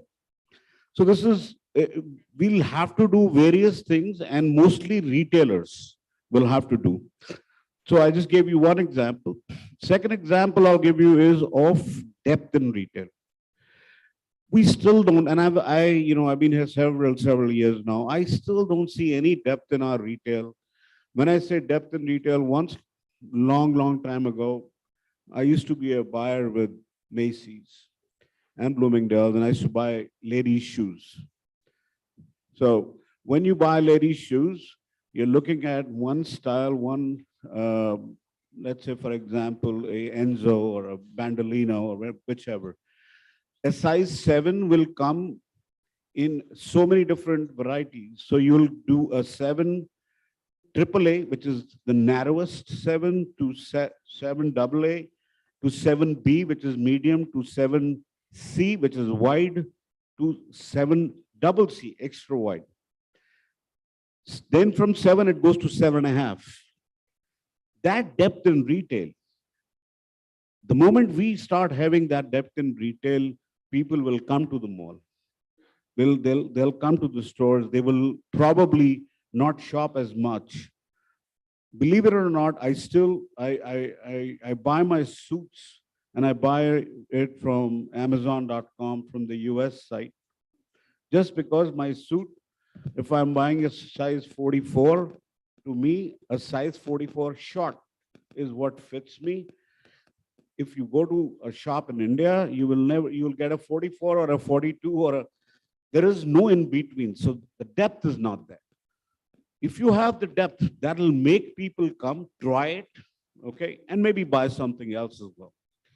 Last, I would think is, which is the most important part, again, the burden sits on the retailer, is customer service.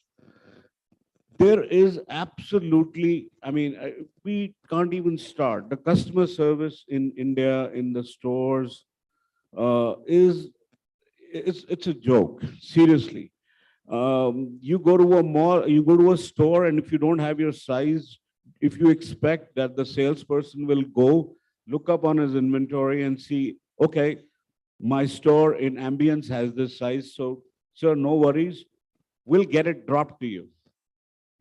Things don't happen like that. So if you are able to give that service, treat the person, treat your customer the way he would like to be. Okay, not just ये size नहीं है जी, ये इस color में ये नहीं है, ये available है. Okay. Now उनकी भी गलती नहीं है because the lack of training, lack of people, the last end of where you have the end user and when they're dealing with the salesperson there, जो वो connection है ना वो बहुत weak है. आपने 10, 12, 15,000 पे salesman को रख लिया. Okay, you haven't trained them. You haven't explained. They have absolutely no understanding of when new merchandise comes in, uske kya features hai, how should I be? So I think that experience comes from the last end, not from the merchandiser, not from the designer. It comes from that last end for the customer. Okay. If my salesperson tells me, listen, आपको ये नहीं, आपको ये भी चाहिए या इसके साथ ये मिल जाएगा. I coined a word in 95 for which I was employee of the year for Macy's called personal shopping. 95 में किया था मैंने. इतने से थे आप भी हम दो ज़्यादा बड़े नहीं हैं. 95 I mean, India, like retail industry was very, very nascent. Right, yeah. I started my retail journey in the late 80s in the US. तो वो मैं मतलब वो चीज देखता हूँ कि वो उस समय भी जो डेप्थ थी वो आज कस्टमर सर्विस में नहीं है. A customer comes and says, listen, मुझे ये चीज पसंद नहीं, no questions asked. Okay, until you bring that depth of customer service, you will not be able to bring your customers to the mall and to the stores. So I feel a lot of this depends on the retailers that they have to keep functioning. And one last thing, because we touched upon OTT and cinemas, I seriously feel, यार 700 रुपए की ticket, 800 की ticket, यार ticket आप थोड़ा सा मतलब थोड़ा सस्ता करो. बीच में चालू हुआ था वो फ्राइडे को 100 रुपए की ticket. And make the popcorn and Pepsi not that expensive. You will see the numbers happening. उसके बाद you gradually move them to the next level. 100 के बाद फिर 150 ले जाओ फिर वो. You cannot afford a middle class family for 4 people. If you had to go to a decent cinema, you're talking about $4,000, maybe more. I mean, come on. तो वो अगर वही चीज 1000 में हो जाएगी तो आदमी कह रहा है चल यार पिक्चर खराब भी थी, चलो आउटिंग हो गई हमारी. I mean, you've got to keep that into perspective. वो कुछ सिनेमास बनाइए जो कि गोल्ड क्लास हो, जहाँ you have a separate clientele for it, which will go to a gold class. But for a normal person, you're not catering to a normal person. हमारे अभी भी जो आप tier 3, tier 4 towns में जाते हैं, single screen पुराने दुनिया जहान के पुराने जो सिनेमास हैं क्यों चलते हैं? Because they cater to that man on the street. उसके पास वो उसके पास 50 रुपए के लिए वो क्या करे? अब गुड़गांव में कहाँ पिक्चर देखेगा? I was born in Gurgaon and I can tell you that एक आध टूटा हुआ सिनेमा है यहाँ पे. Okay, it used to be 5, 6. और वो जिसके पास 50-100 रुपए हैं वो मल्टीप्लेक्स में घुस ही नहीं सकता. And that is the person who will be your repeat customer.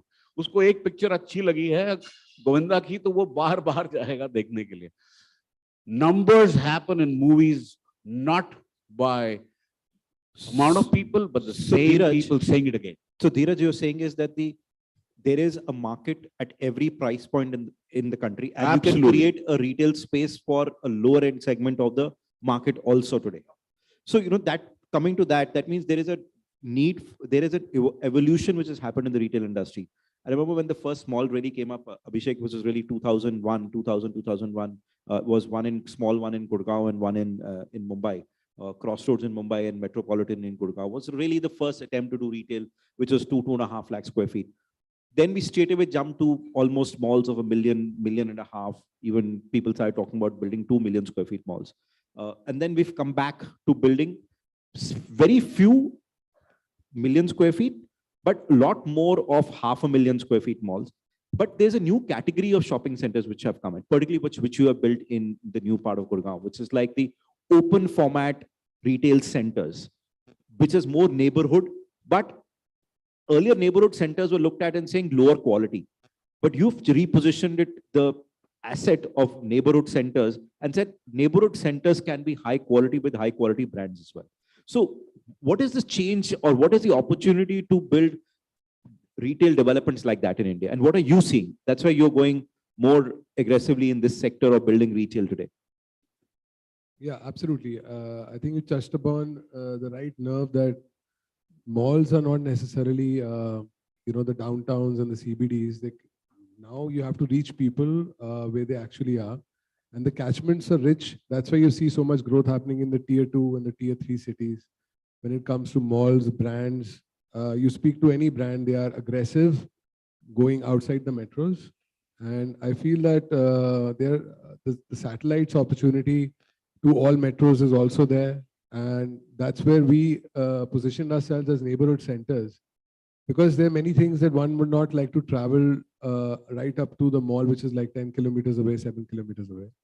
And people, they enjoy kind of a community town center, just like spend your Saturday, Sundays is kind of your evenings out. When you come back to your children, just take them out somewhere. So they need nearby shopping centers, giving access to all sorts of necessities. And then they're not really expensive, and it depends on the catchment. Like what Dheeraj said today, Inox there sells the ticket as at 180 rupees in New Gurgaon. So Which is perfectly well which priced. is fine. Which is for fine, that yeah. market, 180 rupees. Typically, it's a more young catchment. So you're talking about a husband, wife working, can easily go and afford to spend 400 bucks on a ticket and probably another 300, 400, 500 And rupees. they justify rents. I mean, he's right. They justify rents. Aisa nahi hai. But the rents, obviously, if you go to something like Select City Walk or a promenade, a 180 rupees ticket might not justify rent. So it all depends. So these neighborhood centers, you see more value brands, but quality, like Reliance Trends, Max would come there instead of a Lifestyle or M&S. You will see DIY instead of other multi-brand stores. Smaller players, QSRs, of course, and you'll cater to more neighborhood things like smaller beauty stores, ethnic wear, a jockey, a Go Colors, a pharmacy. You'll have, whatnot, health cafe, cycle guy, and so many categories that are not available in bigger malls because they can't afford the bigger malls. And So when you these say categories afford- have always been in SCO complexes. So when you say they can't afford the malls, so with going into a neighborhood retail center, which is typically open format, is it apart from the rent, is the cost of operation lower as well in terms of maintenance Absolutely. charges, outgoings, Absolutely. other outgoings? Yeah, so it's mostly not air-conditioned mall. So the maintenance is probably, if not half, 60%. The cost of other things in terms of your own air conditioning and stuff like that, I don't know. I mean, if you, because these brands are more value approach, they're not luxury or premium pitch to luxury. So neighborhood centers suit them best. So you're saying there is a whole lot of retail available, retailers or demand available for retailers who would fit into big malls as well. But if there's a catchment, they're willing to go into in open format, next door shopping centers, which are well built in terms of quality, well built. And I mean, well built does not mean that there is expensive stone and escalators there. Like I It grew up in means Delhi, and for me, go-to market was GK, South X, Defense Colony. So these markets always used to fill our needs, the Hoskas market, everything. They used to have almost everything, like the bakery, like the small conventional stores, convenience stores, used to have dry cleaners, used to have, this cycle repair shop, whatnot. So now these have been more organized, in my opinion. If you can make them more organized, give the customer a better experience of parking, coming inside, enjoying festivals, events. So they're ready to spend more time there. I mean, if I would go to a GK, I'll just go in and come out, but it's not the same for neighborhood centers. People will spend 2 hours upwards. So then that gets opportunity to get the more premium brands as well. Great. So, Yogeshwar, sorry, get you in the conversation back. There is the retail has become a lot more, everybody's talking about, particularly with the large malls or the premium malls, has become a lot more of saying these are the showcase locations now, because this is about experience. These are not about shopping alone. How are you pushing the retailers to create that experience? Because I've seen Select always has been able to, between you and DLF, I think in North India, and in fact, all across India become examples for a lot of the brands to say that the best high first quality experience quality stores, which they follow internationally, you've been able to get them to do it. And Dheeraj said that, in India, retailers are not, still the depth is not there. Whereas, and I want you both separately to answer that, is how are you been able to motivate the retailers to do the next age retail stores? Because today you don't know where the customer's journey starts for buying a product. Either it starts online and ends at the store, or it starts the store and he goes home and back it online the same day or the next day. Because it's very fungible today, right? You can go to buy the same Zara dress in the store. You can buy it offline as well. You can buy online as well. Pricing is same. Everything is Spain. The lady could come and try it in the store and go and buy later online, consult her friend and or to reach home and maybe sit in her room and then order it. It's fine, easier. Or looks at it online on the app and comes and buys it in your store. So how have you been able to motivate retailers to create the next stage of retail stores? So it's very, very clear now, evident that retailers are getting a lot of business from online. It started with 2%, 3%, 5%, very insignificant. And now most of them have crossed 20% of their revenues are coming online, minimum 20%. They have reached that 20, 25%. For us, the challenge is, for brick and mortar, that how do we remain relevant to the consumers? And so for that put us into a situation where whenever we are signing a lease or whenever we are dealing with a retailer or talking to a retailer, we request him to showcase it in the best form and have some differentiator. If we can't do much, but at least put a new collection there. The experience, the staff has to be so good, because we don't know whether the customer, they also realize that both are supplementing each other, online and offline. And the consumer may look at the store and buy online, or Zara is a very good example where we see online also is helping offline, because people buy online, they can come and return and offline they can pick it up anything from there. So ultimately, both words have merged in a way, already merged in a way. And coming to the second point, that retailers also wants to up the game, and they have that wish to showcase their best products, showcase their best fit outs and best staff. In our case, we really seriously talk about it. Any store which is like looking not so right, or the merchandise, there is some issue, we really talk to them, but what are the issues, why the sales are not happening. For example, I share this many times, that each category, we plot it monthly. For example, let's take beauty. In beauty, we have 20 brands. So we'll plot them, their sales, and it will be very visible that some brand is doing extremely well, some brand is lagging. So we see the graph. And that graph clearly tells that there is a consumer. If brand A is selling and brand C is not selling, so brand C has to do something about it. So it's working very closely with brand C, asking him again and again, is there a staff issue, is a stock issue, or the store issue, or what is the reason that you are unable to? And most of the time, retailers accept that there is something they need to work upon. We also offer, if you need our help, for example, if you want to come out and display something, if you want to amplify. Amplify is the right word, because each brand has their own stories. Like mall may not have a story every day, but retailers every week have some story. Now somebody has launched a blue jacket, somebody has a winter collection, there's a new fresh stock, something to talk. Nike has launched a new shoe, or Jordan has launched a new shoe, or Adidas has launched a new Yeezy store. So they are amplifying it to their customer target audience. For example, Mango launches something new, so they have their like some customers, they will definitely send a circular or a emailer that this is new in the store. But that's very limited, and already people are buying from Mango, so they know it. They will anyway visit. The whole game is how to increase the pie. So there comes the role of the mall, where we will come into picture, take their stories and try to amplify to a bigger audience, so that the new people can also come and experience the same merchandise. So going forward, some stores you rightly mentioned are only becoming display stores, because rent to revenue ratio may not stack up. Are you getting my point? When you So see the sales and their sales may not be as good to sustain that store alone. Yeah, if you're store is not profitable if you say the sales of the store, but it is doing a purpose.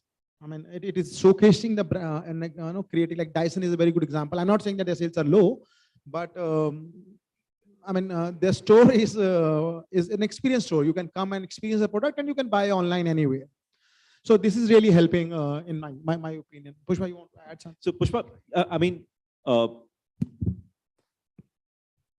one is getting the brand, right? And the other one is how do we make it a differentiating cost? As I said, the journey starts, you don't know where it starts. Is there a contractual obligation you can create for a brand to do a certain specific kind of a store, or is it on purely relationship and your own drive and passion to for a mall owner or representative of the malls, you're the mall manager, that you push the customer, the retailer to do an X quality of store, or they get into their design? Is it a very hands-down approach, or is it a hands-off approach with them, or is it a moral obligation that I mean, how do you able to structure something with them that way? Because the retailer will always have his own story. This is my 100 stores, this is my format, this is my signage, the way it looks like, and it'll become one more another store in the city. So, particularly you retailers know, which have got multiple let's- stores across the country. I think retailers are very, very smart people. They're nice people. And at the same time, mall developers also are people who have got some smarts, not too much, some. So what we do is in our clauses, we have a renovation clause, obviously. Every 6th year, they have to renovate. So during that time, and also when let's say a lease is expiring. Sorry, but you're saying every 6th year Every 6th year, they have to renovate. renovate. Means They have to कि renovate उसने the सिर्फ store. एक light change कर दी, No, that's no, no, no, no, renovation. no. What do you mean the renovation? Clause is very clear. What But they need what is to extent? do. You say like this is the X Full amount. renovation with 100% the in. latest format and the latest brand format of the world. Whatever it is, wherever it is, that has to come into our space. So that's one way, through contractual obligation. The second is initially, what do? How do you make sure that they, so for that, you must understand that brands these days, each brand type, and our job is to understand which brand type has what strategy. So for example, Zara's strategy is to have very few stores, and their growth path is very small and few and in between. And they have a hub and spoke model in which they're going online in an aggressive fashion a certain way, but offline they want to go flagship.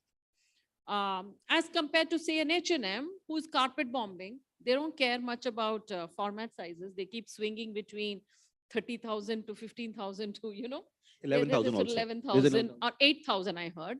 So they are carpet bombing because that is their strategy. So we need to understand what is the strategy that that brand is adopting, and how does that relate to us. So suppose a particular brand is too large sized, but their actual now optimum size is turned out to be 15K. How do I get them to become a 15K store as soon as possible? If they have to be a 15K store, then they better renovate and make it really current. So it's that constant engagement. And I said, I use this and I'm repeating it, that change is the only constant, is the truth of the matter. So if we do that, then what we are doing is that we are ensuring that that engagement is there. And we are then pushing the brand that it's better profitability for you and for us. I can give you zillion examples where I've sat across the table and said, please go to the first floor or whatever floor, but optimize your size. And their optimized size gave them higher productivity. I'm talking top line, not trading per square foot, top line, because it just made more sense to the customer. Utna hi merchandise tha, jitna us jagah ke liye chahiye. It was a 700 square feet format. And you'll keep the relevant merchandise also. Some CEO had a fanciness of 2,000 square feet. It was not making sense. So at 600 or 700, it makes more sense. So then they have to renovate. And in fact, if you put more merchandise, in my opinion, is sometimes you confuse the customer as well. Yeah. Particularly in a standard Yeah. category like a jeans. Right. Like you can't, if you have like 500 SKUs, does not mean you'll sell more jeans. Yeah, if you have like probably exactly. 30 SKUs of jeans, it Yeah. will sell better. So on the other hand, a brand like Zara is going in for experiential retailing in the real sense. The new Zara format store is like, wow, in building material ways and other ways. So I guess it's about engagement, Pankaj. We can go on and on, the ladies here. I think that's... Yeah.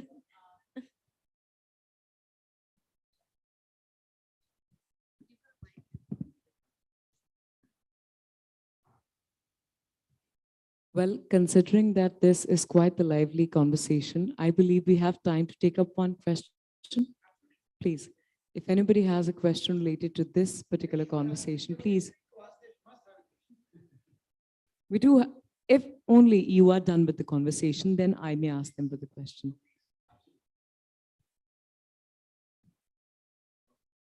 Any question from anybody?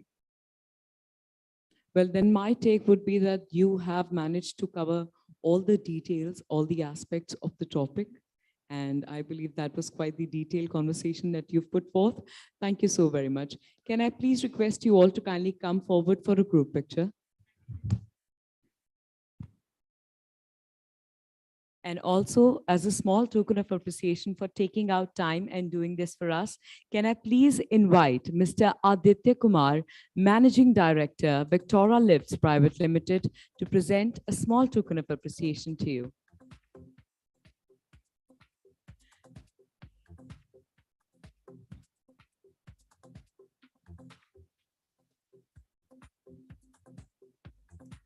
Mr. Kumar.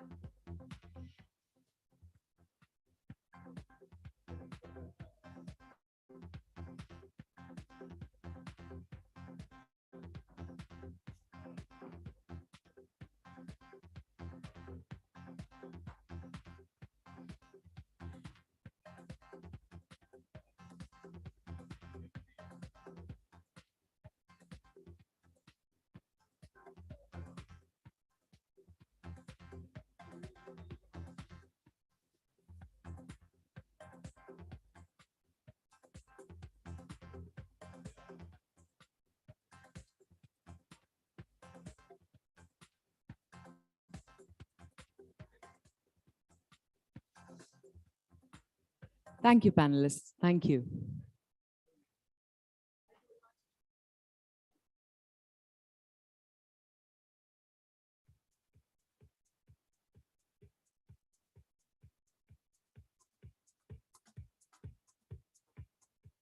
Well, that was quite an interesting session. We shall be beginning quickly with the next session.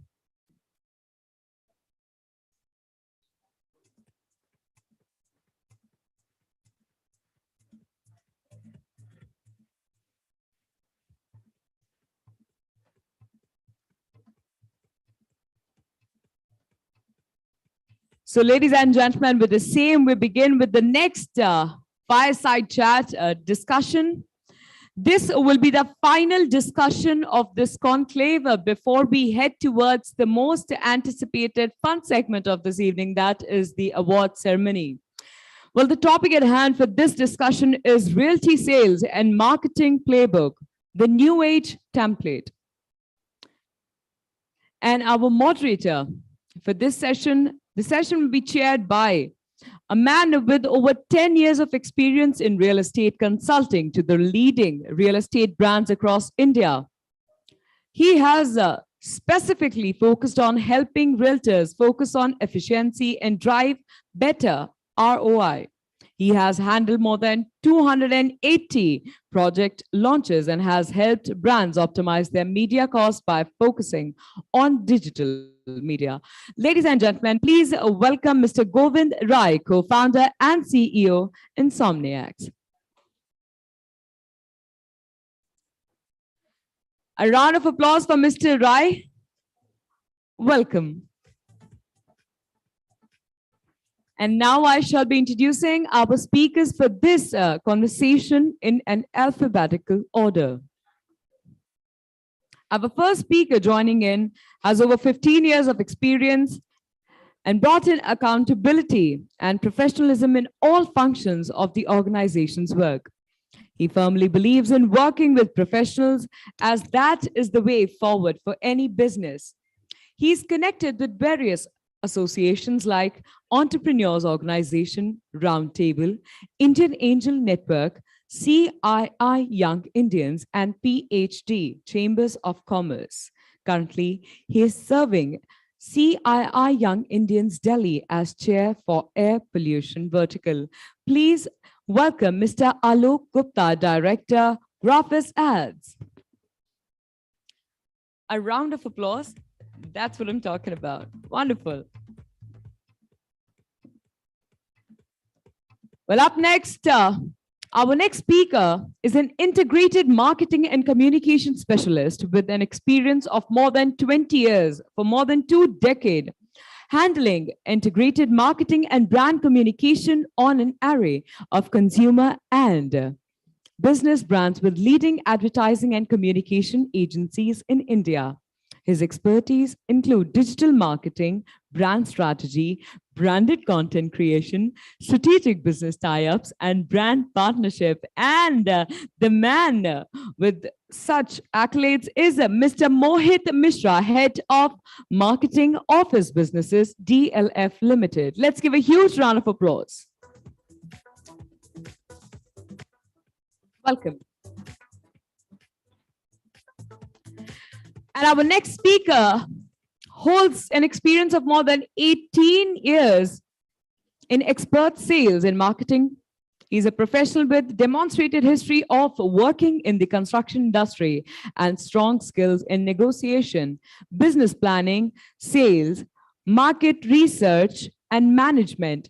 An MBA from Melbourne Business School. He has earlier been associated with prominent brands like Consigned Infrastructure, M3F India, and Unitech. Please put your hands together for our speaker, Mr. Rajat Jain, Head NCR, Sales and Marketing, Adani Realty. And completing this discussion here with us is a senior professional with a proven successful track record of 21 years in marketing, sales, strategy, business development, and leasing. He has cultivated deep insights in the domain of residential, commercial, and retail real estate markets across India. Currently, he is leading the marketing, sales, and leasing teams of M2K Group and handling the portfolio of residential, commercial, and retail real estate projects of the company. Please put your hands together with the man who's completing the panel amidst Dr. Vishesh Rawat, Vice President and Head, Sales, Marketing, CRM, and Leasing, M2K Group. A louder round of applause for the gentleman.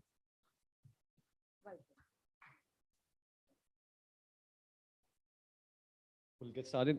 So thanks a lot to the Reality Plus team for giving us the opportunity. The agenda for today is a word that we all have fallen in love with, and that's change. And change brings a certain new templates. That's where the agenda for the day would be heading towards. So one of the things I wanted to tell today on my flight to Delhi, I was reading a book called The Big Tech Game by Anirudh Suri. So he was talking about जो पूरा humankind का जो evolution हुआ है, it first started with agriculture.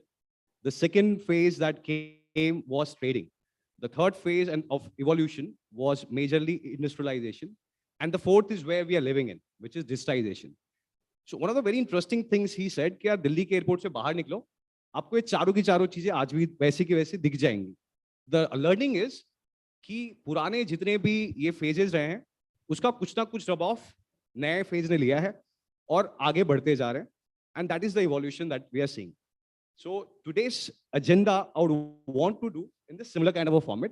Since it's a fireside chat, let's make it a little fiery if we can. And the idea is today we're going to talk about 6 sections. We are going to be distributing the next 40 minutes.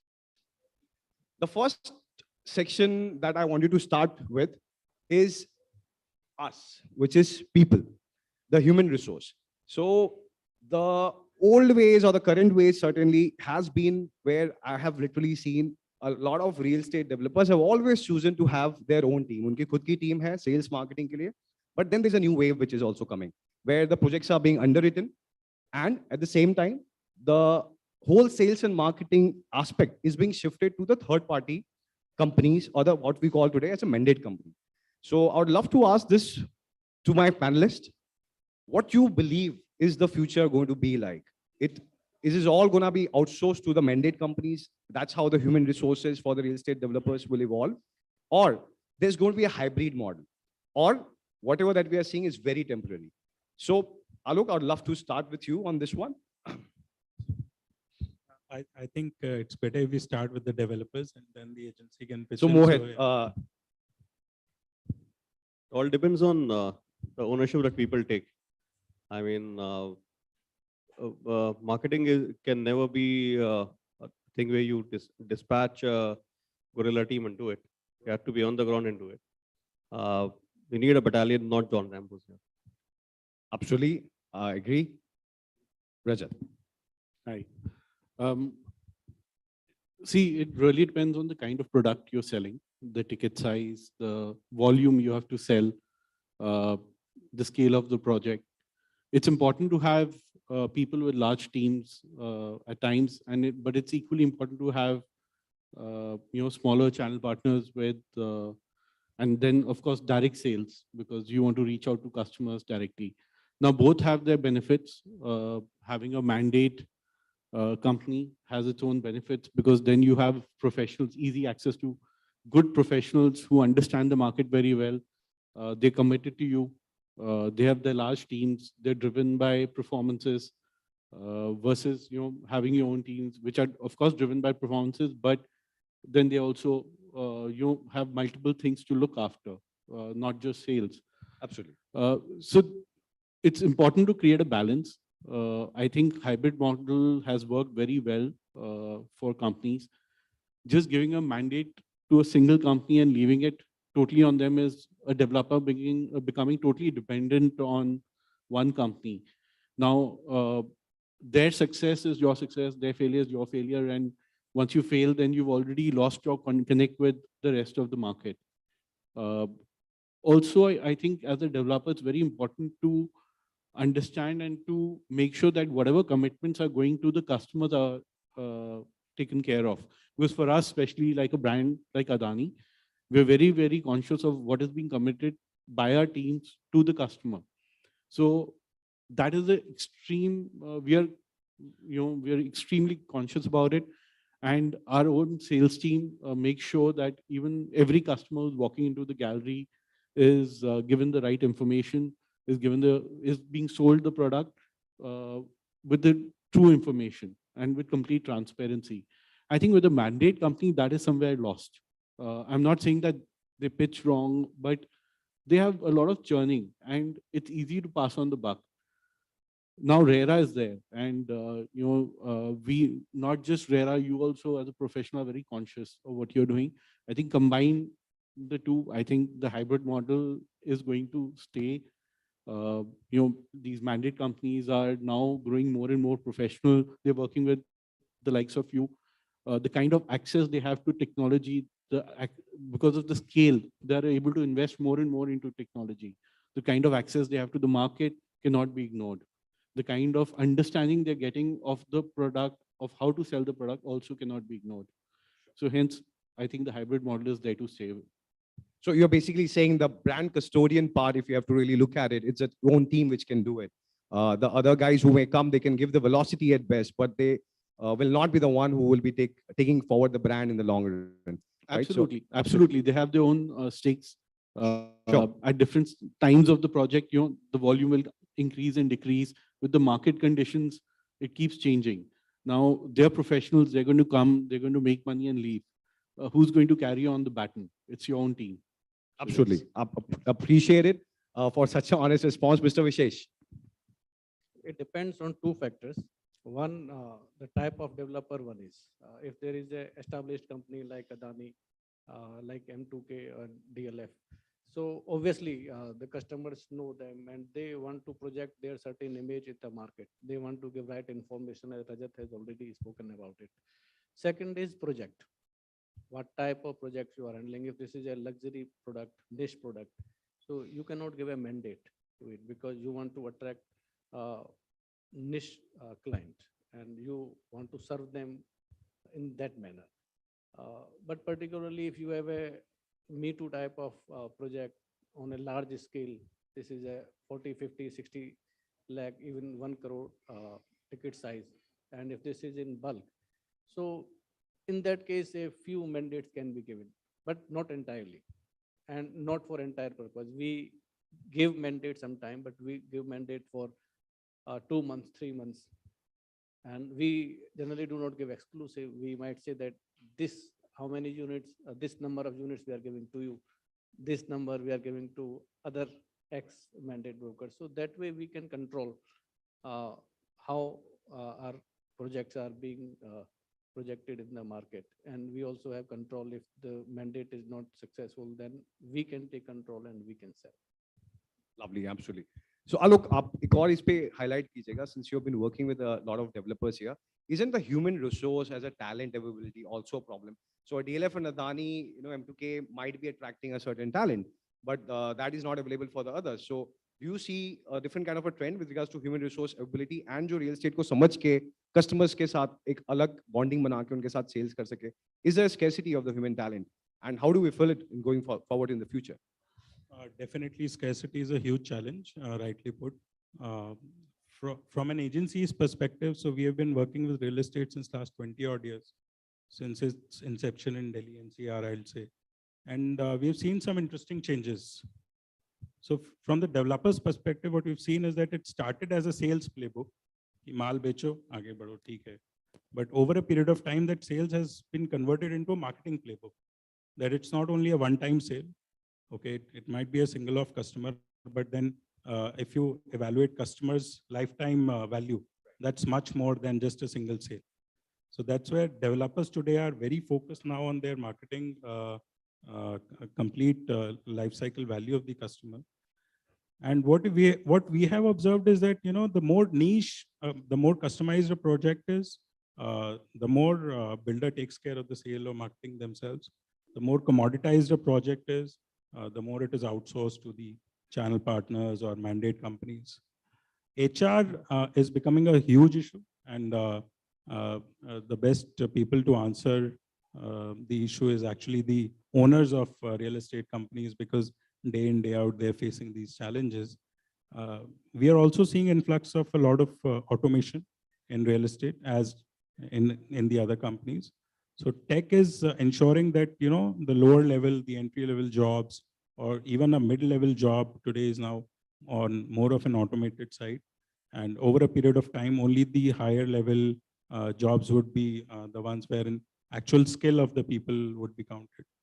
So those companies which are actually having those skilled people on board, they may be mandate companies, they may be tech-enabled companies, they'll be the winners in the longer period of time.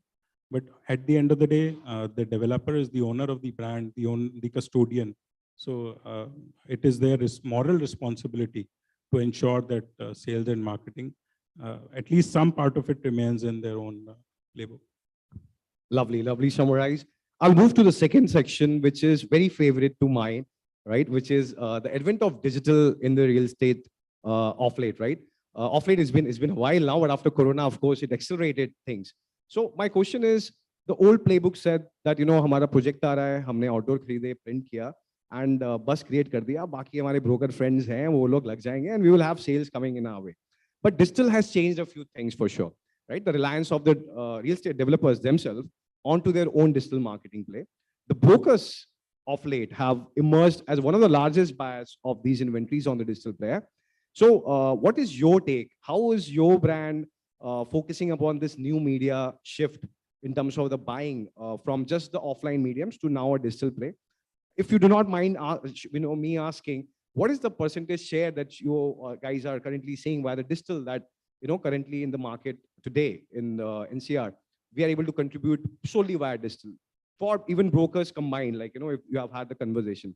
So Mr. Vishesh, I'd love to start this one with you, if you don't mind. Digital is very important nowadays because almost every customer starts his real estate journey online. So worldwide also, India is the second largest user of internet after China. So it has become key for every marketing effort. So digital earlier, we used to thought only giving, hiring Magic Bricks, 99 acres, digital agencies will do. But now technology has given lots of uh,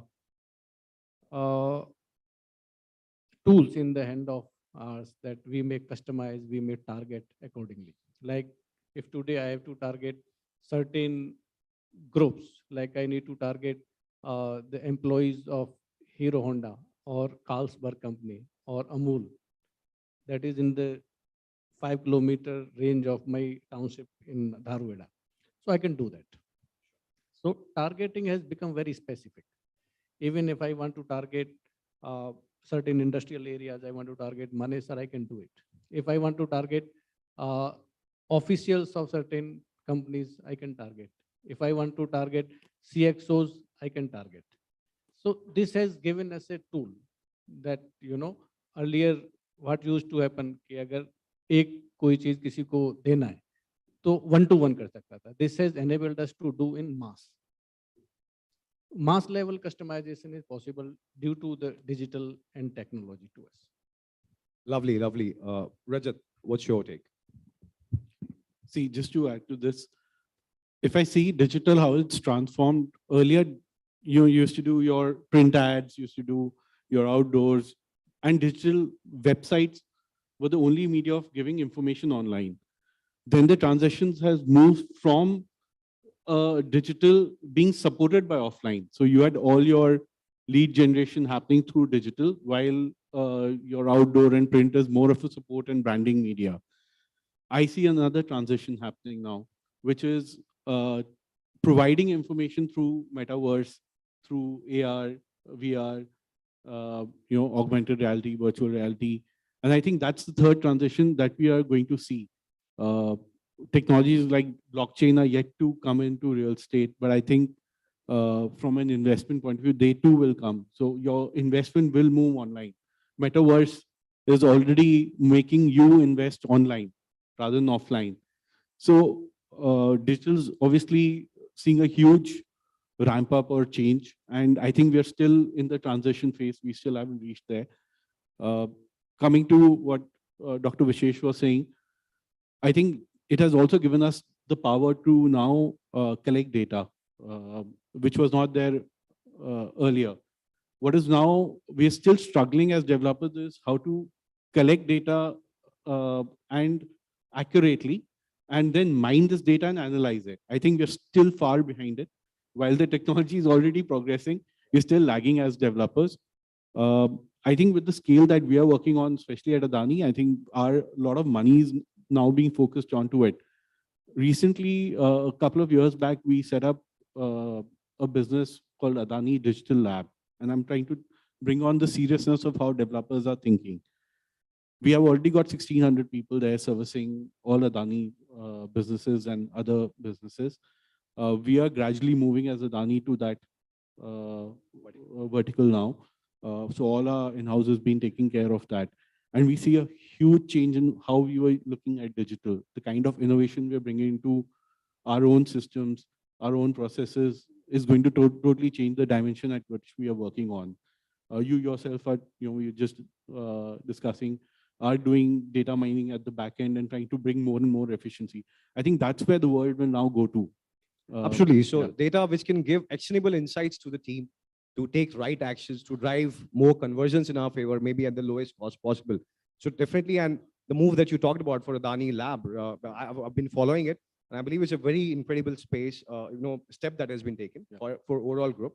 And definitely it will change the way, you guys have been operating as well. I think digital will also help us innovate in a lot of ways. For example, people who are not buying, why are they not buying? What are the solutions we can offer them? People who are visiting us give us a lot of feedback on what they're liking about the product, what is their demand, what are their needs. So the market has moved now, it's matured, and there is a need to create a product, as they say, what customer wants. I think digital is helping us do that. So I've been using a lot of customer feedback to design our next product. And it's really helping us understand what is the customer need, what is the customer demand, what is the customer pocket size. I think Magic Bricks, 99 acres have a kind of data which we don't have access to. They have a generic data. If we can start mining that data, I think that's a game changer for us. Absolutely. Absolutely. I totally agree there. And I believe we have a lot to catch up there. I'll do one thing. Mohit, what's your take on the similar topic? See, agree with for both my fellow panelists and how digitization and overall this role of AR, VR has helped their business.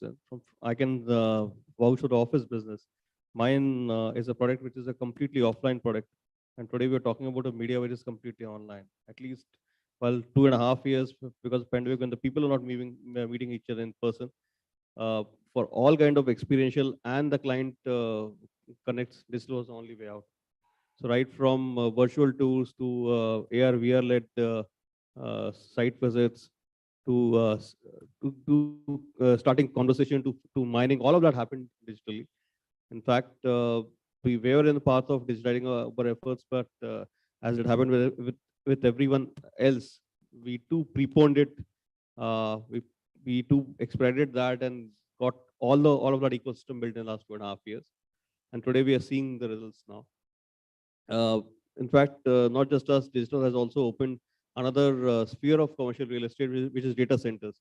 So I mean, Adani got into it. So is Adani doing it in Noida. We do have a project on which we is a data center is almost up to completion. So it's also opened another venues which people will not think of.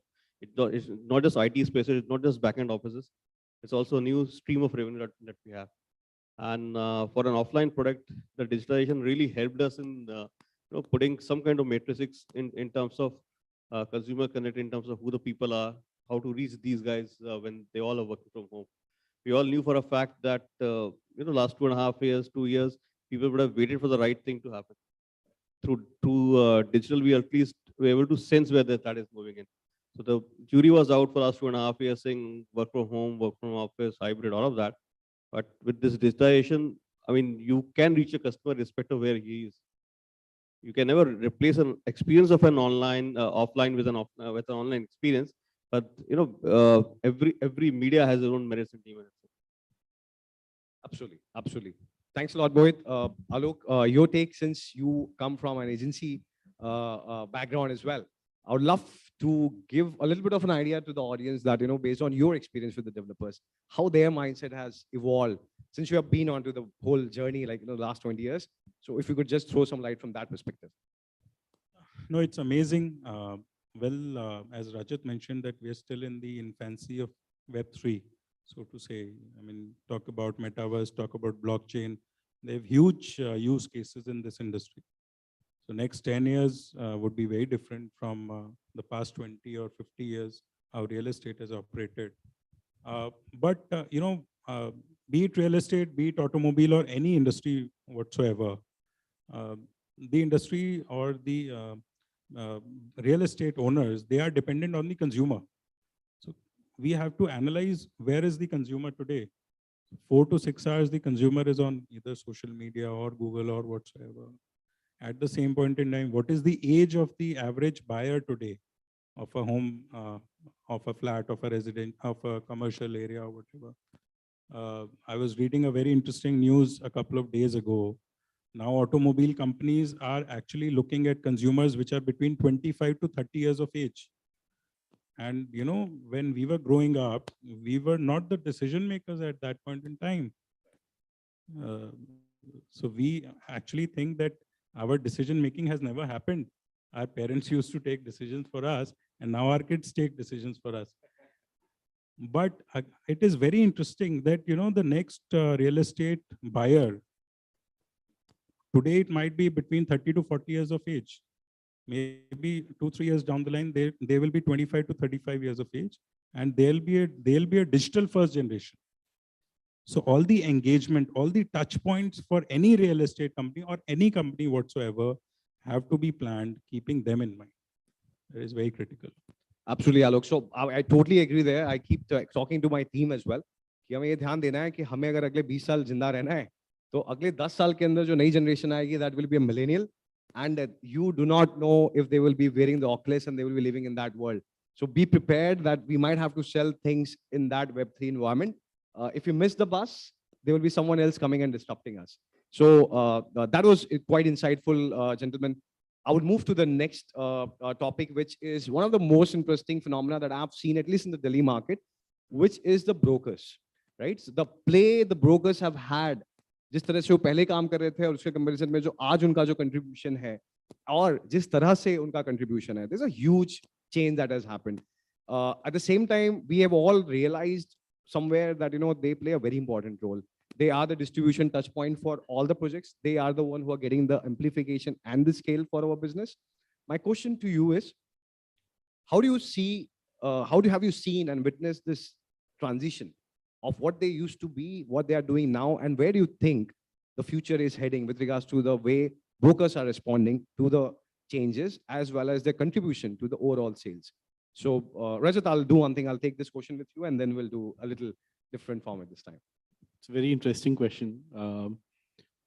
I think there's a lot of professionalism that has stepped into this arena, and we are seeing a lot of professionals now, ex-industry colleagues, who are now becoming I won't call them brokers, but I'll call them partners, and they're truly partnering with us, not just on the sales model, but product development, on customer service, on post-delivery experience. So I think there has been transition. Also from a technology perspective, they're also far ahead of a lot of developers. The kind of money they're investing on the online platform, the kind of backends they're creating is far, far superior to what a lot of developers are doing. So I think there's been a great transition. Also, the value they're bringing to the customers far high than what they used to do. The amount of transparency that was there in this business has increased tremendously. So combined, I think they're also thinking ahead. So there are a lot of people who are now creating platforms where customer can come, list their needs, and then they connect them to a lot more channel partners or a lot more developers. So we're using their platforms. They are also changing the game. So for example, a 4B network is now providing services to customers and developers which were never there. They're helping them create site visits. So smaller channel partners, they're assisting them with site visits. They're helping developers, connecting them to a larger bulk of channel partners. They're helping with home loans. So there's a lot of things that is happening in this market where the channel partners have changed the dimension of their own game. And it's quite heartening to see. Lovely. Mohit, your take on the same. Since you are typically dealing in the lease spaces for the commercial, and the contribution there is pretty high. What has the transition been for the commercial space specifically? See, we value our channel partners a lot. In fact, most of the guys whom we work are IPCs, right from partnering us on transactions to handling our facilities as well.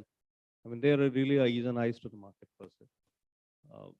So we look at them for what's happening in the industry, what are the trends. They're very close to the occupiers or the tenants, so to say.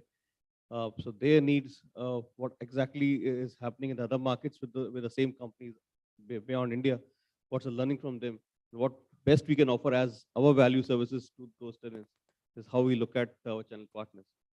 So I have a very interesting question. Since you said that the IPCs in India typically globally also there are 4 or 5 larger players. Now they used to use a lot of network effect to drive these sales, and that's the moat that they had towards their businesses. But now with the digital ecosystem, the technology ecosystem helping the lone wolf or the mid-level brokers as well, do you see in the future for the inventory that you carry, उसके अंदर ये जो हमारे जो brokers हैं जो mid level पे हैं, they will also be able to contribute to this part of the business that you are doing, or are you seeing any kind of difference? Rajat mentioned that point about the kind of professionalism and the kind of value the guys who are independent, they are bringing to the table. So I'm clearly seeing an upward trend happening there. I mean, just a skill set, somebody grabs it earlier, somebody gets it as a part of the system. So the guys that you're talking about, yes, they are right now upgrading, and they're upgrading really, really fast. Lovely. I'll love to see that, one day the IPCs are contributing only 50% of your sales and the local guys are pitching in as well because they can expand their horizons much larger than what they are doing today. So Alok, I will come to, for the same question to you. What has been your observation on this front? Well, if you see the journey, they, they started as brokers, then they became channel partners, and now they're mandate companies. So automatically the respect for the community has grown manifold. They have to be taken seriously, obviously. And good thing from the agency's perspective is we have more clients now to work with. So that's good. But yeah, very serious community. And if any builder plans any big project, they have hundreds of people ready on the ground to sell the project. At the same point in time, you see the market has opened up. Initially, if Delhi NCR projects would have been only sold in the 100-kilometer radius of Delhi, they can today be sold globally. And you have local mandates which can be given to these companies because everyone has their own specific pockets which they are specialized at. True that. Vishesh, I will ask one more layer to this. Brokers in today's time are using content also much more smartly than I believe a lot of developers are using. The way they are creating content to shoot a particular project or the locality. And that is engaging the audiences in a different way than typically what the developers used to do, right? So do you think that, that is changing and it is rubbing off, the benefit is even rubbing off the way they explain the products and the projects to the developers as well, because the kind of content they're able to make and the engagement they're able to drive for the projects that you guys are having. So do you see any change there because of the broker play? Last decade, developers as well as channel partners, both has evolved enormously. Now channel partners are not brokers, they are prop tech companies, say Square Yards, 360 Realty. So they're like a very professional company, and I would say that they are using technology in a far better manner than many of the developers I know. In size also, they have grown very large. 300 people, 500 people, 600 people, offices across the world in India, Dubai, United, UAE, US, UK. So they have become very large, no doubt about it. And once they have become large, they are getting funding, they are doing good sales, they have money. So obviously, they are getting new ways to sell digital content creation. And obviously, because they are so large, they are doing big numbers. So they have a cloud, they can negotiate with the developers. They're also getting better percentage of commission. So one way this is good, that you are getting a new set of people who are there to support developers. So in next few years, I see that there will be more of such broker communities will be there. One thing I will like to mention that regarding commercial and residential, there has been a bit difference in channel partners. In commercial, primarily IPCs are there, and mostly they are the only successful ones. But if you see in residential, IPCs are having teams. There are teams of 5 people, 8 people, 10, 15 people, but they are not doing that great. Very limited play there. Very limited niche inventory they are doing. If you see, even in NCR region, if you see in Mumbai region, they are doing only niche properties. So they are not able to grow their scale, but there are many other players who have captured that place. No, absolutely, I agree there. And since you talked about the brokers leveraging the technology, let me talk about two topics merged since we have a limitation in time. I will love to know how data and technology is transforming the way we did the sales and the marketing in the past vis-a-vis now. So how the developers or maybe the brokers as well, are leveraging data and technology to drive better possibilities in sales. And the most important part, while you do the sales, how do you keep the cost in control? Is data and technology helping us? What is the evolution you are seeing in that landscape? For this, Alok, I will start with you. Try to give whatever that you have seen and observed it specifically in the last 2-3 years. I think it's a very interesting point. My only input, or I think a significant input, would be that, every industry goes through a generational churn. Of late, what we have seen is that, wherein there is a next generation which has come in real estate from a real estate owner's perspective in last 10 to 12 years. They are comparatively very well equipped in transitioning their companies from I can call it a Lala-owned organization to a comparatively a very professional organization as such. Because, the previous generation usually used to work on their gut instincts. यहाँ ठीक है, ये नोएडा का ये project है, ये यहाँ पे अच्छा बिक जाएगा, ये यहाँ पे प्रोजेक्ट है, तो ये इसका सेल यहाँ पे अच्छा ड्राइव हो जाएगा. But today everything is about data. It is about, your past sales can easily tell you that where you could have advertised better to get a better return, to get a better yield, so to say. There are some projects which are actually meant from the NRI's perspective, but did the developer actually cater to their demand, to their expectations? So the play is very exciting, but I honestly feel that it's at a very infancy stage. Reason being that a lot of mandate companies and the internet first real estate companies, which are not into real estate development space, they have already captured the market, they've captured the data, and they are mining it at their end. So in true analogy, someone like a Zomato or Swiggy, they have a better data than the restaurant, which is actually making. So it's the same, someone like a 99acre or a Magic Bricks or a Square Yard, they have a much better data than the real estate developers. So we don't have democratization of data, which in future might happen with prop tech coming in. Absolutely, I totally agree. Mohit, I will add a layer here for you. When I say technology for the commercial use case specifically, one of the largest intervention has been how the Corona phase, we talked about it, the virtual engagement happened. But at the same time, now when the market is opened up, there is a huge opportunity where how the customer are engaging with your product onto the site with the help of technology as well, showcasing what's not even built today with the help of VR. Also, the technology use case in terms of the customer experience part of it, where your facility management, the property management, everything gets in, right?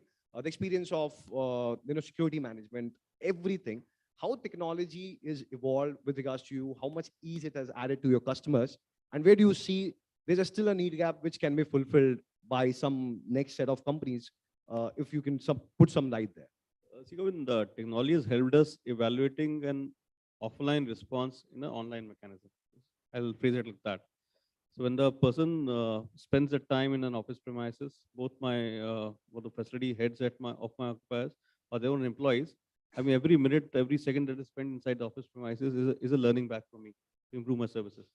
Now, earlier, all of these responses were captured offline. People used to say that when you go for your quarterly or half-yearly reviews, I mean, and getting into an discussion on engagement, it used to be discussion on complaints and stuff like that. Now technology has evolved that way that your ORM tools are now online. Even with the slightest bit of discomfort or something that you want to appreciate, it will come to you right away. You have to put something on a digital screen there.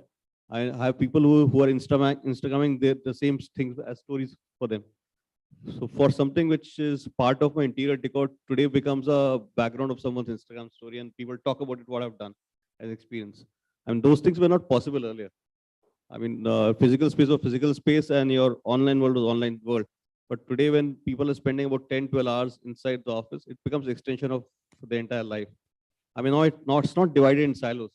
You come to office to work and play and to eat and to converse and socialize, and then you go back home. It's not just about, it's not a 10 to 6 work, and then you have the experiences of your social life outside. Now, the way we also building the amenities and the way we are integrating amenities, we also believe in this thing that you step in as an individual in the morning and you step out as a person who is much more learned, who is much more experienced about various phases of life. That's the way we look at office spaces now.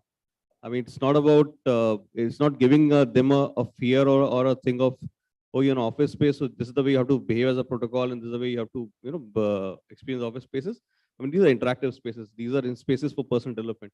People waited for these things for 2.5 years while working from home.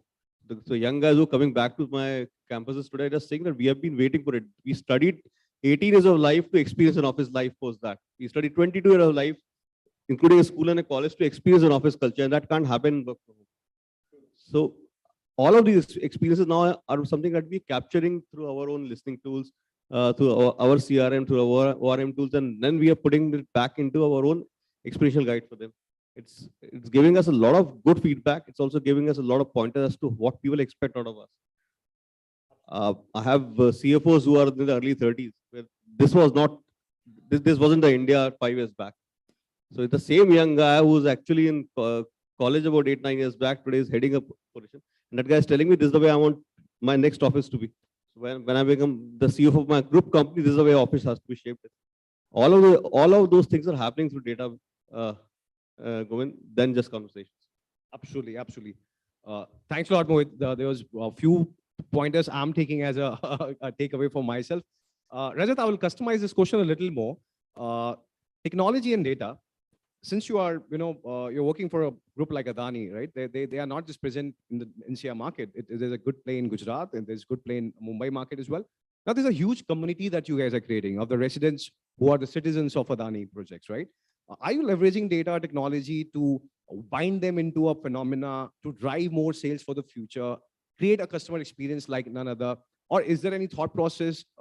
How do you see this? That, the real estate developers using their own strength of the community that they have developed to leverage it into the future for the branding part, for the selling part, for the engagement part of it, or the experience part of it? So yes, we are doing it. A lot of it is still work in progress. Some of it is confidential. We are sort of bound not to share. You can just touch upon what can be done, right? I'll just say that there are various softwares when you are at a pre-sale stage, when you're at a sales stage, when you're during. So when you say sales, it's a booking stage. Then there's a software which you can use during the post-sales period, and then one is post-delivery. So there are various softwares. We are at Adani trying to, number one, acquire the best technology possible or build it ourselves or integrate. And now we're trying to seamlessly integrate all 4 parameters of the business, which is not there. We've not found it anywhere till now, especially post-delivery. Absolutely. So we're trying to buy companies, or we're trying to look for companies which we can buy and then seamlessly integrate. We're also now looking to seamlessly integrate customers and communities across all our businesses.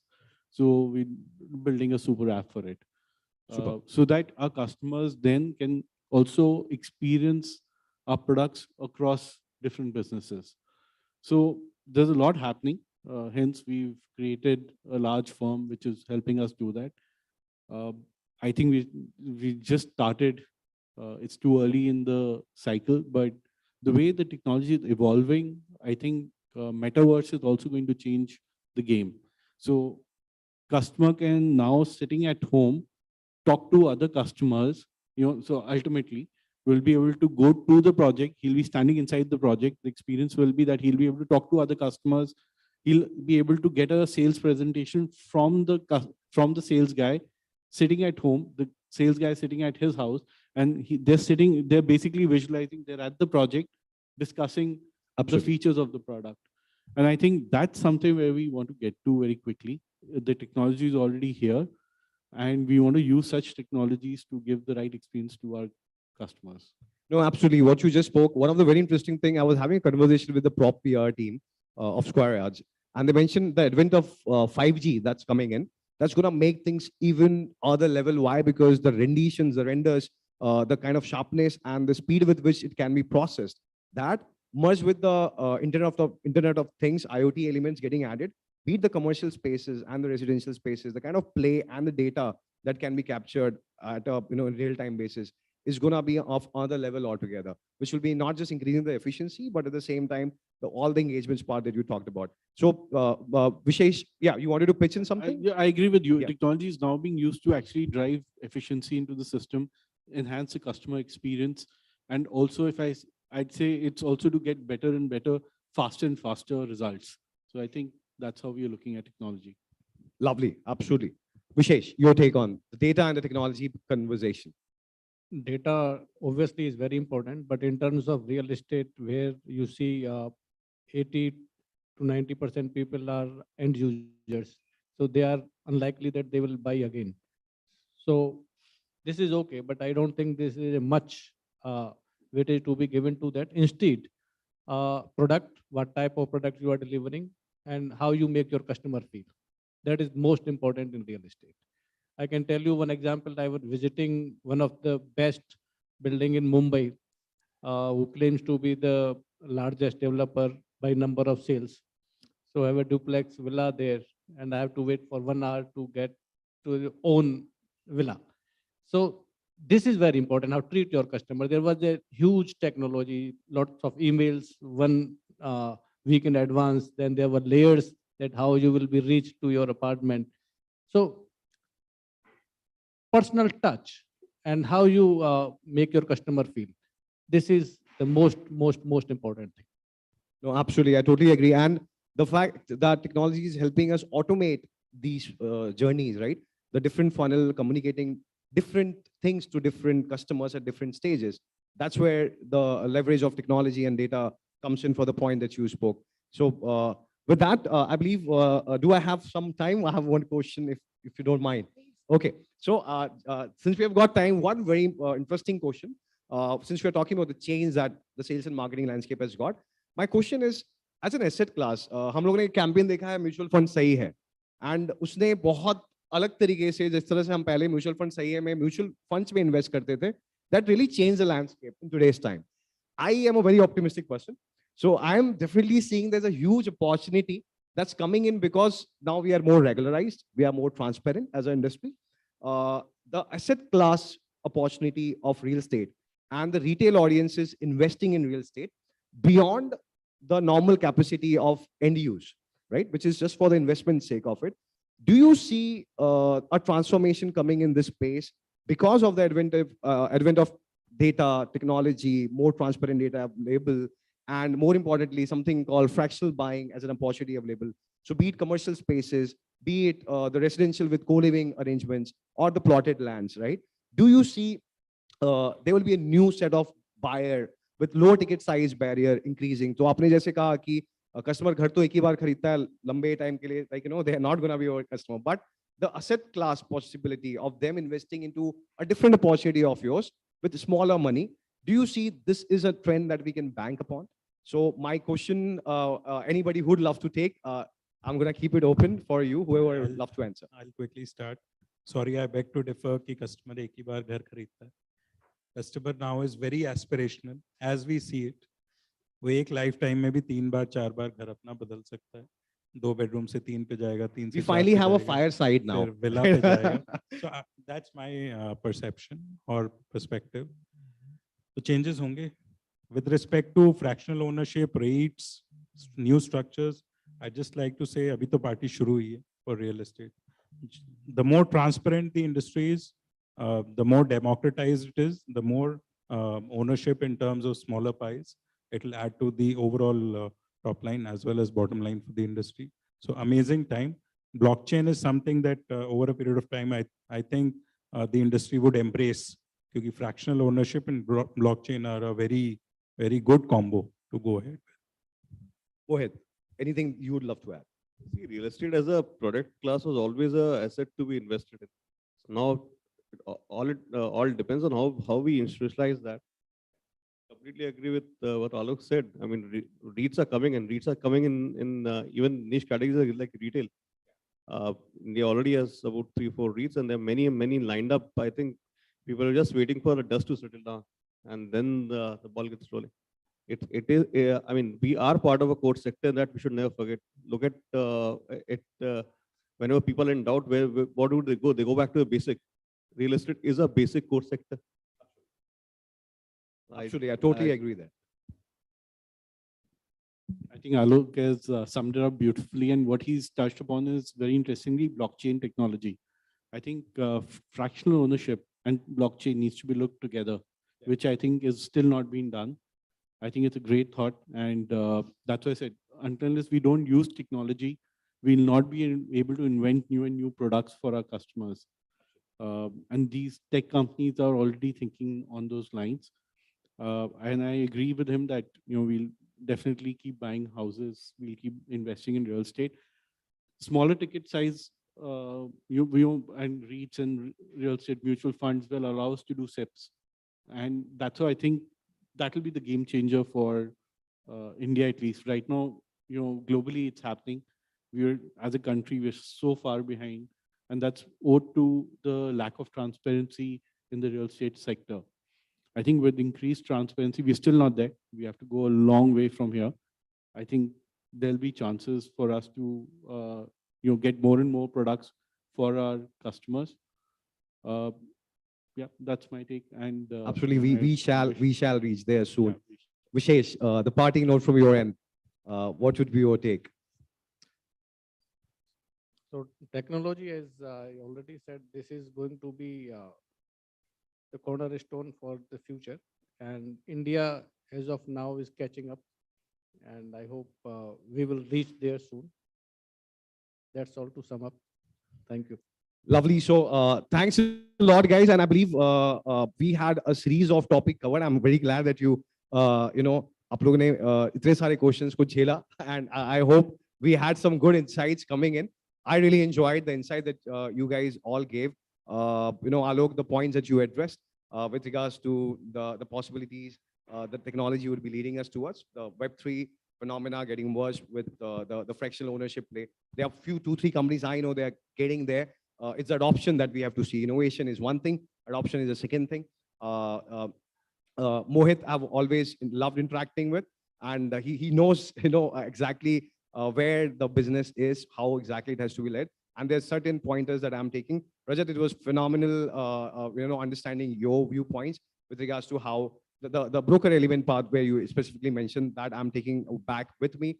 And Vishesh, with regards to you, the customer, the expectations that you talked about, yeah, definitely that's something that I believe we all have to work harder, go towards, try to add as much transparency as we can to make the possibility of tomorrow much more brighter. So with that note, I believe that's pretty much it from my end. Well, I believe this discussion, this fireside chat would be incomplete if we do not give a chance to our audience to put up a question. Would love So a couple of minutes more if anybody has any question. Can we please pass on the mic to the gentleman?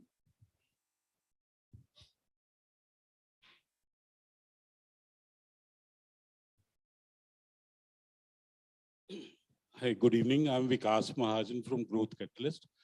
As far as real estate is concerned, I'd like to ask from you people, there are so many other industries and they are organized industries and there is a lot to learn. As far as this myth is concerned, कि customer एक ही बार घर खरीदता है, and I challenge this myth, and believe me, in a real estate company, 300 sales out of 600 was from the end customer only, because they became my brand ambassadors and they were able to make those 300 sales from the same people. Because if we are asking the right question, if I ask you कि आपका neighbor कैसा होना चाहिए, वो कहता this guy, okay, call him, attend the party, and he was the buyer. And see, we are acting as a closed industry. Why not we open? Because I worked in 4 different segments of different industries. There's so many good things which we can copy and use in this industry also. Just wanted to share this.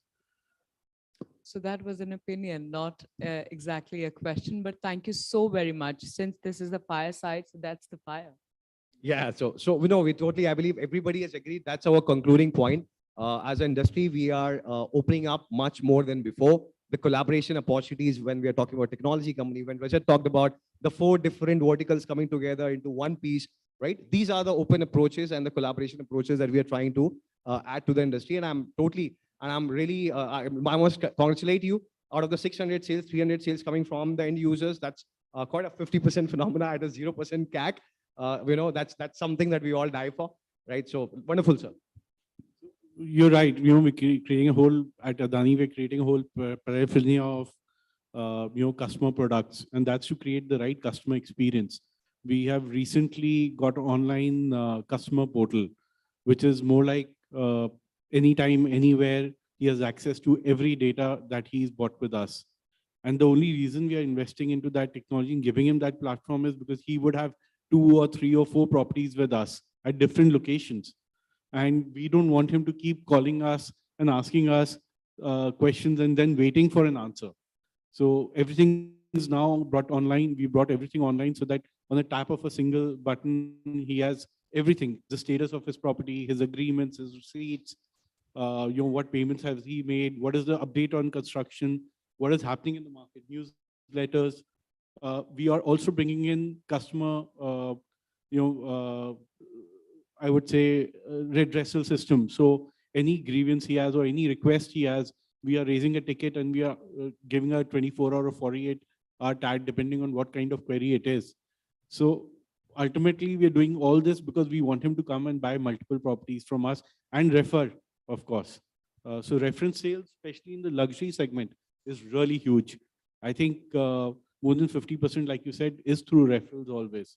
No digital platform or any other platform can beat referral sales. The quality of conversion and the ratio conversion is very, very high on referrals, right? We totally agree with you as a panel. Yeah.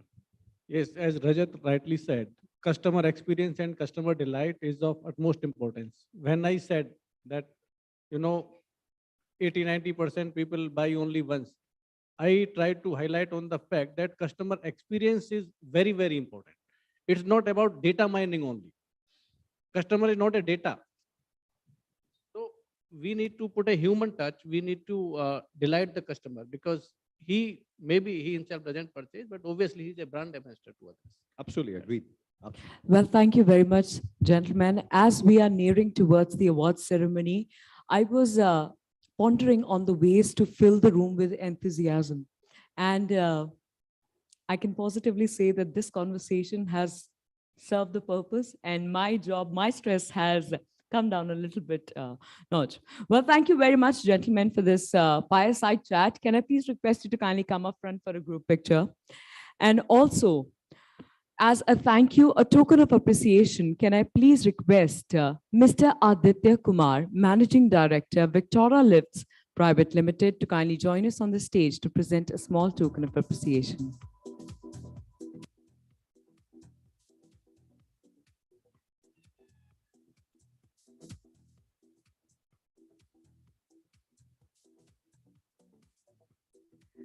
Welcome, Mr. Kumar.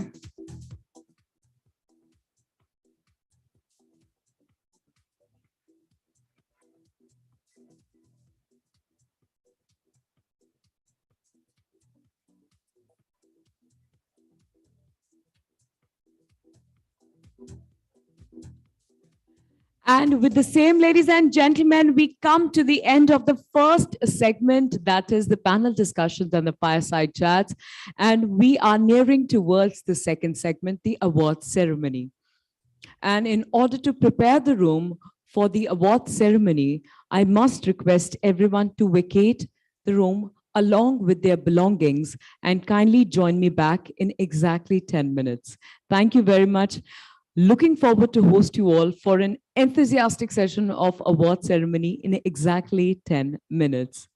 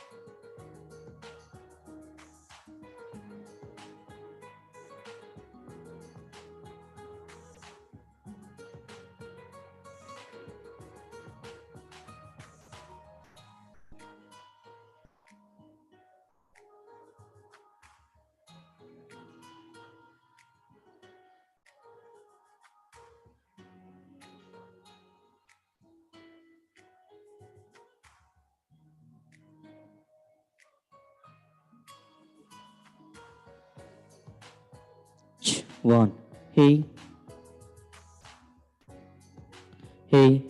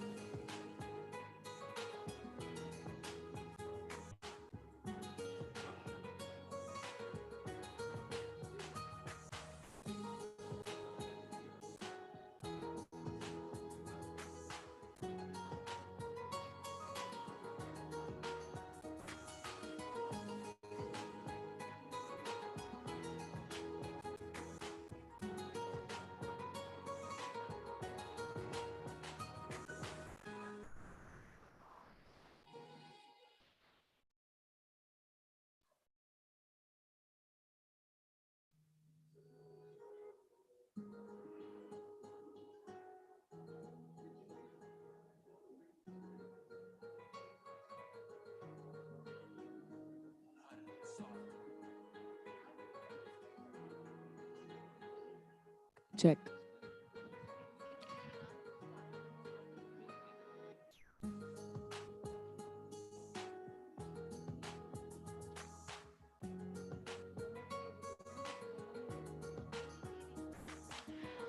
Good evening, ladies and gentlemen.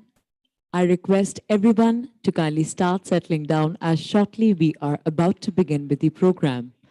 I must remind you to kindly put your mobile phones on silent mode or vibrate only mode.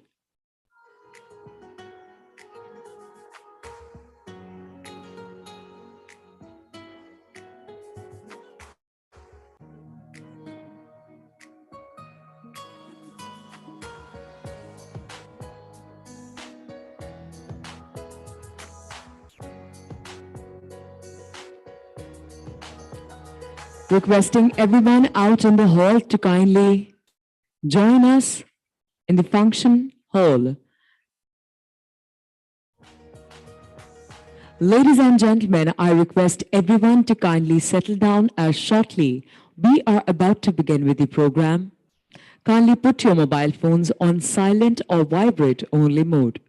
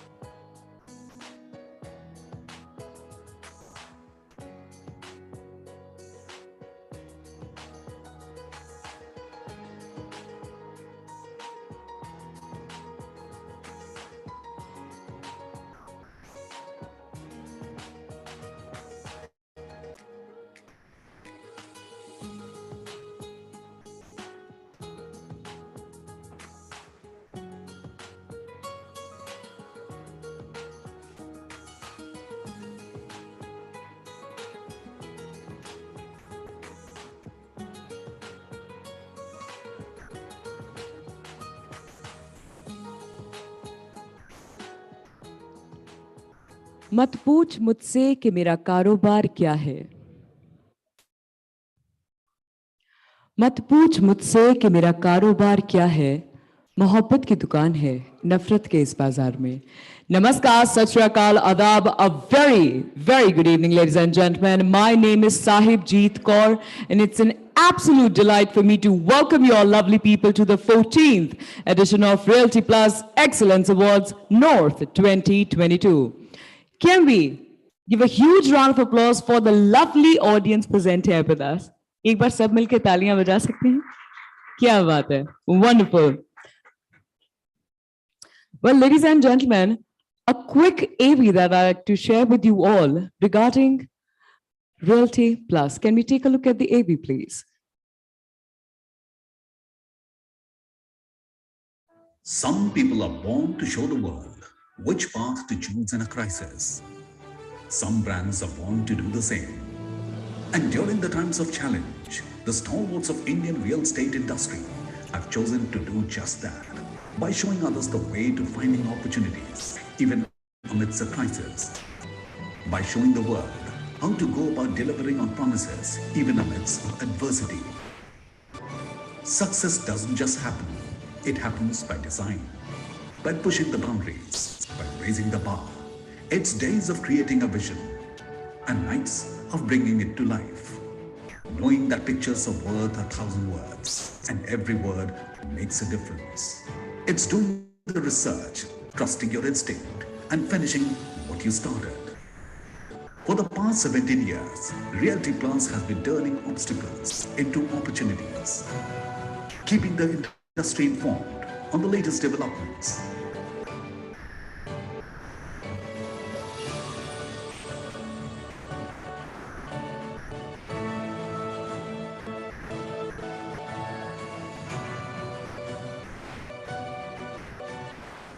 Innovating to inspire debate and discussion.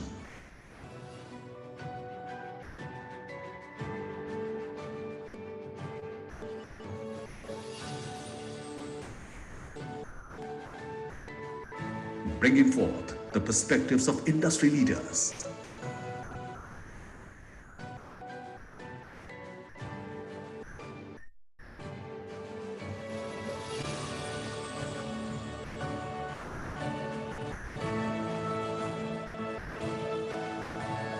Honoring hard work and achievement.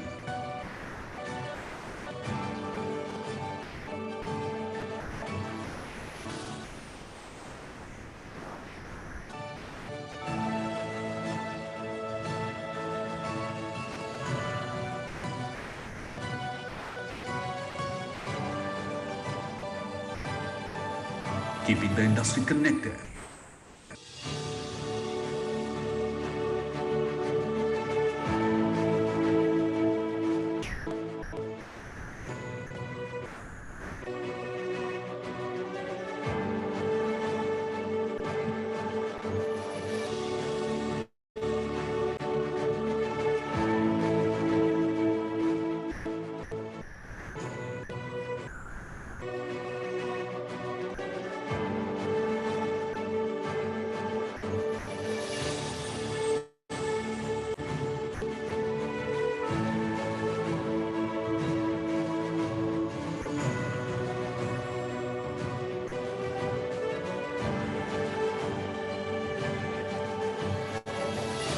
This is what we are built on.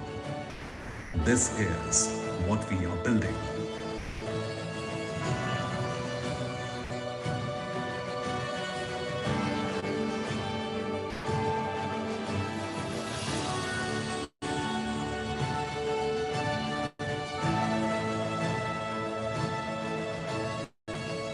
We are Realty Plus, and we lead the way.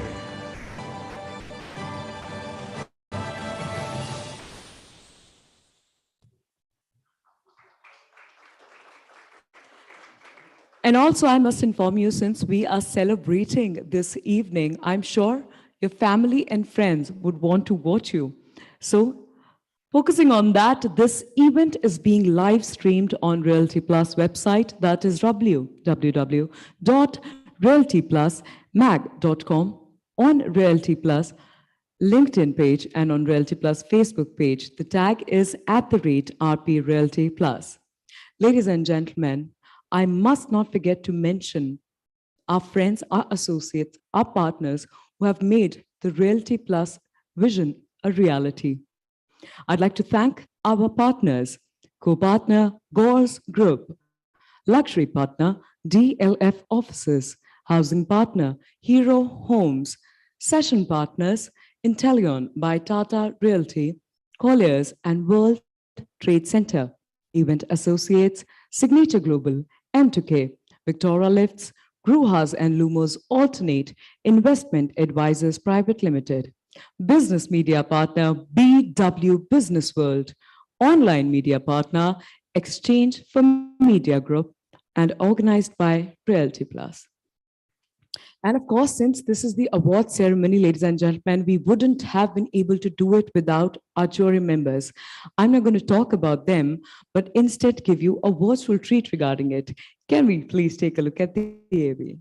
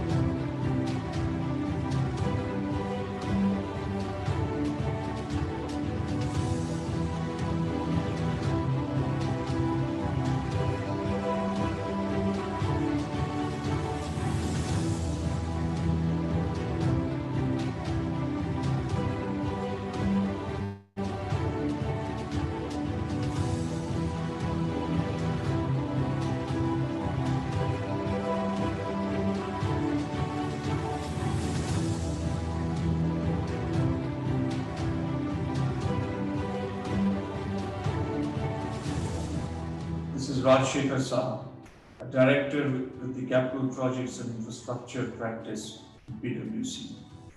I'm happy to be one of the panel members in the jury for the 14th Annual Realty Plus Excellence Awards 2022 North. This prestigious award focuses on the leading practices of the realty industry and awards the commendable efforts for the year. And this year, it's even more significant because of the industry turnaround after 2 years of COVID period. The awards shall cover all the aspects of the realty industry with a special focus on innovation and sustainable design, development, and environment-friendly practices.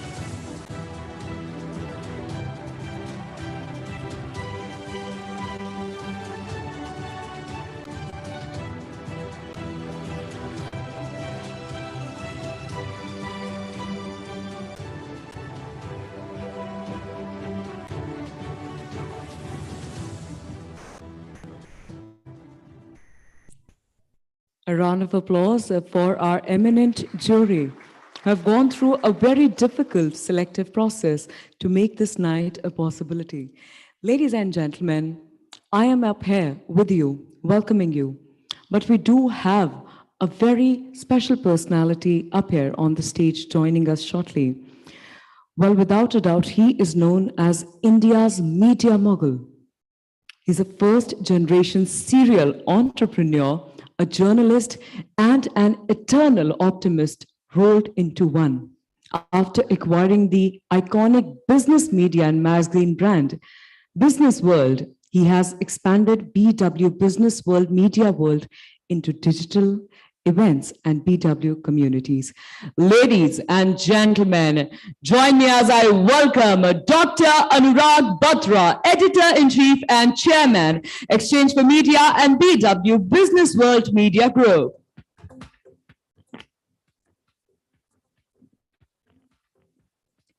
Good evening. It's my honor and privilege to be here. First of all, I'd like to acknowledge the presence of Shri Snedeep Agarwal ji, who is the chairman of Bhartiya Enterprises, and he represents a new breed of real estate entrepreneurs who came into real estate possibly a decade back, and look at what he's made of his Bangalore, Bhartiya city. So, Mr. Agarwal, for being a true flag bearer of this new breed of real estate entrepreneurs who have done it at a scale and a quality that defines Indian real estate. So thank you for doing what you do. Please give him a big round of applause. One of the reasons I'm here today is because he's here. Second is Mr. Anshuman Magazine. I met him almost 26, 27 years back. And in the last 3 decades, if there are 5 people in Indian real estate who have contributed to the growth of this sector, Mr. Anshuman Magazine would definitely be among the top 3. So, Mr. Magazine, thank you. And I know this, and you know that I'm not overstating this, Another person, when Tripti told me who's coming here, and I said, I'll come, I anyway would show up anywhere Tripti wants me to show up, is Mr. Vikul Rungta. I do patronize him a little bit. When I meet real estate people, I tell him I know him very, really well. And I must say that a real estate, I'm not going to pass a value judgment. There are all kinds of investors. One of the most ethical people, conscientious people apart from being a very successful investor in real estate, Mr. Vipul Rungta. I have had the good pleasure of knowing him and his family. I think he comes from a very illustrious family. I'm sure he'll be even more accomplished than his dad by the time he gets to his father's age. So Vipul, thank you for being here and what you do again with his almost $4 billion investment, which he leads from HDFC Capital. He's the MD and CEO of HDFC Capital, works directly with Mr. Parekh. Our business is about human capital. There's nothing in it. Whatever you dream, it can only happen if people do it. And while I started it, and this is the 18th year and 4th month of Realty Plus, I remember it, Mr. Agarwal, the same day my daughter was born, and after a couple of hours, I went for the launch of Realty Plus, and my wife still tells me, "Oh, you went away for 4 hours." So, it was born on the same day as my daughter was born. So really, Realty Plus is led by Tripti Kedia. She's worked with us for the last 15 years. It's really her enterprise. Of course, today I was sitting there and just making notes on how she should take it to the next level, and she'll get a long mail from me tomorrow. But really, Tripti, supported by Ms. Sapna Srivastava, who's the editor of Realty Plus, have made sure that Realty Plus stays at the forefront. So I want to, all of you know Tripti and Sapna. I do want to congratulate them on making sure Realty Plus stays relevant. I don't want to tell your practitioner, your leaders of real estate. I don't want to tell you what's happening in real estate, but just to contextualize the awards, I think the time when we met in almost, today is 30th November, tomorrow will be the 1st December 2022. I think the last 10, 12 months have really been a fantastic time for Indian real estate. Indian real estate has genuinely been resilient. It has recapitalized itself. It's recalibrated itself. And most importantly, I hate to say it, but I'll have to say it as it is, that it separated the boys from men, or ladies from girls. I don't want to be chauvinist. We try to have enough women on our jury, equal enough women in our panels. I think people whose fundamentals were strong, who had less debts, who were very customer centric, who were willing to look at their valuations in tough times, who were building products that were affordable. In India, luxury sells. Look at what DLF has done with what it is doing. But at the same time, people are price conscious. And again, Vipul has been a champion of affordable housing, and tier 2 and tier 3 cities. He's funded developers to be able to do projects there. I think we are meeting at a time where real estate is really doing well, and possibly the best 3 to 6 years for real estate are ahead of us.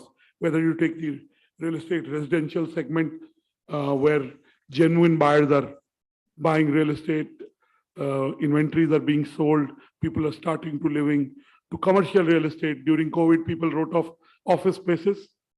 And you know what's happening with office spaces. They've got remodeled. And A-class office space will never be out of sync. Organizations on the back of IT, ITS, e-commerce, well-being, you need office space. People want to come out. Experiential is back, whether it's in the office space or in hospitality. Warehousing, thanks to e-commerce, a sector that was a sleepy sector, very profitable, but not that sexy. In the last 2 years, that's a sector that has started to grow. Retail. In COVID, everyone wrote an epitaph of retail. Go to a mall, look at the footfalls. Of course, things can be better, and they will be better. But my hat's off to the real estate players who have been pragmatic in understanding and recalibrating what they are doing, and it augurs well for India. So I want to congratulate you, and we at Realty Plus hopefully be around over the next decade in even a stronger form. I see my friend Ashish Kaul. I started in media 22 years back. He used to be a big guy, and now he writes books, does cultural festivals. I also want to plug something that is a passion project for me. I keep saying whatever achieved Agarwal Saab is first because of blessings of my parents. Even loss of hair. My dad has no hair, so I told him when I grow up, I want to be like you. So I almost look like my dad now. Second is God's blessings. Third is a lot of my friends who helped me, including Vipul. I can't tell you the stories, but someday in my book. And there are other people who helped me. Fourth is, of course, my wife's luck. Right, Vipul, you met my wife. And fifth is the books I read. So I'm doing India's largest book business literature festival in 21 cities. The best business book authors who are also big achievers in life. I start on 3rd December, Saturday, at the Roseate House. We start with Bibek Debroy. We have Gurcharan Das. We have Dr. Kiran Karnik. In the evening, we finish with Karan Bajaj, Karan's 5th book. And we do it on 11th January at the Leela Gurgaon.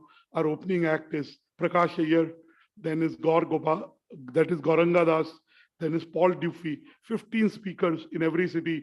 We have not repeated a speaker as an author. We have not repeated a moderator except me. Some perks of being who I am. So I just want to say that, at the end of the day, knowledge is very important. Authors have a lot to offer. It is a very interesting IP. It's interesting people talking to interesting people and interesting people in the room. I was telling Mr. Agarwal, knowing how busy he is and choosy with his time, that I know you value your time, all of us do, but it's a good place to spend time. So it's 3rd December at the Roseate House. If you need invites, you can ask Tripti or you can ask Nandini, my colleague at Business World. We're also launching India's biggest business book prize. My jury comprises Gurcharan Das. I don't have to tell you. He's your neighbor. He's in Jorbagh. Sorry, he's not in Golf Links. He's in Jorbagh. Anshul. And Suhail Seth. Suhail has many prowesses, but he does read a lot of books. I know it. He's very sharp. I have Prakash here on the jury. Again, I told Prakash his books won't be judged because he's on the jury. He can choose. And I have an eclectic jury, 10 people on the jury. So it's 30 lakhs business prize, 15 lakhs for the best book, 9 lakhs for the first runner-up, which will be awarded at the end of March and first week of April. I have a surprise speaker who you would want to listen to. He built a multi-billion-dollar company. He's just written about his life's journey. He's about 75. He's a German. I won't give you his name. Built a big shoe company. Now there's not too much of left to imagination. Next year at my IBLF, I aspire to bring Michelle Obama and Anthony Robbins, 2 authors who really have inspired me. So really books are a very integral part of my life. If there's one thing that I want to spend doing more is reading books and hopefully from next year writing books. My daughter beat me to it. She wrote a book last year and it got launched this year. So I really wanted to use this opportunity and your attention to plug IBLF. We're starting with 21 cities. Every city, the venue is a venue that is accessible and it's of a certain kind, because except for Delhi, every city has music, it has arts after and we also brought in people like Mr. Anupam Kher, Manisha Karala, who all have written books and they're non-fiction books, even if they're not business. So there are 1 or 2 authors, they're not strictly business, but they are in the space of what I call life, leadership, innovation, future, and entrepreneurship. And we're doing a big festival of life in March 2024. So just want to, those of you who love books, I told Tripti that why don't you do a IBLF and Realty Plus collaboration? People who've written books on real estate or architecture or books are distilled wisdom. The tagline of IBLF is where business meets wisdom. I mean, you can meet Mr. Agarwal or Mr. Magazine or Vipul and you will get wisdom.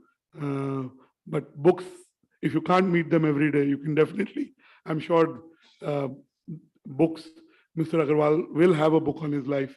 And my dream is to own a book publishing label. My friend Anuj Bari of Bari Sons, the year I bought Business World, he brought Westland to me and he was asking for 20 crores. I said, I don't have 20 crores. Can you get me in 5 crores? And eventually sold for 18 crores and in 6 months was valued at 200 crores. But now I'm working with Anush to launch a book label next, because that's my passion. Ashish, you know it. So books are something that lead to knowledge. Knowledge leads to everything else, happiness, satisfaction, wealth, good habits. Books can lead to, if you put what you read in books and you put 10% of it. I think at your age, you know everything, but it's still good to get reinforcement. And I came across a research yesterday. I was preparing for my opening session at IBLF. The people who read books live longer, and I'm not, you can Google that, so I'm not, it's not something I wrote. So really, if you even want to live long, read books. They make you calmer. Sometimes human beings make you worked up, but books can make you calmer. They don't bite. Pets and books are the best companions that you can have. Enjoy the Reality Plus evening. My salute to the leaders of the real estate. My gratitude to my colleagues Tripti, Sapna, and the whole Realty Plus team who do a fab job. And I'm sure as we move into 2023, we will be even stronger, better, and serve you better. Thank you. Congratulations to you, Mr. Agarwal. Congratulations to you, Mr. Magazine. Congratulations to you, Mr. Rungta. And to everyone, I saw Mr. Agarwal of Signature walking in. I know he told me in the morning that his IPO has been approved by SEBI. So look forward to your IPO. I don't buy shares, but my wife does. So I'll tell her to buy some shares. I'm sure you will do very well. Thank you. God bless you.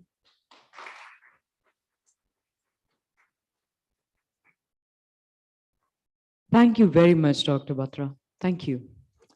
Well, ladies and gentlemen, before we begin with the awards ceremony, we have a very relevant and very anticipated segment of the evening. That is the fireside chat. And joining us for this fireside chat, ladies and gentlemen, are the luminaries of the real estate industry. Well, the first person that I'm talking about has more than 4 decades, more than 40 years of experience across fashion and real estate industry. The gentleman believes design thinking is a tool capable of creating better living and is able to make people feel more fulfilled. Starting back in 1978 and spending 9 successful years in the carpet industry, he formed strong export ties abroad. In 1987, the business diversified and forayed into the world of fashion, establishing Bhartiya Group. 2 decades later, in 2007, Bhartiya Urban was established with the Bhartiya City project in Bangalore. Ladies and gentlemen, this man is now extending his expertise to create master planned communities in India. With a huge round of applause, please welcome Mr. Snehadeep Agarwal, founder and chairman, Bhartiya Group.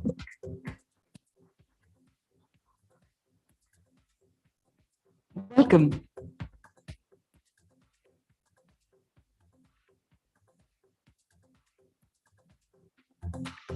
Up next, joining here, ladies and gentlemen, is the gentleman who has experience of more than 2 decades across the entire spectrum of real estate, from retail mortgages and retail estate transactions management to wholesale credit and private equity, and the creation of institutional framework for the standardization of mass affordable housing.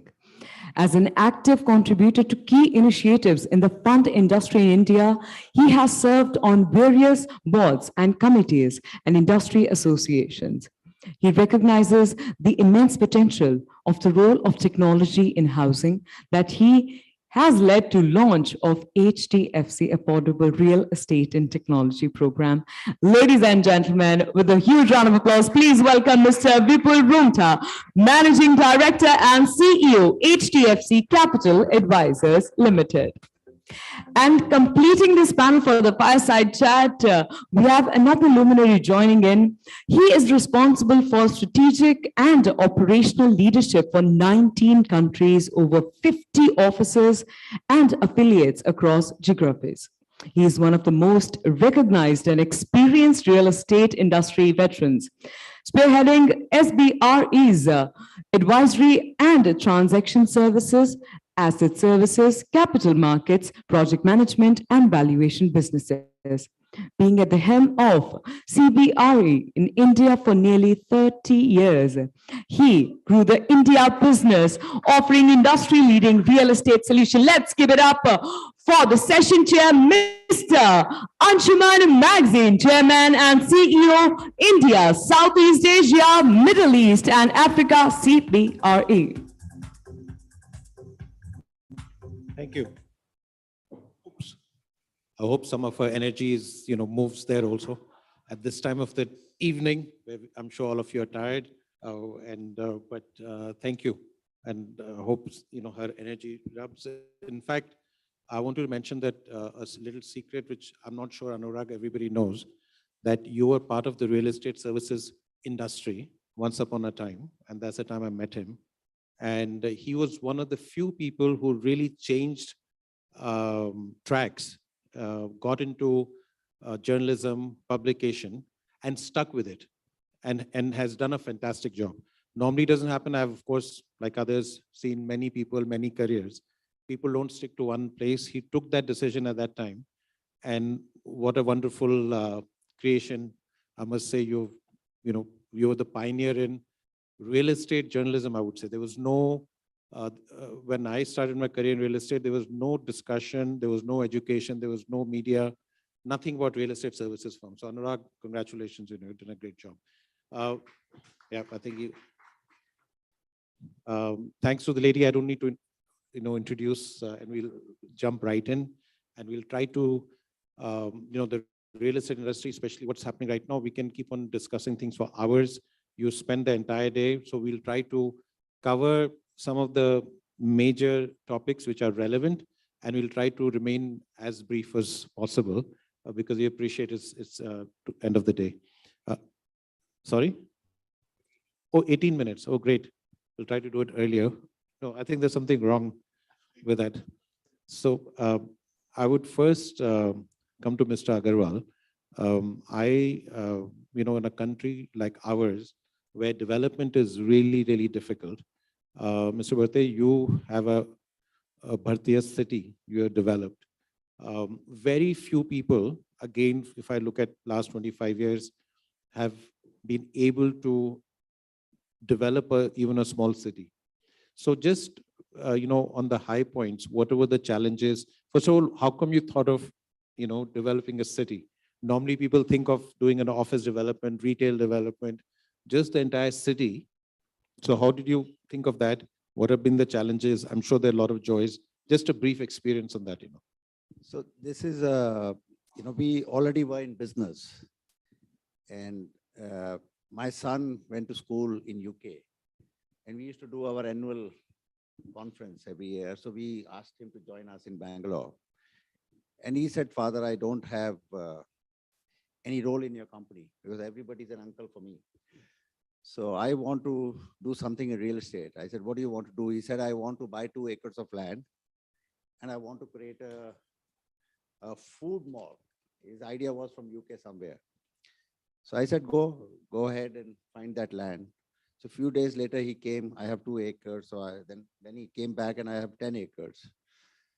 So until then, I have been traveling last 40 years around the world, visiting towns and cities.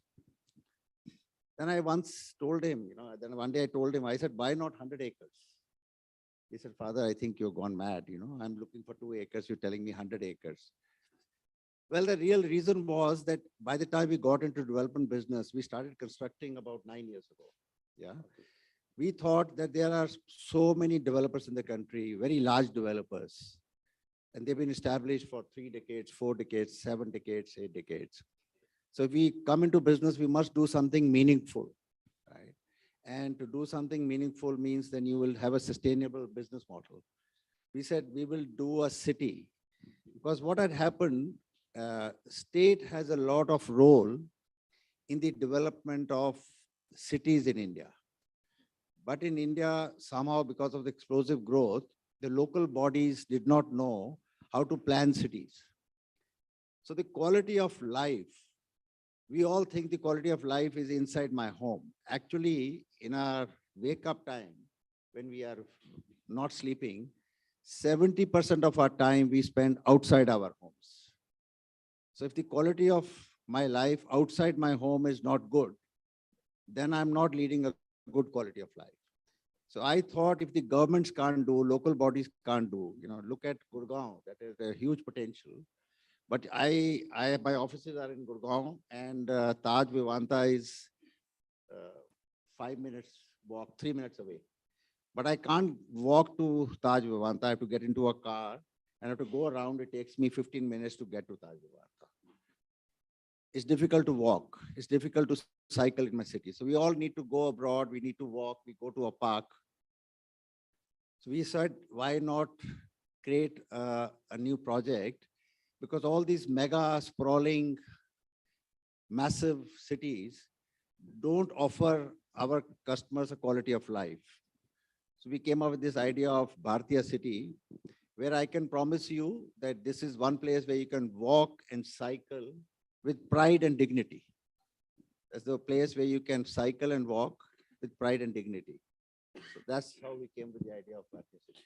No, great, fantastic point. In fact, when there are people I know who live in Singapore from India, and they say one of the reasons we're living here is at least we can go for a walk. If you look at Indian cities, you can't even go for a walk outside your house, leave alone cycling. And that's a very interesting point, and I'm glad you looked at that. And of course, COVID has pushed us back into homes, but now everybody is coming out. And this is a very interesting point you made, that we don't think of living outside. If you go to the tier 2 towns in India, you will see people have made really fancy houses, but outside the house, the road is broken and they're not bothered.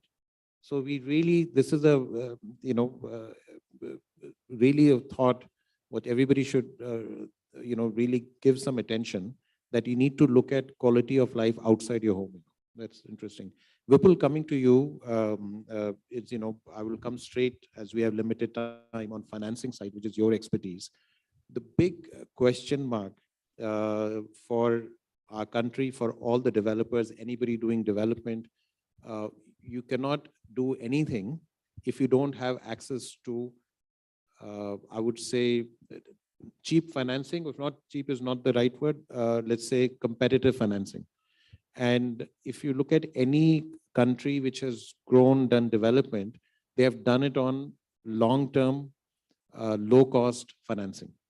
So I you know what I'm alluding to, but in India, we have struggled with that in the past.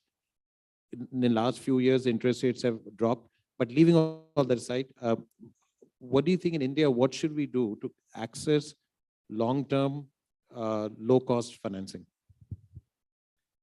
First of all, going for a walk, you have to step out of South Delhi. If you come to Gurgaon also, you can't go for a walk outside your house.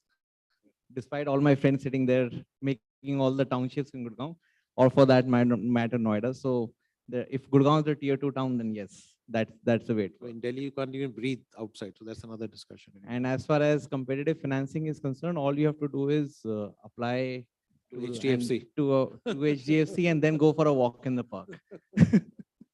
Otherwise, we can probably take them for a walk. But I think, say, for example, Snedeep or any decent business, financing is a function of risk. There are enough people. Going forward, there is a lot of liquidity. There is a lot of liquidity what is going to come in for the right set of people, whether it's your equity markets or your debt markets, so on and so forth. I don't think cost of money is a factor if your business, but more important than business is passion, because business has cycles. Passion kind of sees you through that cycle. Financing is reality, boss. But if I may add on his behalf, you see, when I met him, he had about $500 million of capital that he raised. And he told me that he's negotiated with his financing partners, Adia and all, a rupee rate of 9% hurdle. Rupee rate, 8% hurdle. That means on behalf of my country and our financing community, he had the courage to negotiate with those giants that I would offer you a rupee hurdle rate, not a dollar hurdle rate. So he could source capital. I mean, of course, he is offering them good returns, but those returns are out of profits. But we need more people like Vipul. He's today deployed 4 billion, he told me just now outside. And I wish him good luck that we need 100 billion of. Just to protect Vipul, he hasn't brought his checkbook tonight. Yeah. And also, it is not me. I think we kind of hide behind the brand. I think what has been created, it's a first generation company. I don't know if you guys know, but post the merger, HDFC Bank will be the 5th largest bank in the world. and it will have something like 45 million customers and so on and so forth. And this is 45 million out of what, 130 million people, 1.3 billion people. So the power that lies in Indian demand, and I'm sure we are seeing it in all facets. Forget real estate. You go and go to book a car, it's not available. You go to the shopping malls, they are full. You look at any aspect. You go to a restaurant, a good restaurant, you don't get bookings. Any aspect which involves consumers is doing well. They say that I think Diwali is celebrated on Amavasya day in India, right? It's Amavasya on Diwali. So the entire world is having Amavasya and we are celebrating Diwali in India. That's the way it is going right now. Great. I had two more questions. One, you mentioned about tier two cities. Now, this tier two city discussion has been happening for years. And I was sharing with Mr. Agarwal earlier that maybe more than 20 years the media used to ask, so what is India going to, the next big thing in India, is it tier two cities development? And frankly, nothing much or significant has happened in India, unlike China, where there are many, many tier two cities which are bigger than our tier one cities. But finally, I think there is some movement happening. So Mr. Agarwal, asking you first, do you see growth in the tier two cities in India now finally? I think the real growth is in the next 10 years or 20 years only in tier two and tier three cities. When you ask this question to developers who are copying the Western style of housing and Western lifestyle. The problem is most of the developers are influenced by the Western architects, Western master planners. But in the tier two and tier three cities in India, if you go to tier two or tier three cities in Europe, the housing is very different. If you go to Milan and if you go to a Crema town, half an hour away, the housing is very different. The lifestyle is very different. So what's happening in the tier two and tier three cities is all market is controlled by the unorganized sector. Time is now to put it in the organized sector. So the developers have to rethink how they have to develop real estate and development in the tier two and tier three cities. The demand and the potential is 10 times of what is happening in the metropolitan cities. That's my view. No, very interesting. And I agree with you. Another very interesting point you mentioned about the design. And I totally agree. And that's why a lot of times, the design and then the pricing, both are, big challenges. Moving forward, Vipul, I want to talk to you about prop tech. There's something I've seen since last few years you've been quite passionate about. So what is the future of prop tech, especially in India? Because you have just kept a prop tech, what do you call it, get together and invited a lot of people who are in the prop tech space. So what are your views on prop tech in India? But before that, if I may dive into the tier two question. Sure. Tier two, I think the right question should be, the tier two question should be asked from Pradeep and team, because they have redefined what combination of affordability and luxury can be. And design, because you talked about design, I think the best part of design is simplicity. If you can have a design which is simple, that's extravagant. And I think as a company, they have sold what? 30,000 homes? 30,000 homes only in outskirts of Gurgaon. Okay. It's like it's not even, we talk about 20 years, 40 years. This is what, half a decade old company. As he mentioned, they just filed for their IPO. They got their approval for the IPO. They are in the top 10 developers by sales in the country. It only goes on to show the power of having simple approach and at a macro level in a micro city. It's only in Gurgaon outskirts and not even the heart of Gurgaon. The Gurgaon outskirts that they're able to do this kind of sales and still do it well and profitably. So the power that comes from anybody trying to do simple things in tier two towns, you can do it, you said 100 times over, it can be done 100 times over. So what we actually need is 100 more signature globals rather than anything else. That is kudos, and that's kudos to Indian entrepreneurship.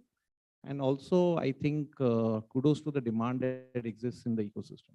And on PropTech, on a serious note, I think we need topics for conferences. So when market goes bad, we talk affordable housing. They are all conferences that I go to in when markets go bad are on affordable housing. And now that market is doing well and we need good topics, so we have found two. One is prop tech and one is sustainability. So I think we are gonna. I didn't check that, talk about sustainability because it's too late in the day.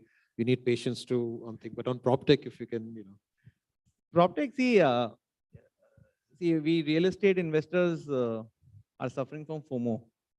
So we are missing out because all the tech companies are making big money. So we said, let's also do something and inject technology into the real estate space. But I don't see any reason why real estate companies will be able to escape the so-called digitization of different processes. The problem is that this entire startup ecosystem, they come to a developer and the developer says, okay, fine, but a developer cannot afford to plonk a startup in their development cycle. Because as a developer, I am subject to RERA, I am subject to public scrutiny, I am probably public enemy number one. And if tomorrow something goes wrong and the startup disappears, then and I have a broken or fractured supply chain, the problem is mine. So what we are trying to do is at HDFC Capital, we are trying to give credibility to those startups because there's so many of them. It's not my job as a buyer of the services to start appraising those companies. So we are trying to say, okay, fine, what part of the cycle are you, what solution are you giving to a particular problem? We give some credibility by investing a small amount of money, some token amount of money, and push it and nudge them towards the Snedeeps of the world and Pradeeps of the world to put things together and use them to bring more efficiency in the system. That's pretty much what we're trying to do. Great. So this is the last question. We are almost on time, which has been always asked since last few months, especially. In spite of, if you look at all the indicators, the Indian real estate market has done well, great recovery after COVID, sales are up in residential, office is going to do well, but there is a global recession happening, right? Europe is suffering, US is starting to get slow, and common issues globally, interest rates going up, inflation, supply chain disruptions, and already we are looking at cost cuttings happening. So in that background, where do you think all this gloom and doom globally, what would be the impact specifically according to you in the Indian real estate market, if at all? Yes. I know that's a tough question, but no, it's fine. You see, this is a reality that we have managed Indian economy post-pandemic, one of the best in the world. So growth numbers, the position of our banks have never been more profitable as they are now. They've never been more capitalized. So I think we have somehow escaped the global doom because we managed the economy very well in the last 3 years. And I'm hoping it will continue. I have never seen, Vipulji, I just start meeting people now in US and Europe. I've just returned.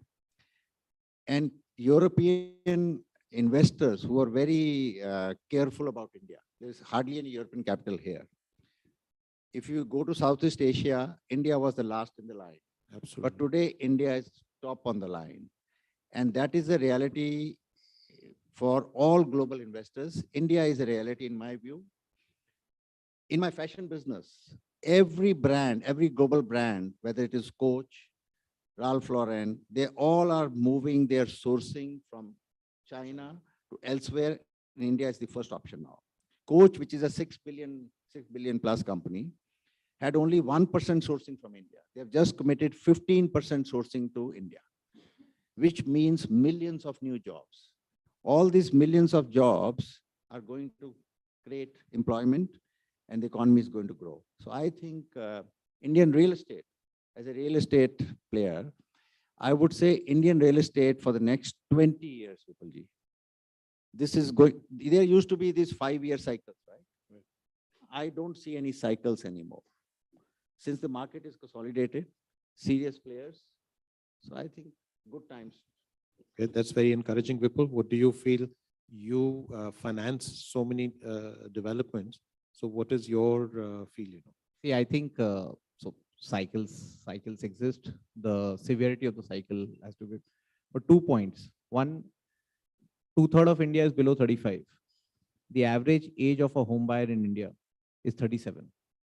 That means there are that many more people who are going to come to start owning homes. So demand side, I don't think we have a challenge. I think the problem is whether I can supply profitably. And that in turn depends on, we are dependent, let's face it, we are dependent. Our biggest problem at a macro level is the price of crude, because we still import our crude. To fuel all that supply, we need crude. And irrespective of how we want to see, most of the euphoria is on the demand side. Whereas the crude and what has happened a little bit on the geopolitical side, I think there are big risk factors. My job as a banker too is always to look at risk. I think we cannot be completely unplugged from what is happening globally, irrespective of how we would want to be.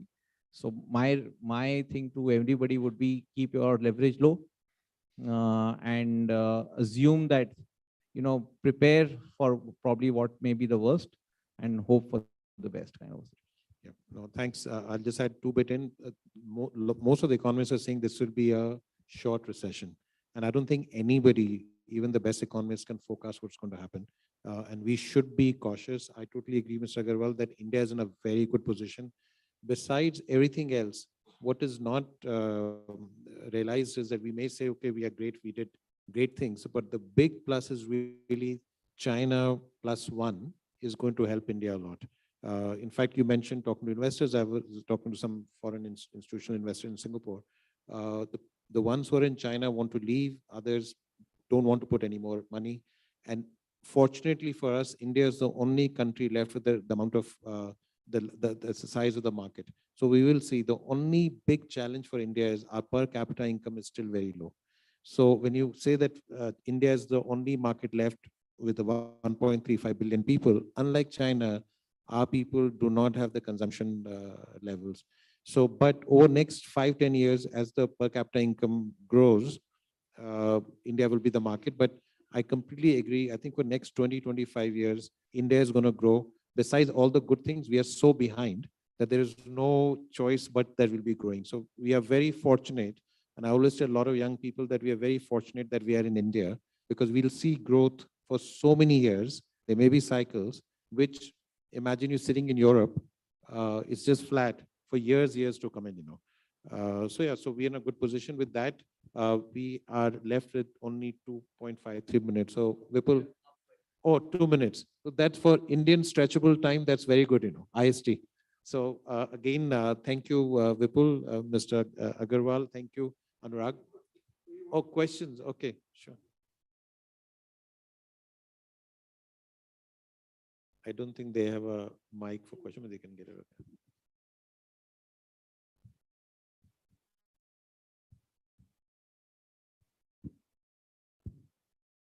Yeah, thank you, Aishuman. So, Vipul, ये question आपसे मेरा है। 2016 में जब real estate market lead कर रहा था, end of course affordable housing का तो कोई यानी जिक्र था, लेकिन बड़ा मुश्किल था उस वक्त लोगों को समझा पाना।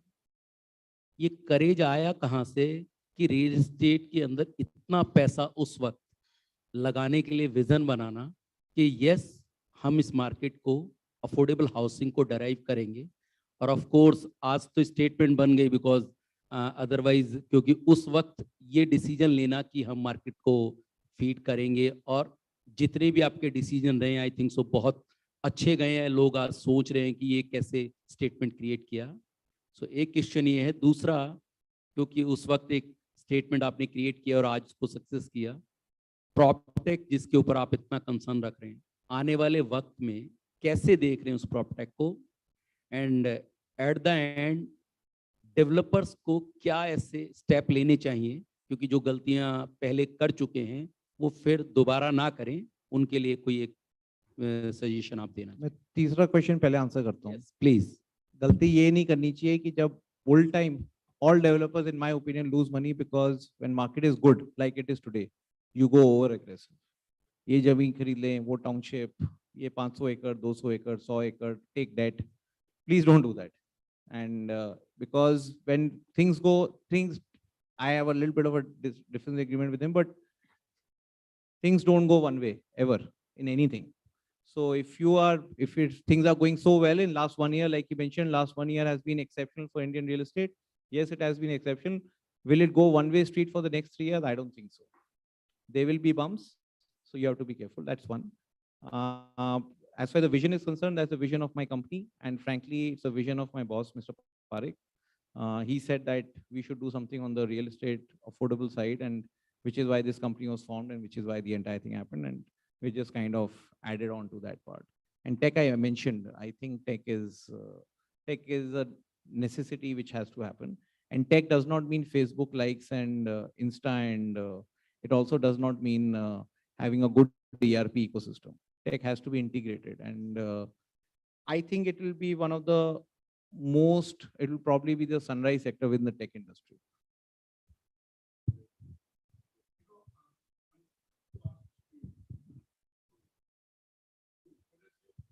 I go to lots of panels we organize. I don't think there can be a better panel than in three of you. What should we expect in 2023? And I want all three to answer, but first you. That will be different than 2022. Whether positive, negative is different. And what will be same as 2022? So what should one watch out? What are the big trends that are still not manifesting, but you can see them with your vantage point? To you, Agarwal Saab, to Vipul. See, I'm just focusing on the real estate market here, right? Not beyond that. And you know, there will be, I don't see any big thing, but what will happen is we are seeing some of, you know, there's movement towards data centers. That's picking up. We've been talking about data centers for many years, but now because they are very capital intensive, it is taking time, and now capital is improving. So there will be more data center play next year. Number two, what I'm saying, something new, the first retail REIT will come in next year, right? And hopefully 2 more office REITs will come in. Now it depends on all the approval process, but the new thing will be that we already have 3 office REITs, but there'll be a retail REIT, which will be first for India. Which again, I could not imagine that at least in my lifetime, there'll be different REITs. We were fighting even to get an office REIT. So that'll be new. We will see again a resurgence of co-living, student housing, which really got impacted in COVID the most. So that's going to start reviving again. I also see a lot of, you know, which in India has been very slow in the hotel market. On the supply side, there will be more because tourism is slowly coming back. The hotel industry has not done much, especially on the supply side, but there are new players coming in, boutique hotels. As people are going for, you know, tourism and leisure, I see that will pick up, which has been very slow. So I can go on, but these are the very broadly on the spot what I can think, which will be next year. We'll see some of the new trends. What are the things to watch out for? Like Vipul said, market is good. Don't over expand. Don't over leverage. The one thing when you know, when there is a global there's a slowdown, and India may 23 for India overall, the way we sit today, it looks good. But decision-making slows down. So what has to be watched is that even for investment to come in, for corporates to take decisions to take space, for someone to do new development, when there is uncertainty, it delays and slows down the decision-making because people don't have the confidence because it's uncertain. So they don't know if I'm going to put this huge investment in this whole, you open the newspaper, every day we're hearing globally, not India, you know, all the bad news. So it just slows down decision making. So I think one has to be cautious that one of the impacts we may have is that it won't be as bad as other countries, but the decision making will slow down, which may slow down the investments coming on the ground. It may, the only advantage we have in India, it may slow down, but it'll come. In a lot of other countries, the investment will never happen. But overall, the other big plus is that India is a well-established offshoring destination for the world, and nobody can take that position, right? And we are far, far ahead for obvious reasons. one of the advantages of rupee becoming weaker, it has got a lot of other disadvantages, is that our cost of people is very competitive because rupee is, fallen further, and that will continue to help our office market. And I do see that again there could be a slowdown. That next year again, most of the large corporations will continue to offshore in India. India is the tech hub for the world. And frankly, if we keep at it, if we do, we would have to focus on skilled manpower. If we do that, there's nobody who can compete with India. Nobody has a scale. Nobody takes out the number of engineers, etc. we take out. But the challenge is the quality. So I think one big thing India needs to look at, in spite of all the, we may talk about our infrastructure, how great we are, we'll grow. I think one big challenge our country has is that in spite of being 1.35 billion people, our skilled manpower and real quality of manpower is a big threat to our growth, which we don't see it because we just put presentations saying 30,000 engineers coming every week, whatever the thing is. But most of them really are not job, what you call ready. So I think that the manpower is the biggest risk for India as far as I'm concerned. You have a global, you have business that is across the world. You built a successful business twice over.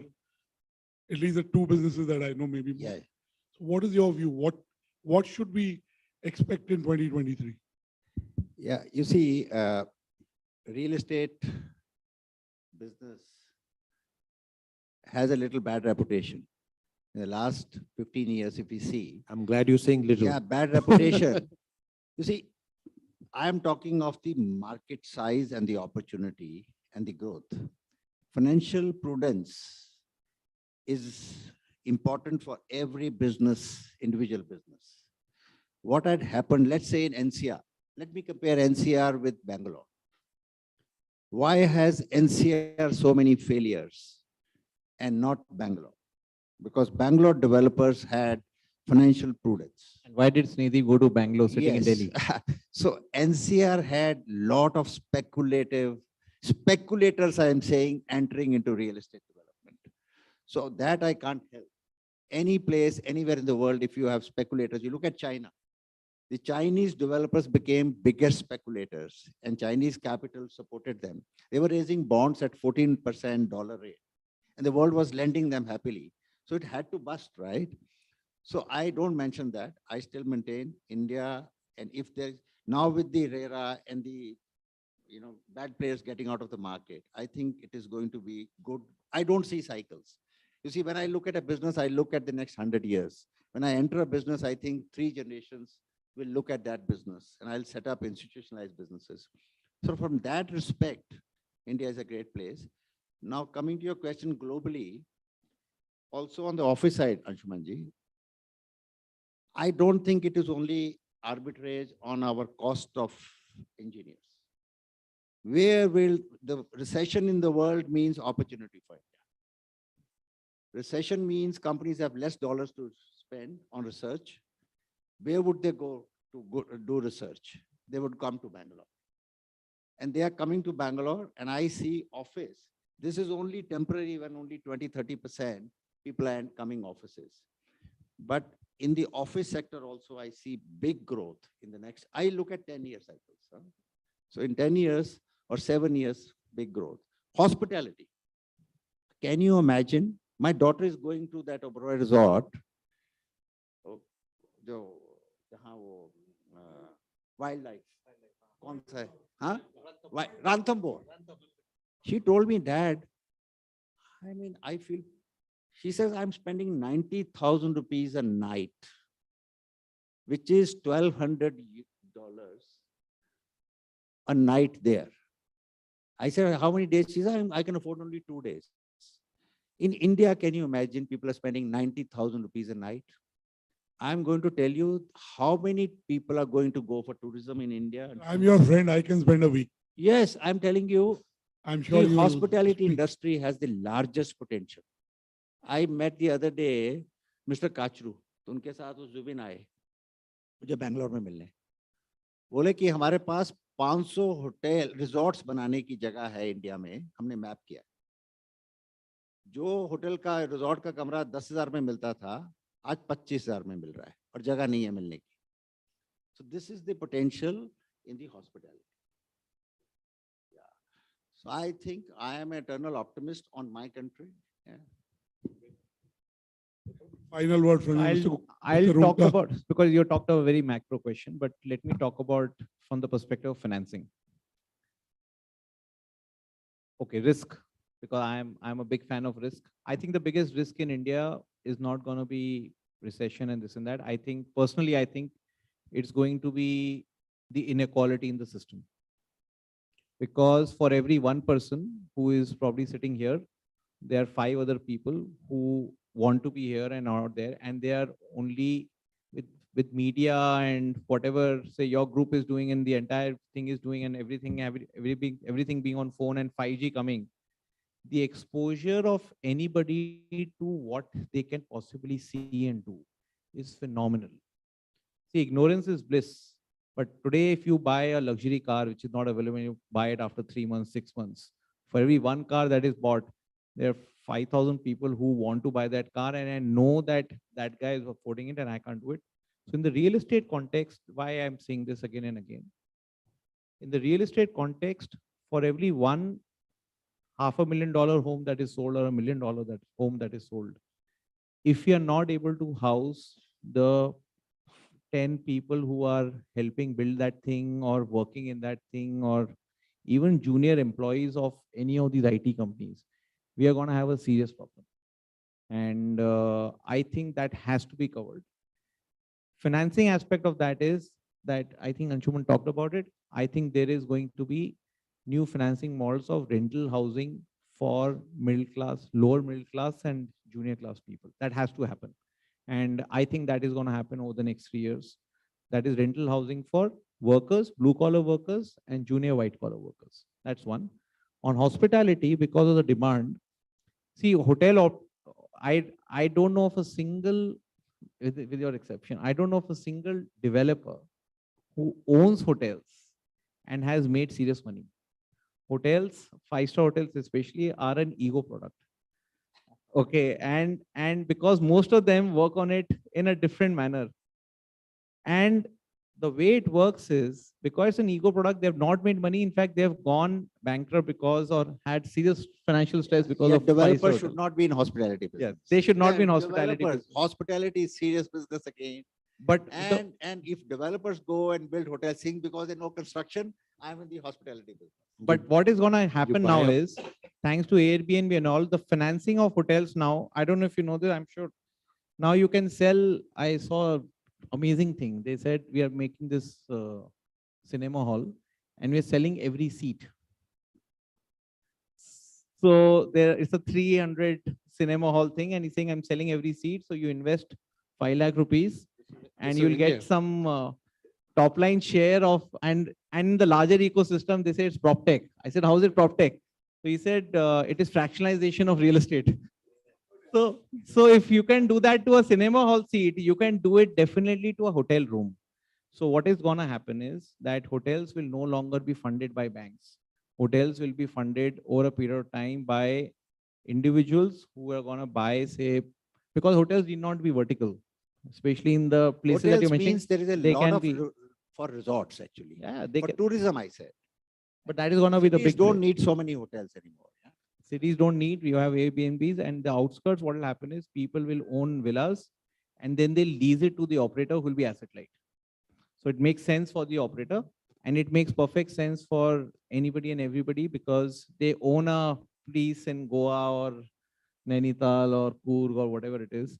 And so the financing structure of a hospitality market will completely undergo a change. I think 2 things, I can talk about a lot of other things, but I think Anshuman covered that. Thanks. Thank you very much.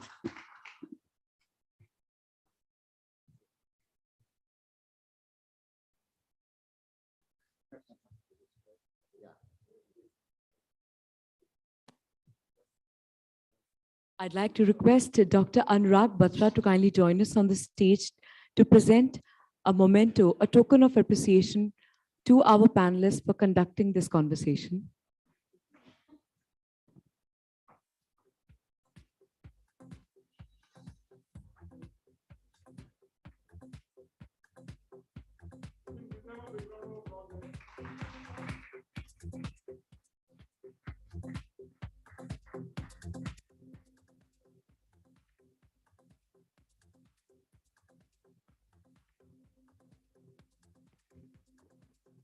Thank you very much.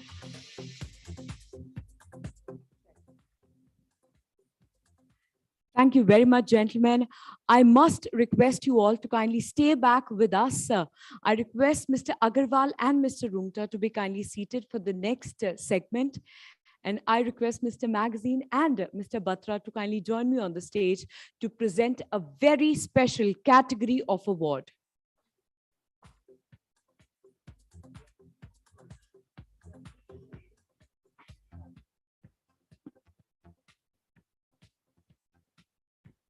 Gentlemen, we require only a few minutes of your time.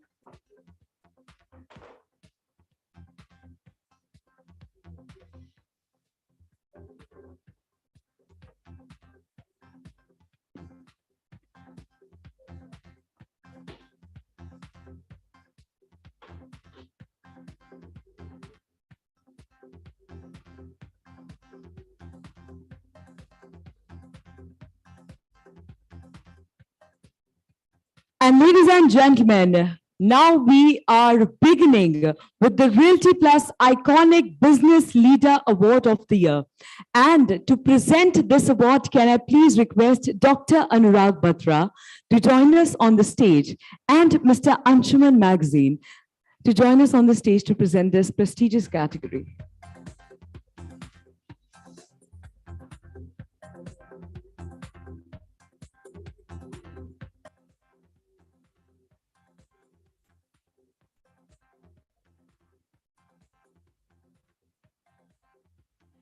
And to present this category of award, I would like to request Ms. Anila Singh, spokesperson, Bharatiya Janata Party, to kindly join us on the stage. Well, it's always good luck to have women here with us. Well, ladies and gentlemen, the next two awards are without a doubt the most important ones for this evening. And I am not going to say out the awards. If I can request our presenters to kindly come to this side of the stage, since the name of the awardee is going to flash right in front of you on this big, beautiful screen. And the first award for the evening is for key initiatives in fund industry in India and for promoting technology to nurture the affordable housing ecosystem. We present the Realty Plus Iconic Business Leader of the Year Award. And the award goes to Vipul Rungta. Ladies and gentlemen, let's give it up. Well, we don't mind. This is the superstar moment, and he, in fact, is the superstar for the night.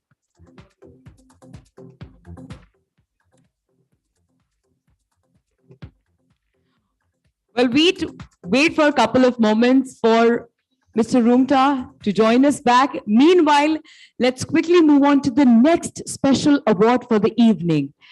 Can we cue the AV, please? For the unrelenting pursuit of innovation and entrepreneurial spirit of over 40 years to drive success of Indian conglomerates across the country and the world, we present the Realty Plus Lifetime Achievement of the Year Award. And the award goes to Snehadeep Agarwal, founder and chairman, Bharatiya Group. Check. Ladies and gentlemen, this award deserves a standing ovation. Let's welcome Mr. Agarwal.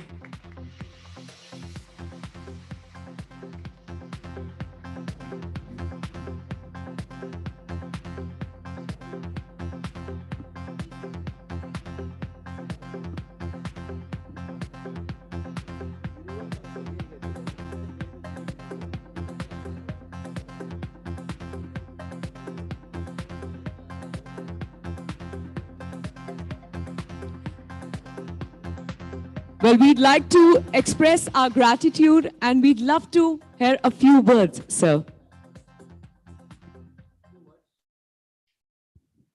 So, Ragji, this is Lifetime Achievement Award, means the last one, right? Well, I'm just starting, just to tell you. So I have another 100 years to go because what we are trying to do is institutionalize this under Bhartiya.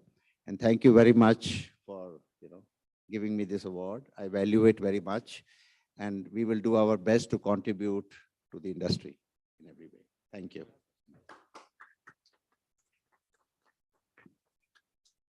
And with the special award, ladies and gentlemen, with a huge round of applause, please welcome Mr. Vipul Rungta. For key initiatives in fund industry in India and for promoting technology to nurture the affordable housing ecosystem, we present the Realty Plus Iconic Business Leader of the Year award. And the award goes to Vipul Rungta, Managing Director and CEO, HDFC Capital Advisors Limited.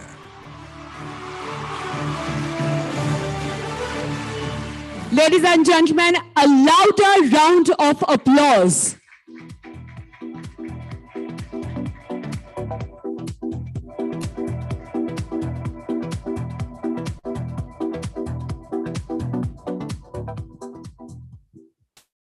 Thank you. But I must say that one of the best and the greatest innovators and marketing person is on my left. And I'm truly humbled because it's not easy. We talked about a lot of things.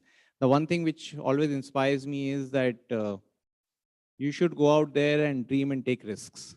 Irrespective of prudence and irrespective of everything else, risks should be taken. And I've been fortunate enough to have the blessings of a lot of people on the way and made some very good friends. And I think it's great. And time, as Snedeep mentioned, times are going to be very, very interesting. You just have to be a little prudent and move on and take risks.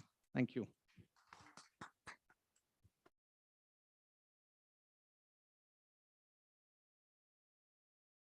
Overemphasize it. I come to whenever Tripti and Sapna call me, I show up. I'm not involved in running exchange for media and Realty Plus that much. But when I asked them, so who's getting the award? So they said, Mr. Snedeep Agarwal, Mr. Vipul Rungta. And I said, who's moderating the discussion? Then Mr. Anshuman Magazine. I must tell you, and it is not, these three gentlemen are really representative of what's right with the real estate sector. What's going to be bright about it and the right way. You do the right things in the right manner, structurally. I think these three people have done that. As I said, I met Mr. Magazine 27 years back, and look at what. Pretty much. Yeah. And again, Mr. Agarwal of Signature Global is in the room. And I tell you, Mr. Agarwal, जब भी मेरी बात होती है विपुल से, वो आपका एक company का example जरूर देते हैं. Because I keep asking him what's happening. I try to learn. So I must say that I'm very happy that Mr. Agarwal has been recognized. And he is very humble. Again, Vipul is a big guy in real estate. I know because, and so is Mr. Magazine. So I request Mr. Snedeep Agarwal, अगर आप आ जाएं तो एक group photograph हो जाए. Please give these three gentlemen a big round of applause. And we have recognized Mr. Magazine in the past. That's the only reason he's not recognized today. But yeah, just wanted to.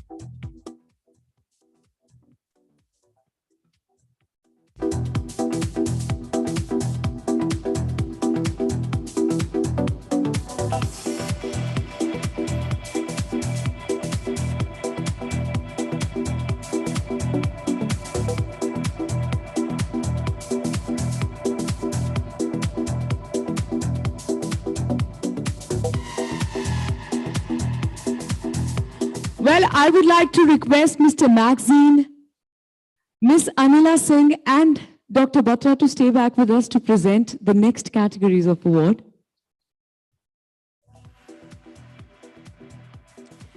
So ladies and gentlemen, we are now starting with the award ceremony for the evening, and I must request everyone to offer their loudest cheer, their loudest round of applause, whistle, shout, and hoot for all the achievers. And also to present these prestigious awards, can I please request Mr. Vipul Rungta, Managing Director and CEO, HDFC Capital Advisors Limited, to kindly join us on the stage.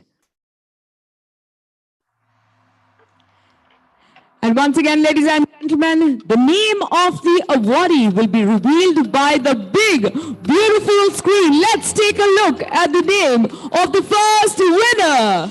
And now, ladies and gentlemen, we present the winners of the 14th Realty Plus Excellence Awards 2022 North.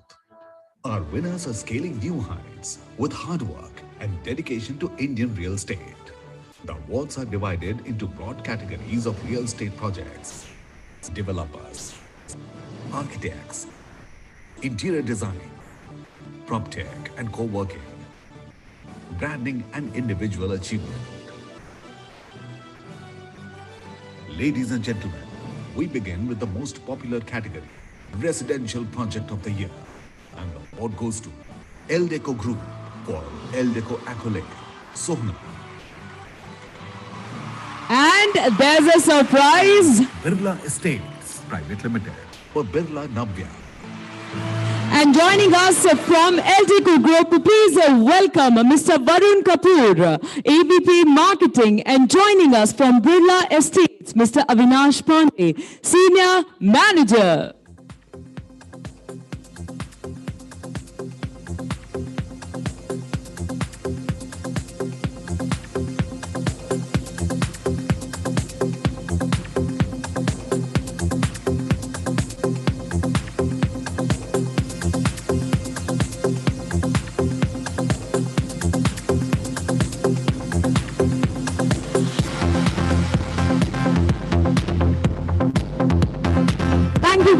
Thank you. Congratulations. Let's give it up for Mr. Avinash Pandey, Senior Manager. A round of applause, ladies and gentlemen. तालियों पर GST नहीं लगता, तालियां tax free हैं.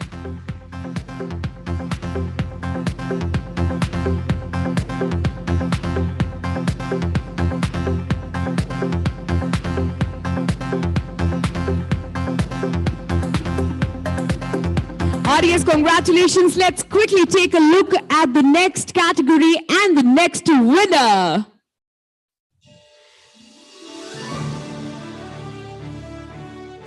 Honoring the project that is making all heads turn is the award for the iconic project of the year. And the award goes to DLF Cyber City Developers for DLF Cyber Park. Audience, congratulations, and let's welcome Mr. Karan Bhalla, Senior Marketing Manager, Office Businesses. Ladies and gentlemen, one hand, another hand. Bring them together. What do we get? A round of applause. Let's give it up for them.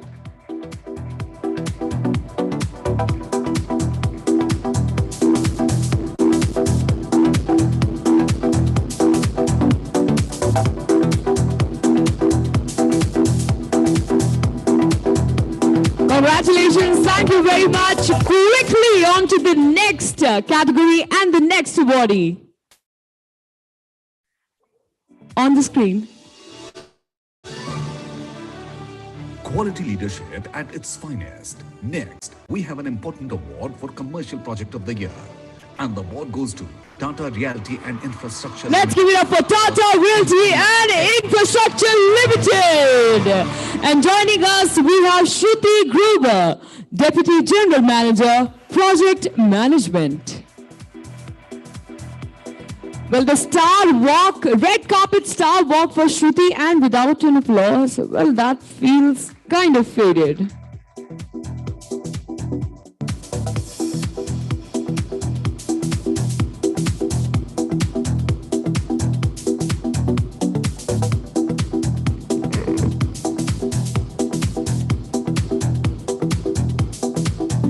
Audience, congratulations. Thank you very much.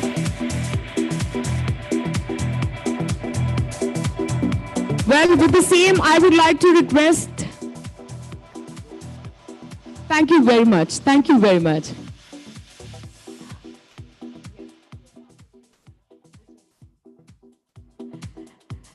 And the next category and the award is.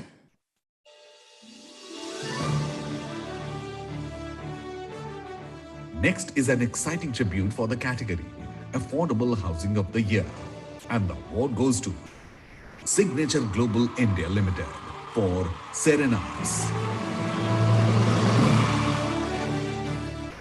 And let's welcome Mr. Sanjay Varshney, Chief Operating Officer, Signature Global, to collect the award.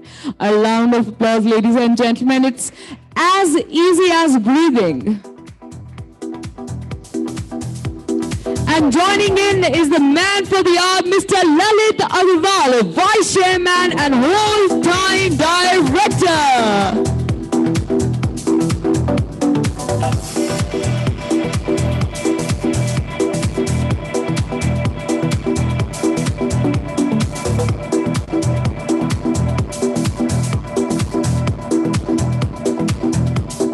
Thank you very much. Heartiest congratulations. Quickly moving on to the next category and the next winner. Let's take a look at the big screen.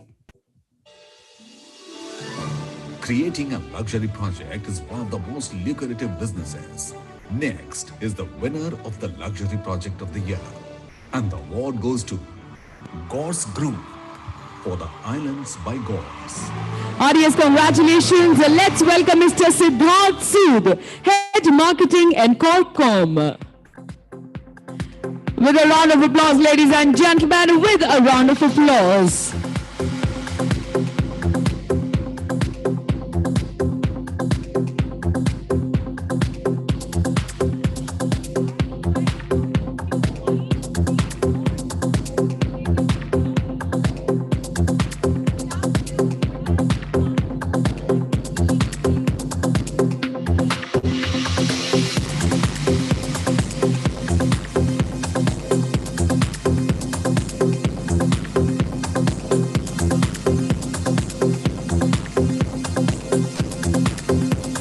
Heartiest congratulations. And the next category and the next awardee is...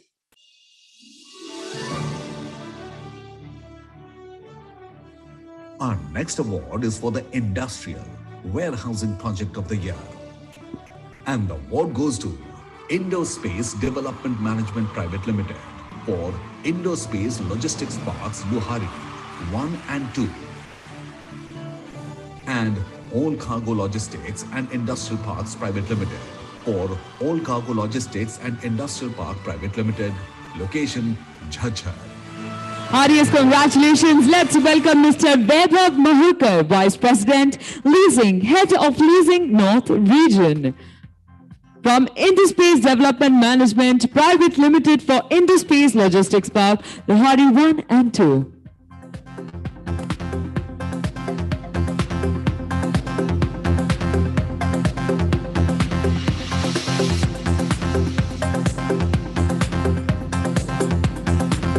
And also joining in for the equal award, Mr. Vishal V. Maheshwari, General Manager, Real Estate and Asset Management from All Cargo Logistics.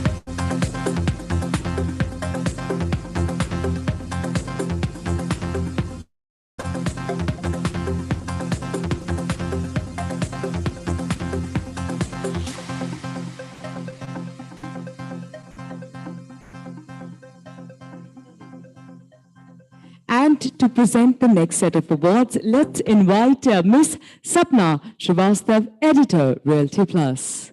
A round of applause for the lady.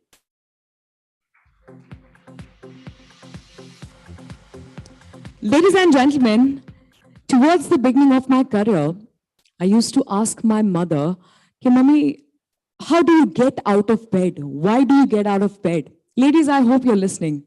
What is that that prompts you to be in the moment? She sent me a very lousy WhatsApp picture. For some reason, एक तरफ lamp था, एक तरफ बकरी थी और एक तरफ सूरज था. Weird picture. But you know what that picture said? कि जीत मिले ना मिले, ये अलग बात है.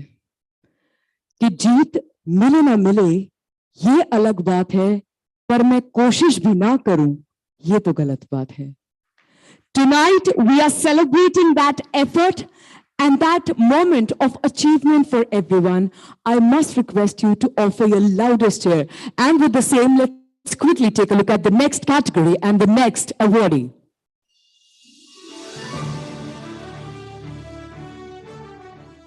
Coming up, next is the themed project of the year. And the award goes to Subhashish Homes for Subhashish Geeta. And please welcome Mr. Mohit Jaju, Executive Director and CEO, along with Mr. Vaibhav Malik, Deputy Manager Sales, to collect this award. इतना खूबसूरत शेर सुनाने के बाद भी अगर आपसे तालियां नहीं मिलती,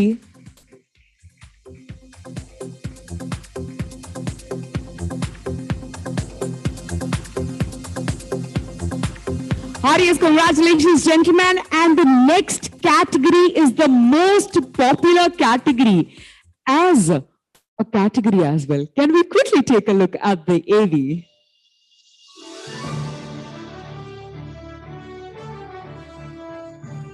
Our ever popular award is the most popular project of the year, and the award goes to Bhumika Group for Urban Square. Please welcome Mr. P. Srinu Kumar, HR Head from Bhumika Group for Urban Square to collect this award. A round of applause for the gentleman and a peppy walk-in music as well. Heartiest congratulations to all the winners and all the qualifiers.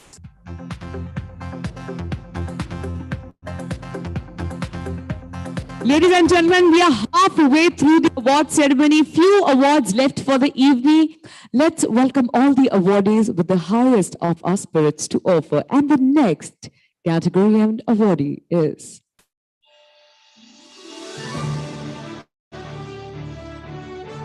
The next award of the evening is for Budget Housing Project of the Year, and the award goes to Signature Global India Limited for SG Imperial.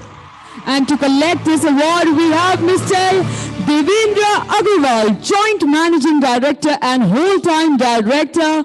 Please welcome. Along with him, we also have Mr. Ravi Agarwal, Managing Director, Signature Global India Limited.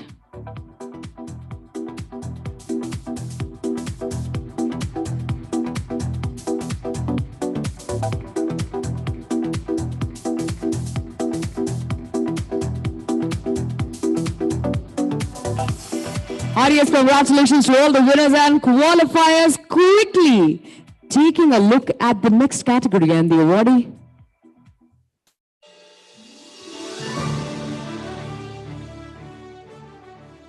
Coming up next is the award for Integrated Township Project.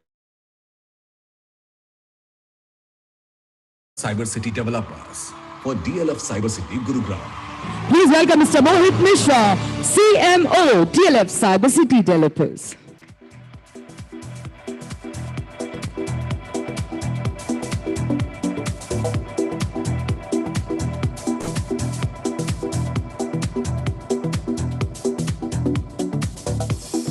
Congratulations. And the next category of award is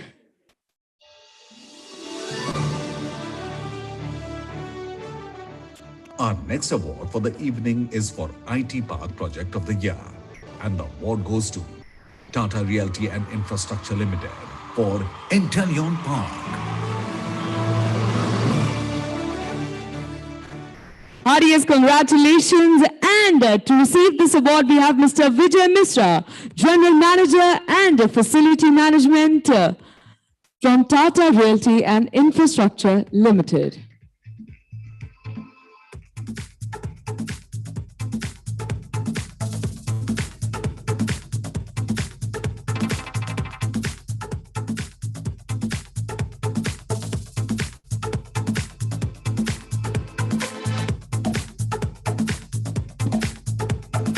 Heartiest congratulations. Quickly taking a look at the next category and awardee.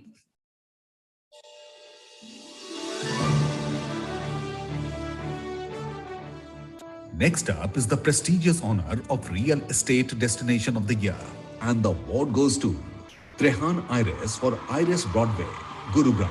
Please welcome Mr. Dheeraj Kumar, Vice President Marketing from Trehan Iris. A round of applause for the gentleman.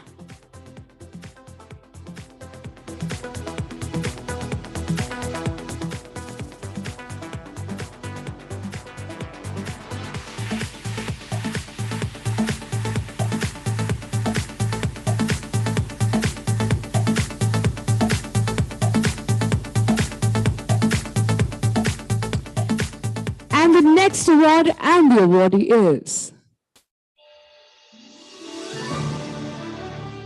Moving on to our next award in the category of Best Interior Design, Commercial, and the award goes to Space Matrix Design Consultants Private Limited for Stanza Living. I request the team Space Matrix Design to kindly join us on the stage to collect the award. Let's give it up for them.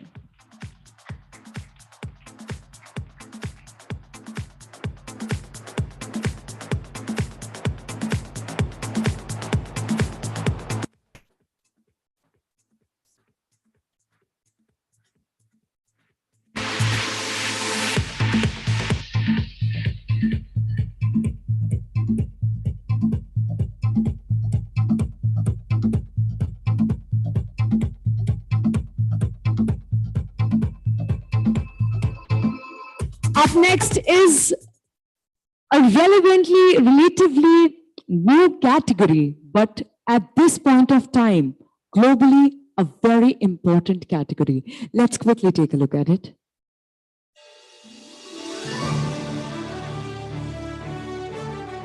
Our next award is Most Environment-Friendly Residential Space. And the award goes to Signature Global India Limited for SG Park 2 and 3. Let's welcome Mr. Rajat Kuturia, Chief Executive Officer, and Mr. Ravi Agarwal, Managing Director, Signature Global India Limited.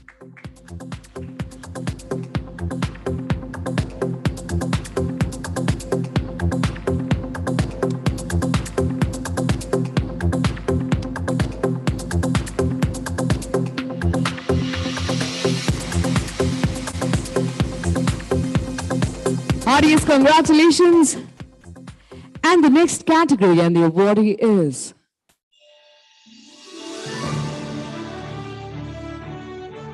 Moving on is the category for Most Environment-Friendly Commercial Office Space.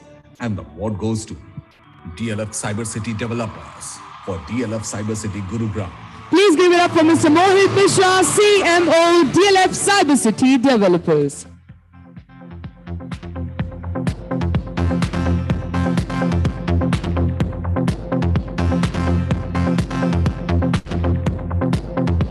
Well, don't be alarmed to see repeated faces, because it is only with experience that you win awards in different categories for the night. Congratulations. And the next category of award is...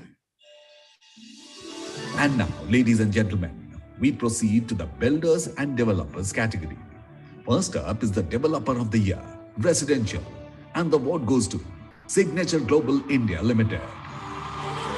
Well, that's what I'm talking about. Please welcome Mr. Pradeep Agarwal, Founder and Chairman, Signature Global. And also joining in is Mr. Devendra Agarwal, Joint Managing Director and Whole-Time Director. Let's give it up for them.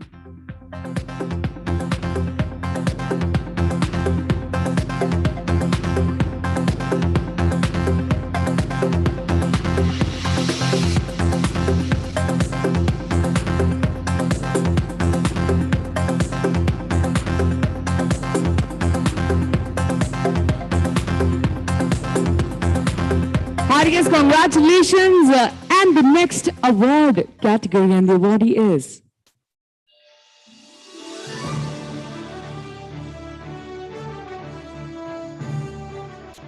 Now we celebrate the winner of the category Developer of the Year, Commercial. And the award goes to Bhutani Infra. Let's welcome Ms. Preeti Chaudhary, CXO, Bhutani Infra.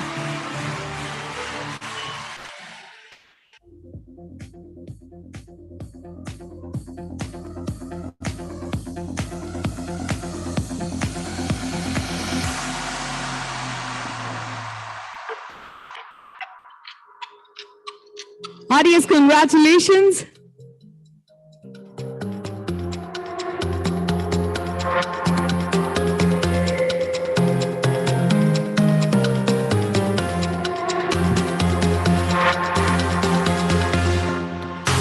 And the next category and awardees are...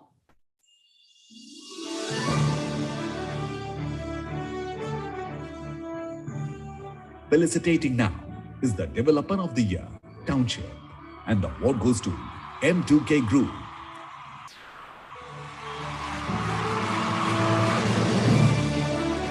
And Alpha Corp Development Private Limited. Please welcome Dr. Vishesh Rawat, Vice President and Head, Sales, Marketing, CRM and Leasing, M2K Group.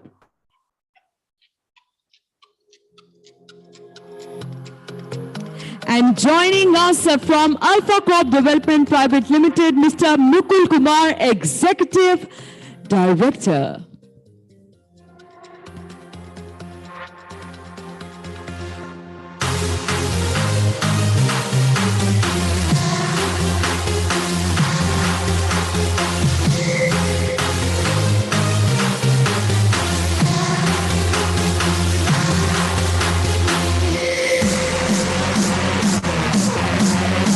Arias, congratulations.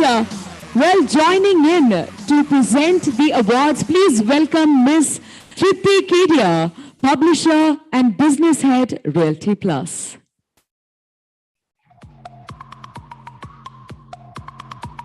And the next category.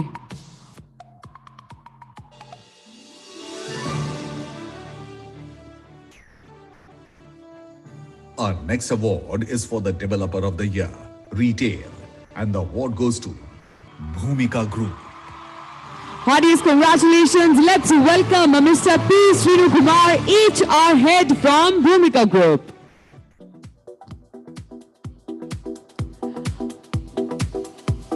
And let me remind you, ladies and gentlemen, please do not leave post the award ceremony. We'd love for you to join us for the celebratory dinner and drinks later.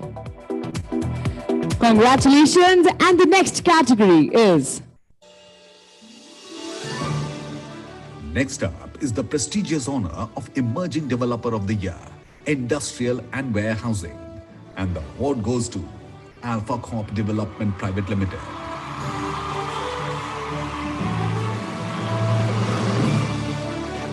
And please welcome Dr. Rachna Sharma, Head Marketing, to collect this award.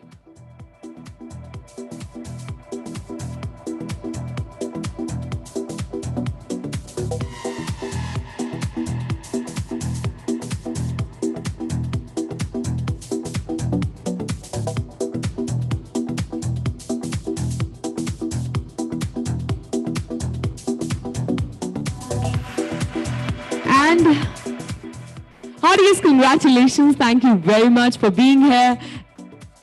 A lovely moment.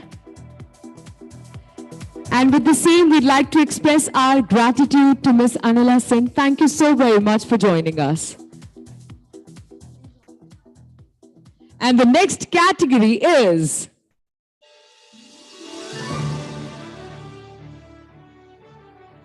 Our next category is for Institutional Project of the Year. And the award goes to Morphogenesis for the Lalit Suri Hospitality School. And joining in to collect this award, ladies and gentlemen, let's give it up for Mr. Manik Agarwal, Director, and Mr. Arnab Datta, Director, Projects.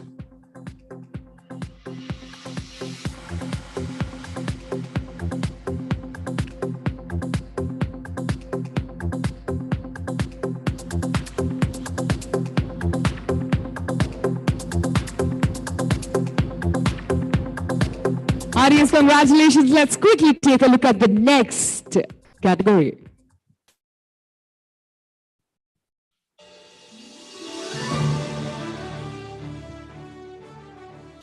Our next category is Real Estate PR Firm of the Year. And the award goes to ICCPL. Please welcome Mr. Aniket Tiwari, Head Team and Operations, and Mr. Sachin Tiwari, Head Media Relations, to collect this award. I think this would help, ladies and gentlemen. We are left with last few awards for the evening. Might I request a round of applause for all our awardees? Hit it up.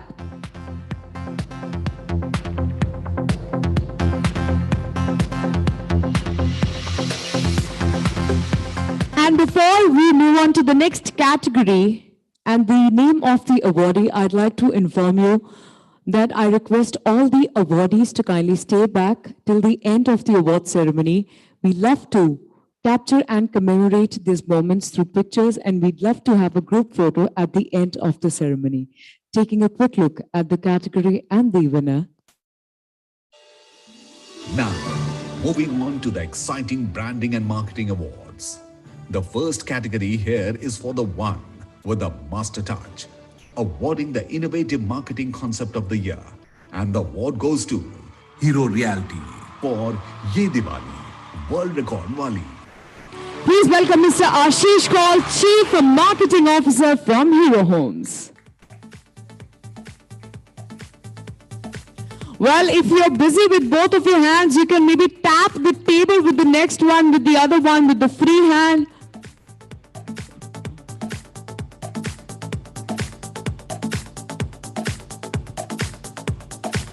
Heartiest congratulations to Hero Homes. And ladies and gentlemen, the next category and the winner is...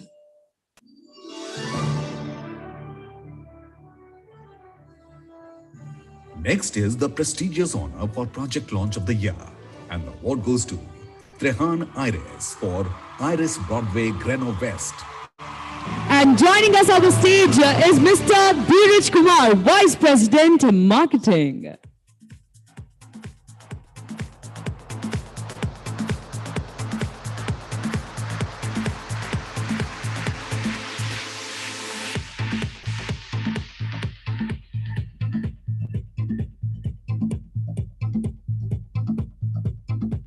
And that's that. Only a few awards for the night are left, ladies and gentlemen, and quickly on to the category and the winner. Our next award recognizes powerful ideas and sales acceleration, the digital marketing campaign of the year. And the award goes to Insomniacs Digital Private Limited for MR India. Please welcome Mr. Govind Rai, co-founder and CEO, and Mr. Prashant Tyagi, Vice President NCR.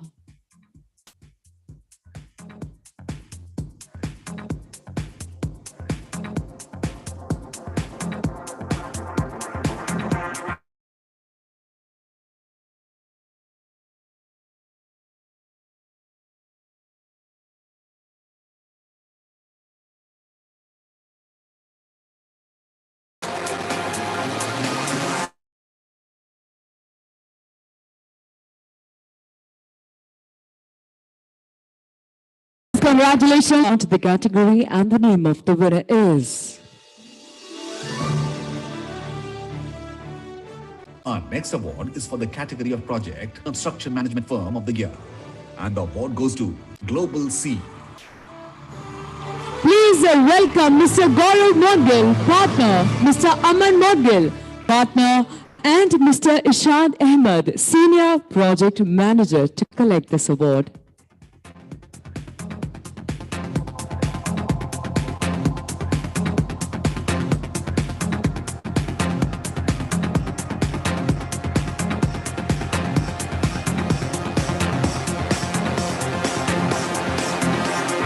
Also, ladies and gentlemen, let's give it up for Mr. Anil Kumar.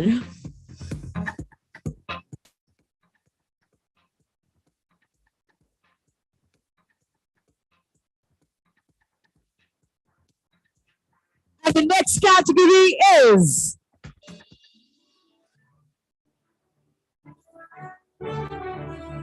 recognizing the Integrated Brand Campaign of the Year.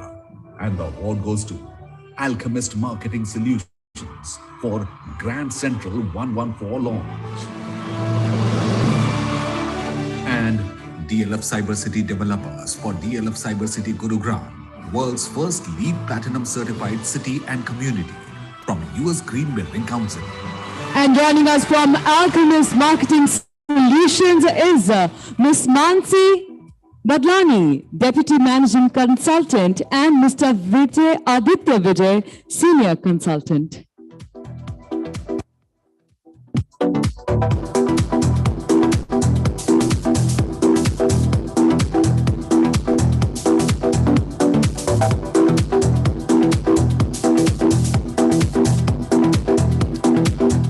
Heartiest congratulations to the winning team and our next awardee in this category. Please welcome Mr. Mohit Mishra, CMO.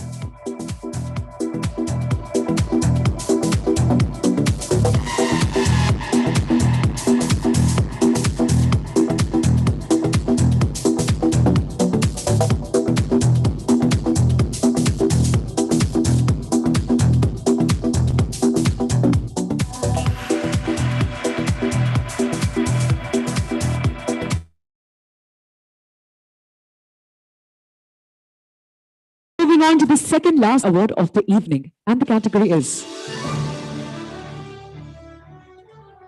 Our next award is for Advertising Agency of the Year, and the award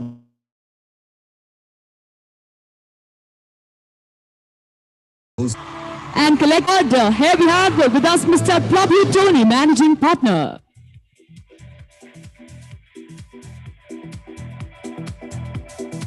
Along with the team, Alchemist Marketing Solution.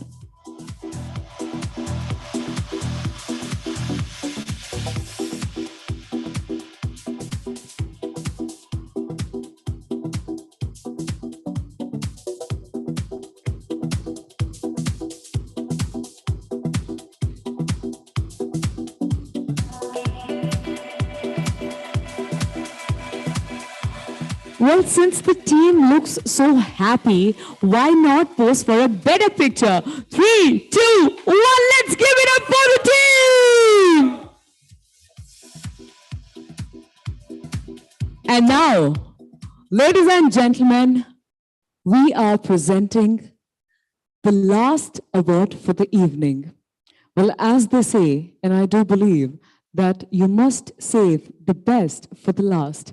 I request everyone's kind attention towards the big screen and also a louder round of applause as we reveal the name of the winner. And the category and the winner is... Ladies and gentlemen, we now move on to the very exciting and final category of Individual Achievement Awards, which honors outstanding performance by realty professionals. Announcing the prestigious award, and the category is Sustainable Business Leader of the Year. And the award goes to Pradeep Agarwal, founder and chairman, Signature Global India Limited. Ladies and gentlemen, let's give it up for Mr. Pradeep Agarwal, founder and chairman, Signature Global India Limited.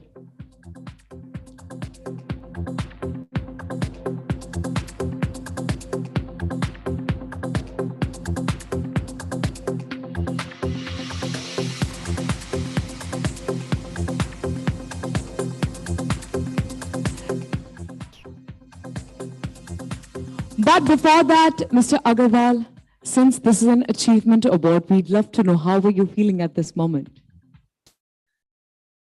So thanks Realty Plus. I think so.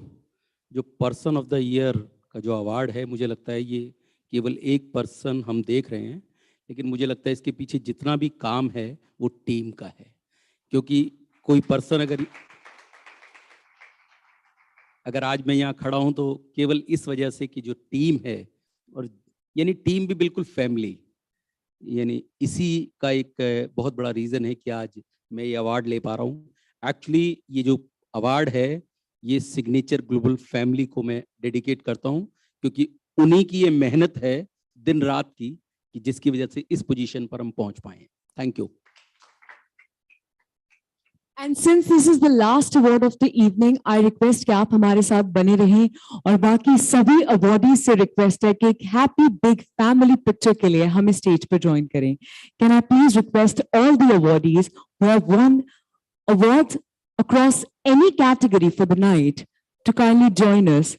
और भी दुल्हन के बिना शादी थोड़ी सी अधूरी लगती है, तो can we please also request you to kindly carry your awards as we request you to join us on the stage for the group picture.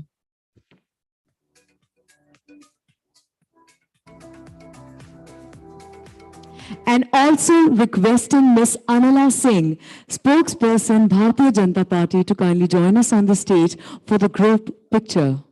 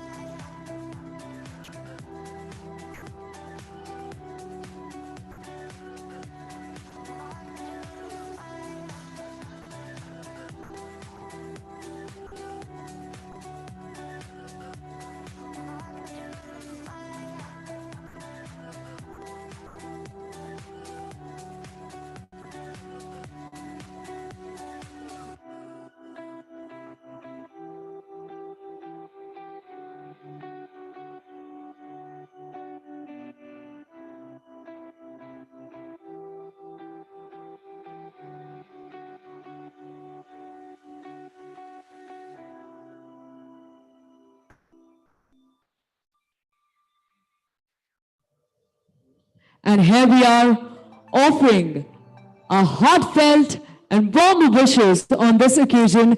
Many, many congratulations to all the awardees and all the very best for their future plans and endeavors.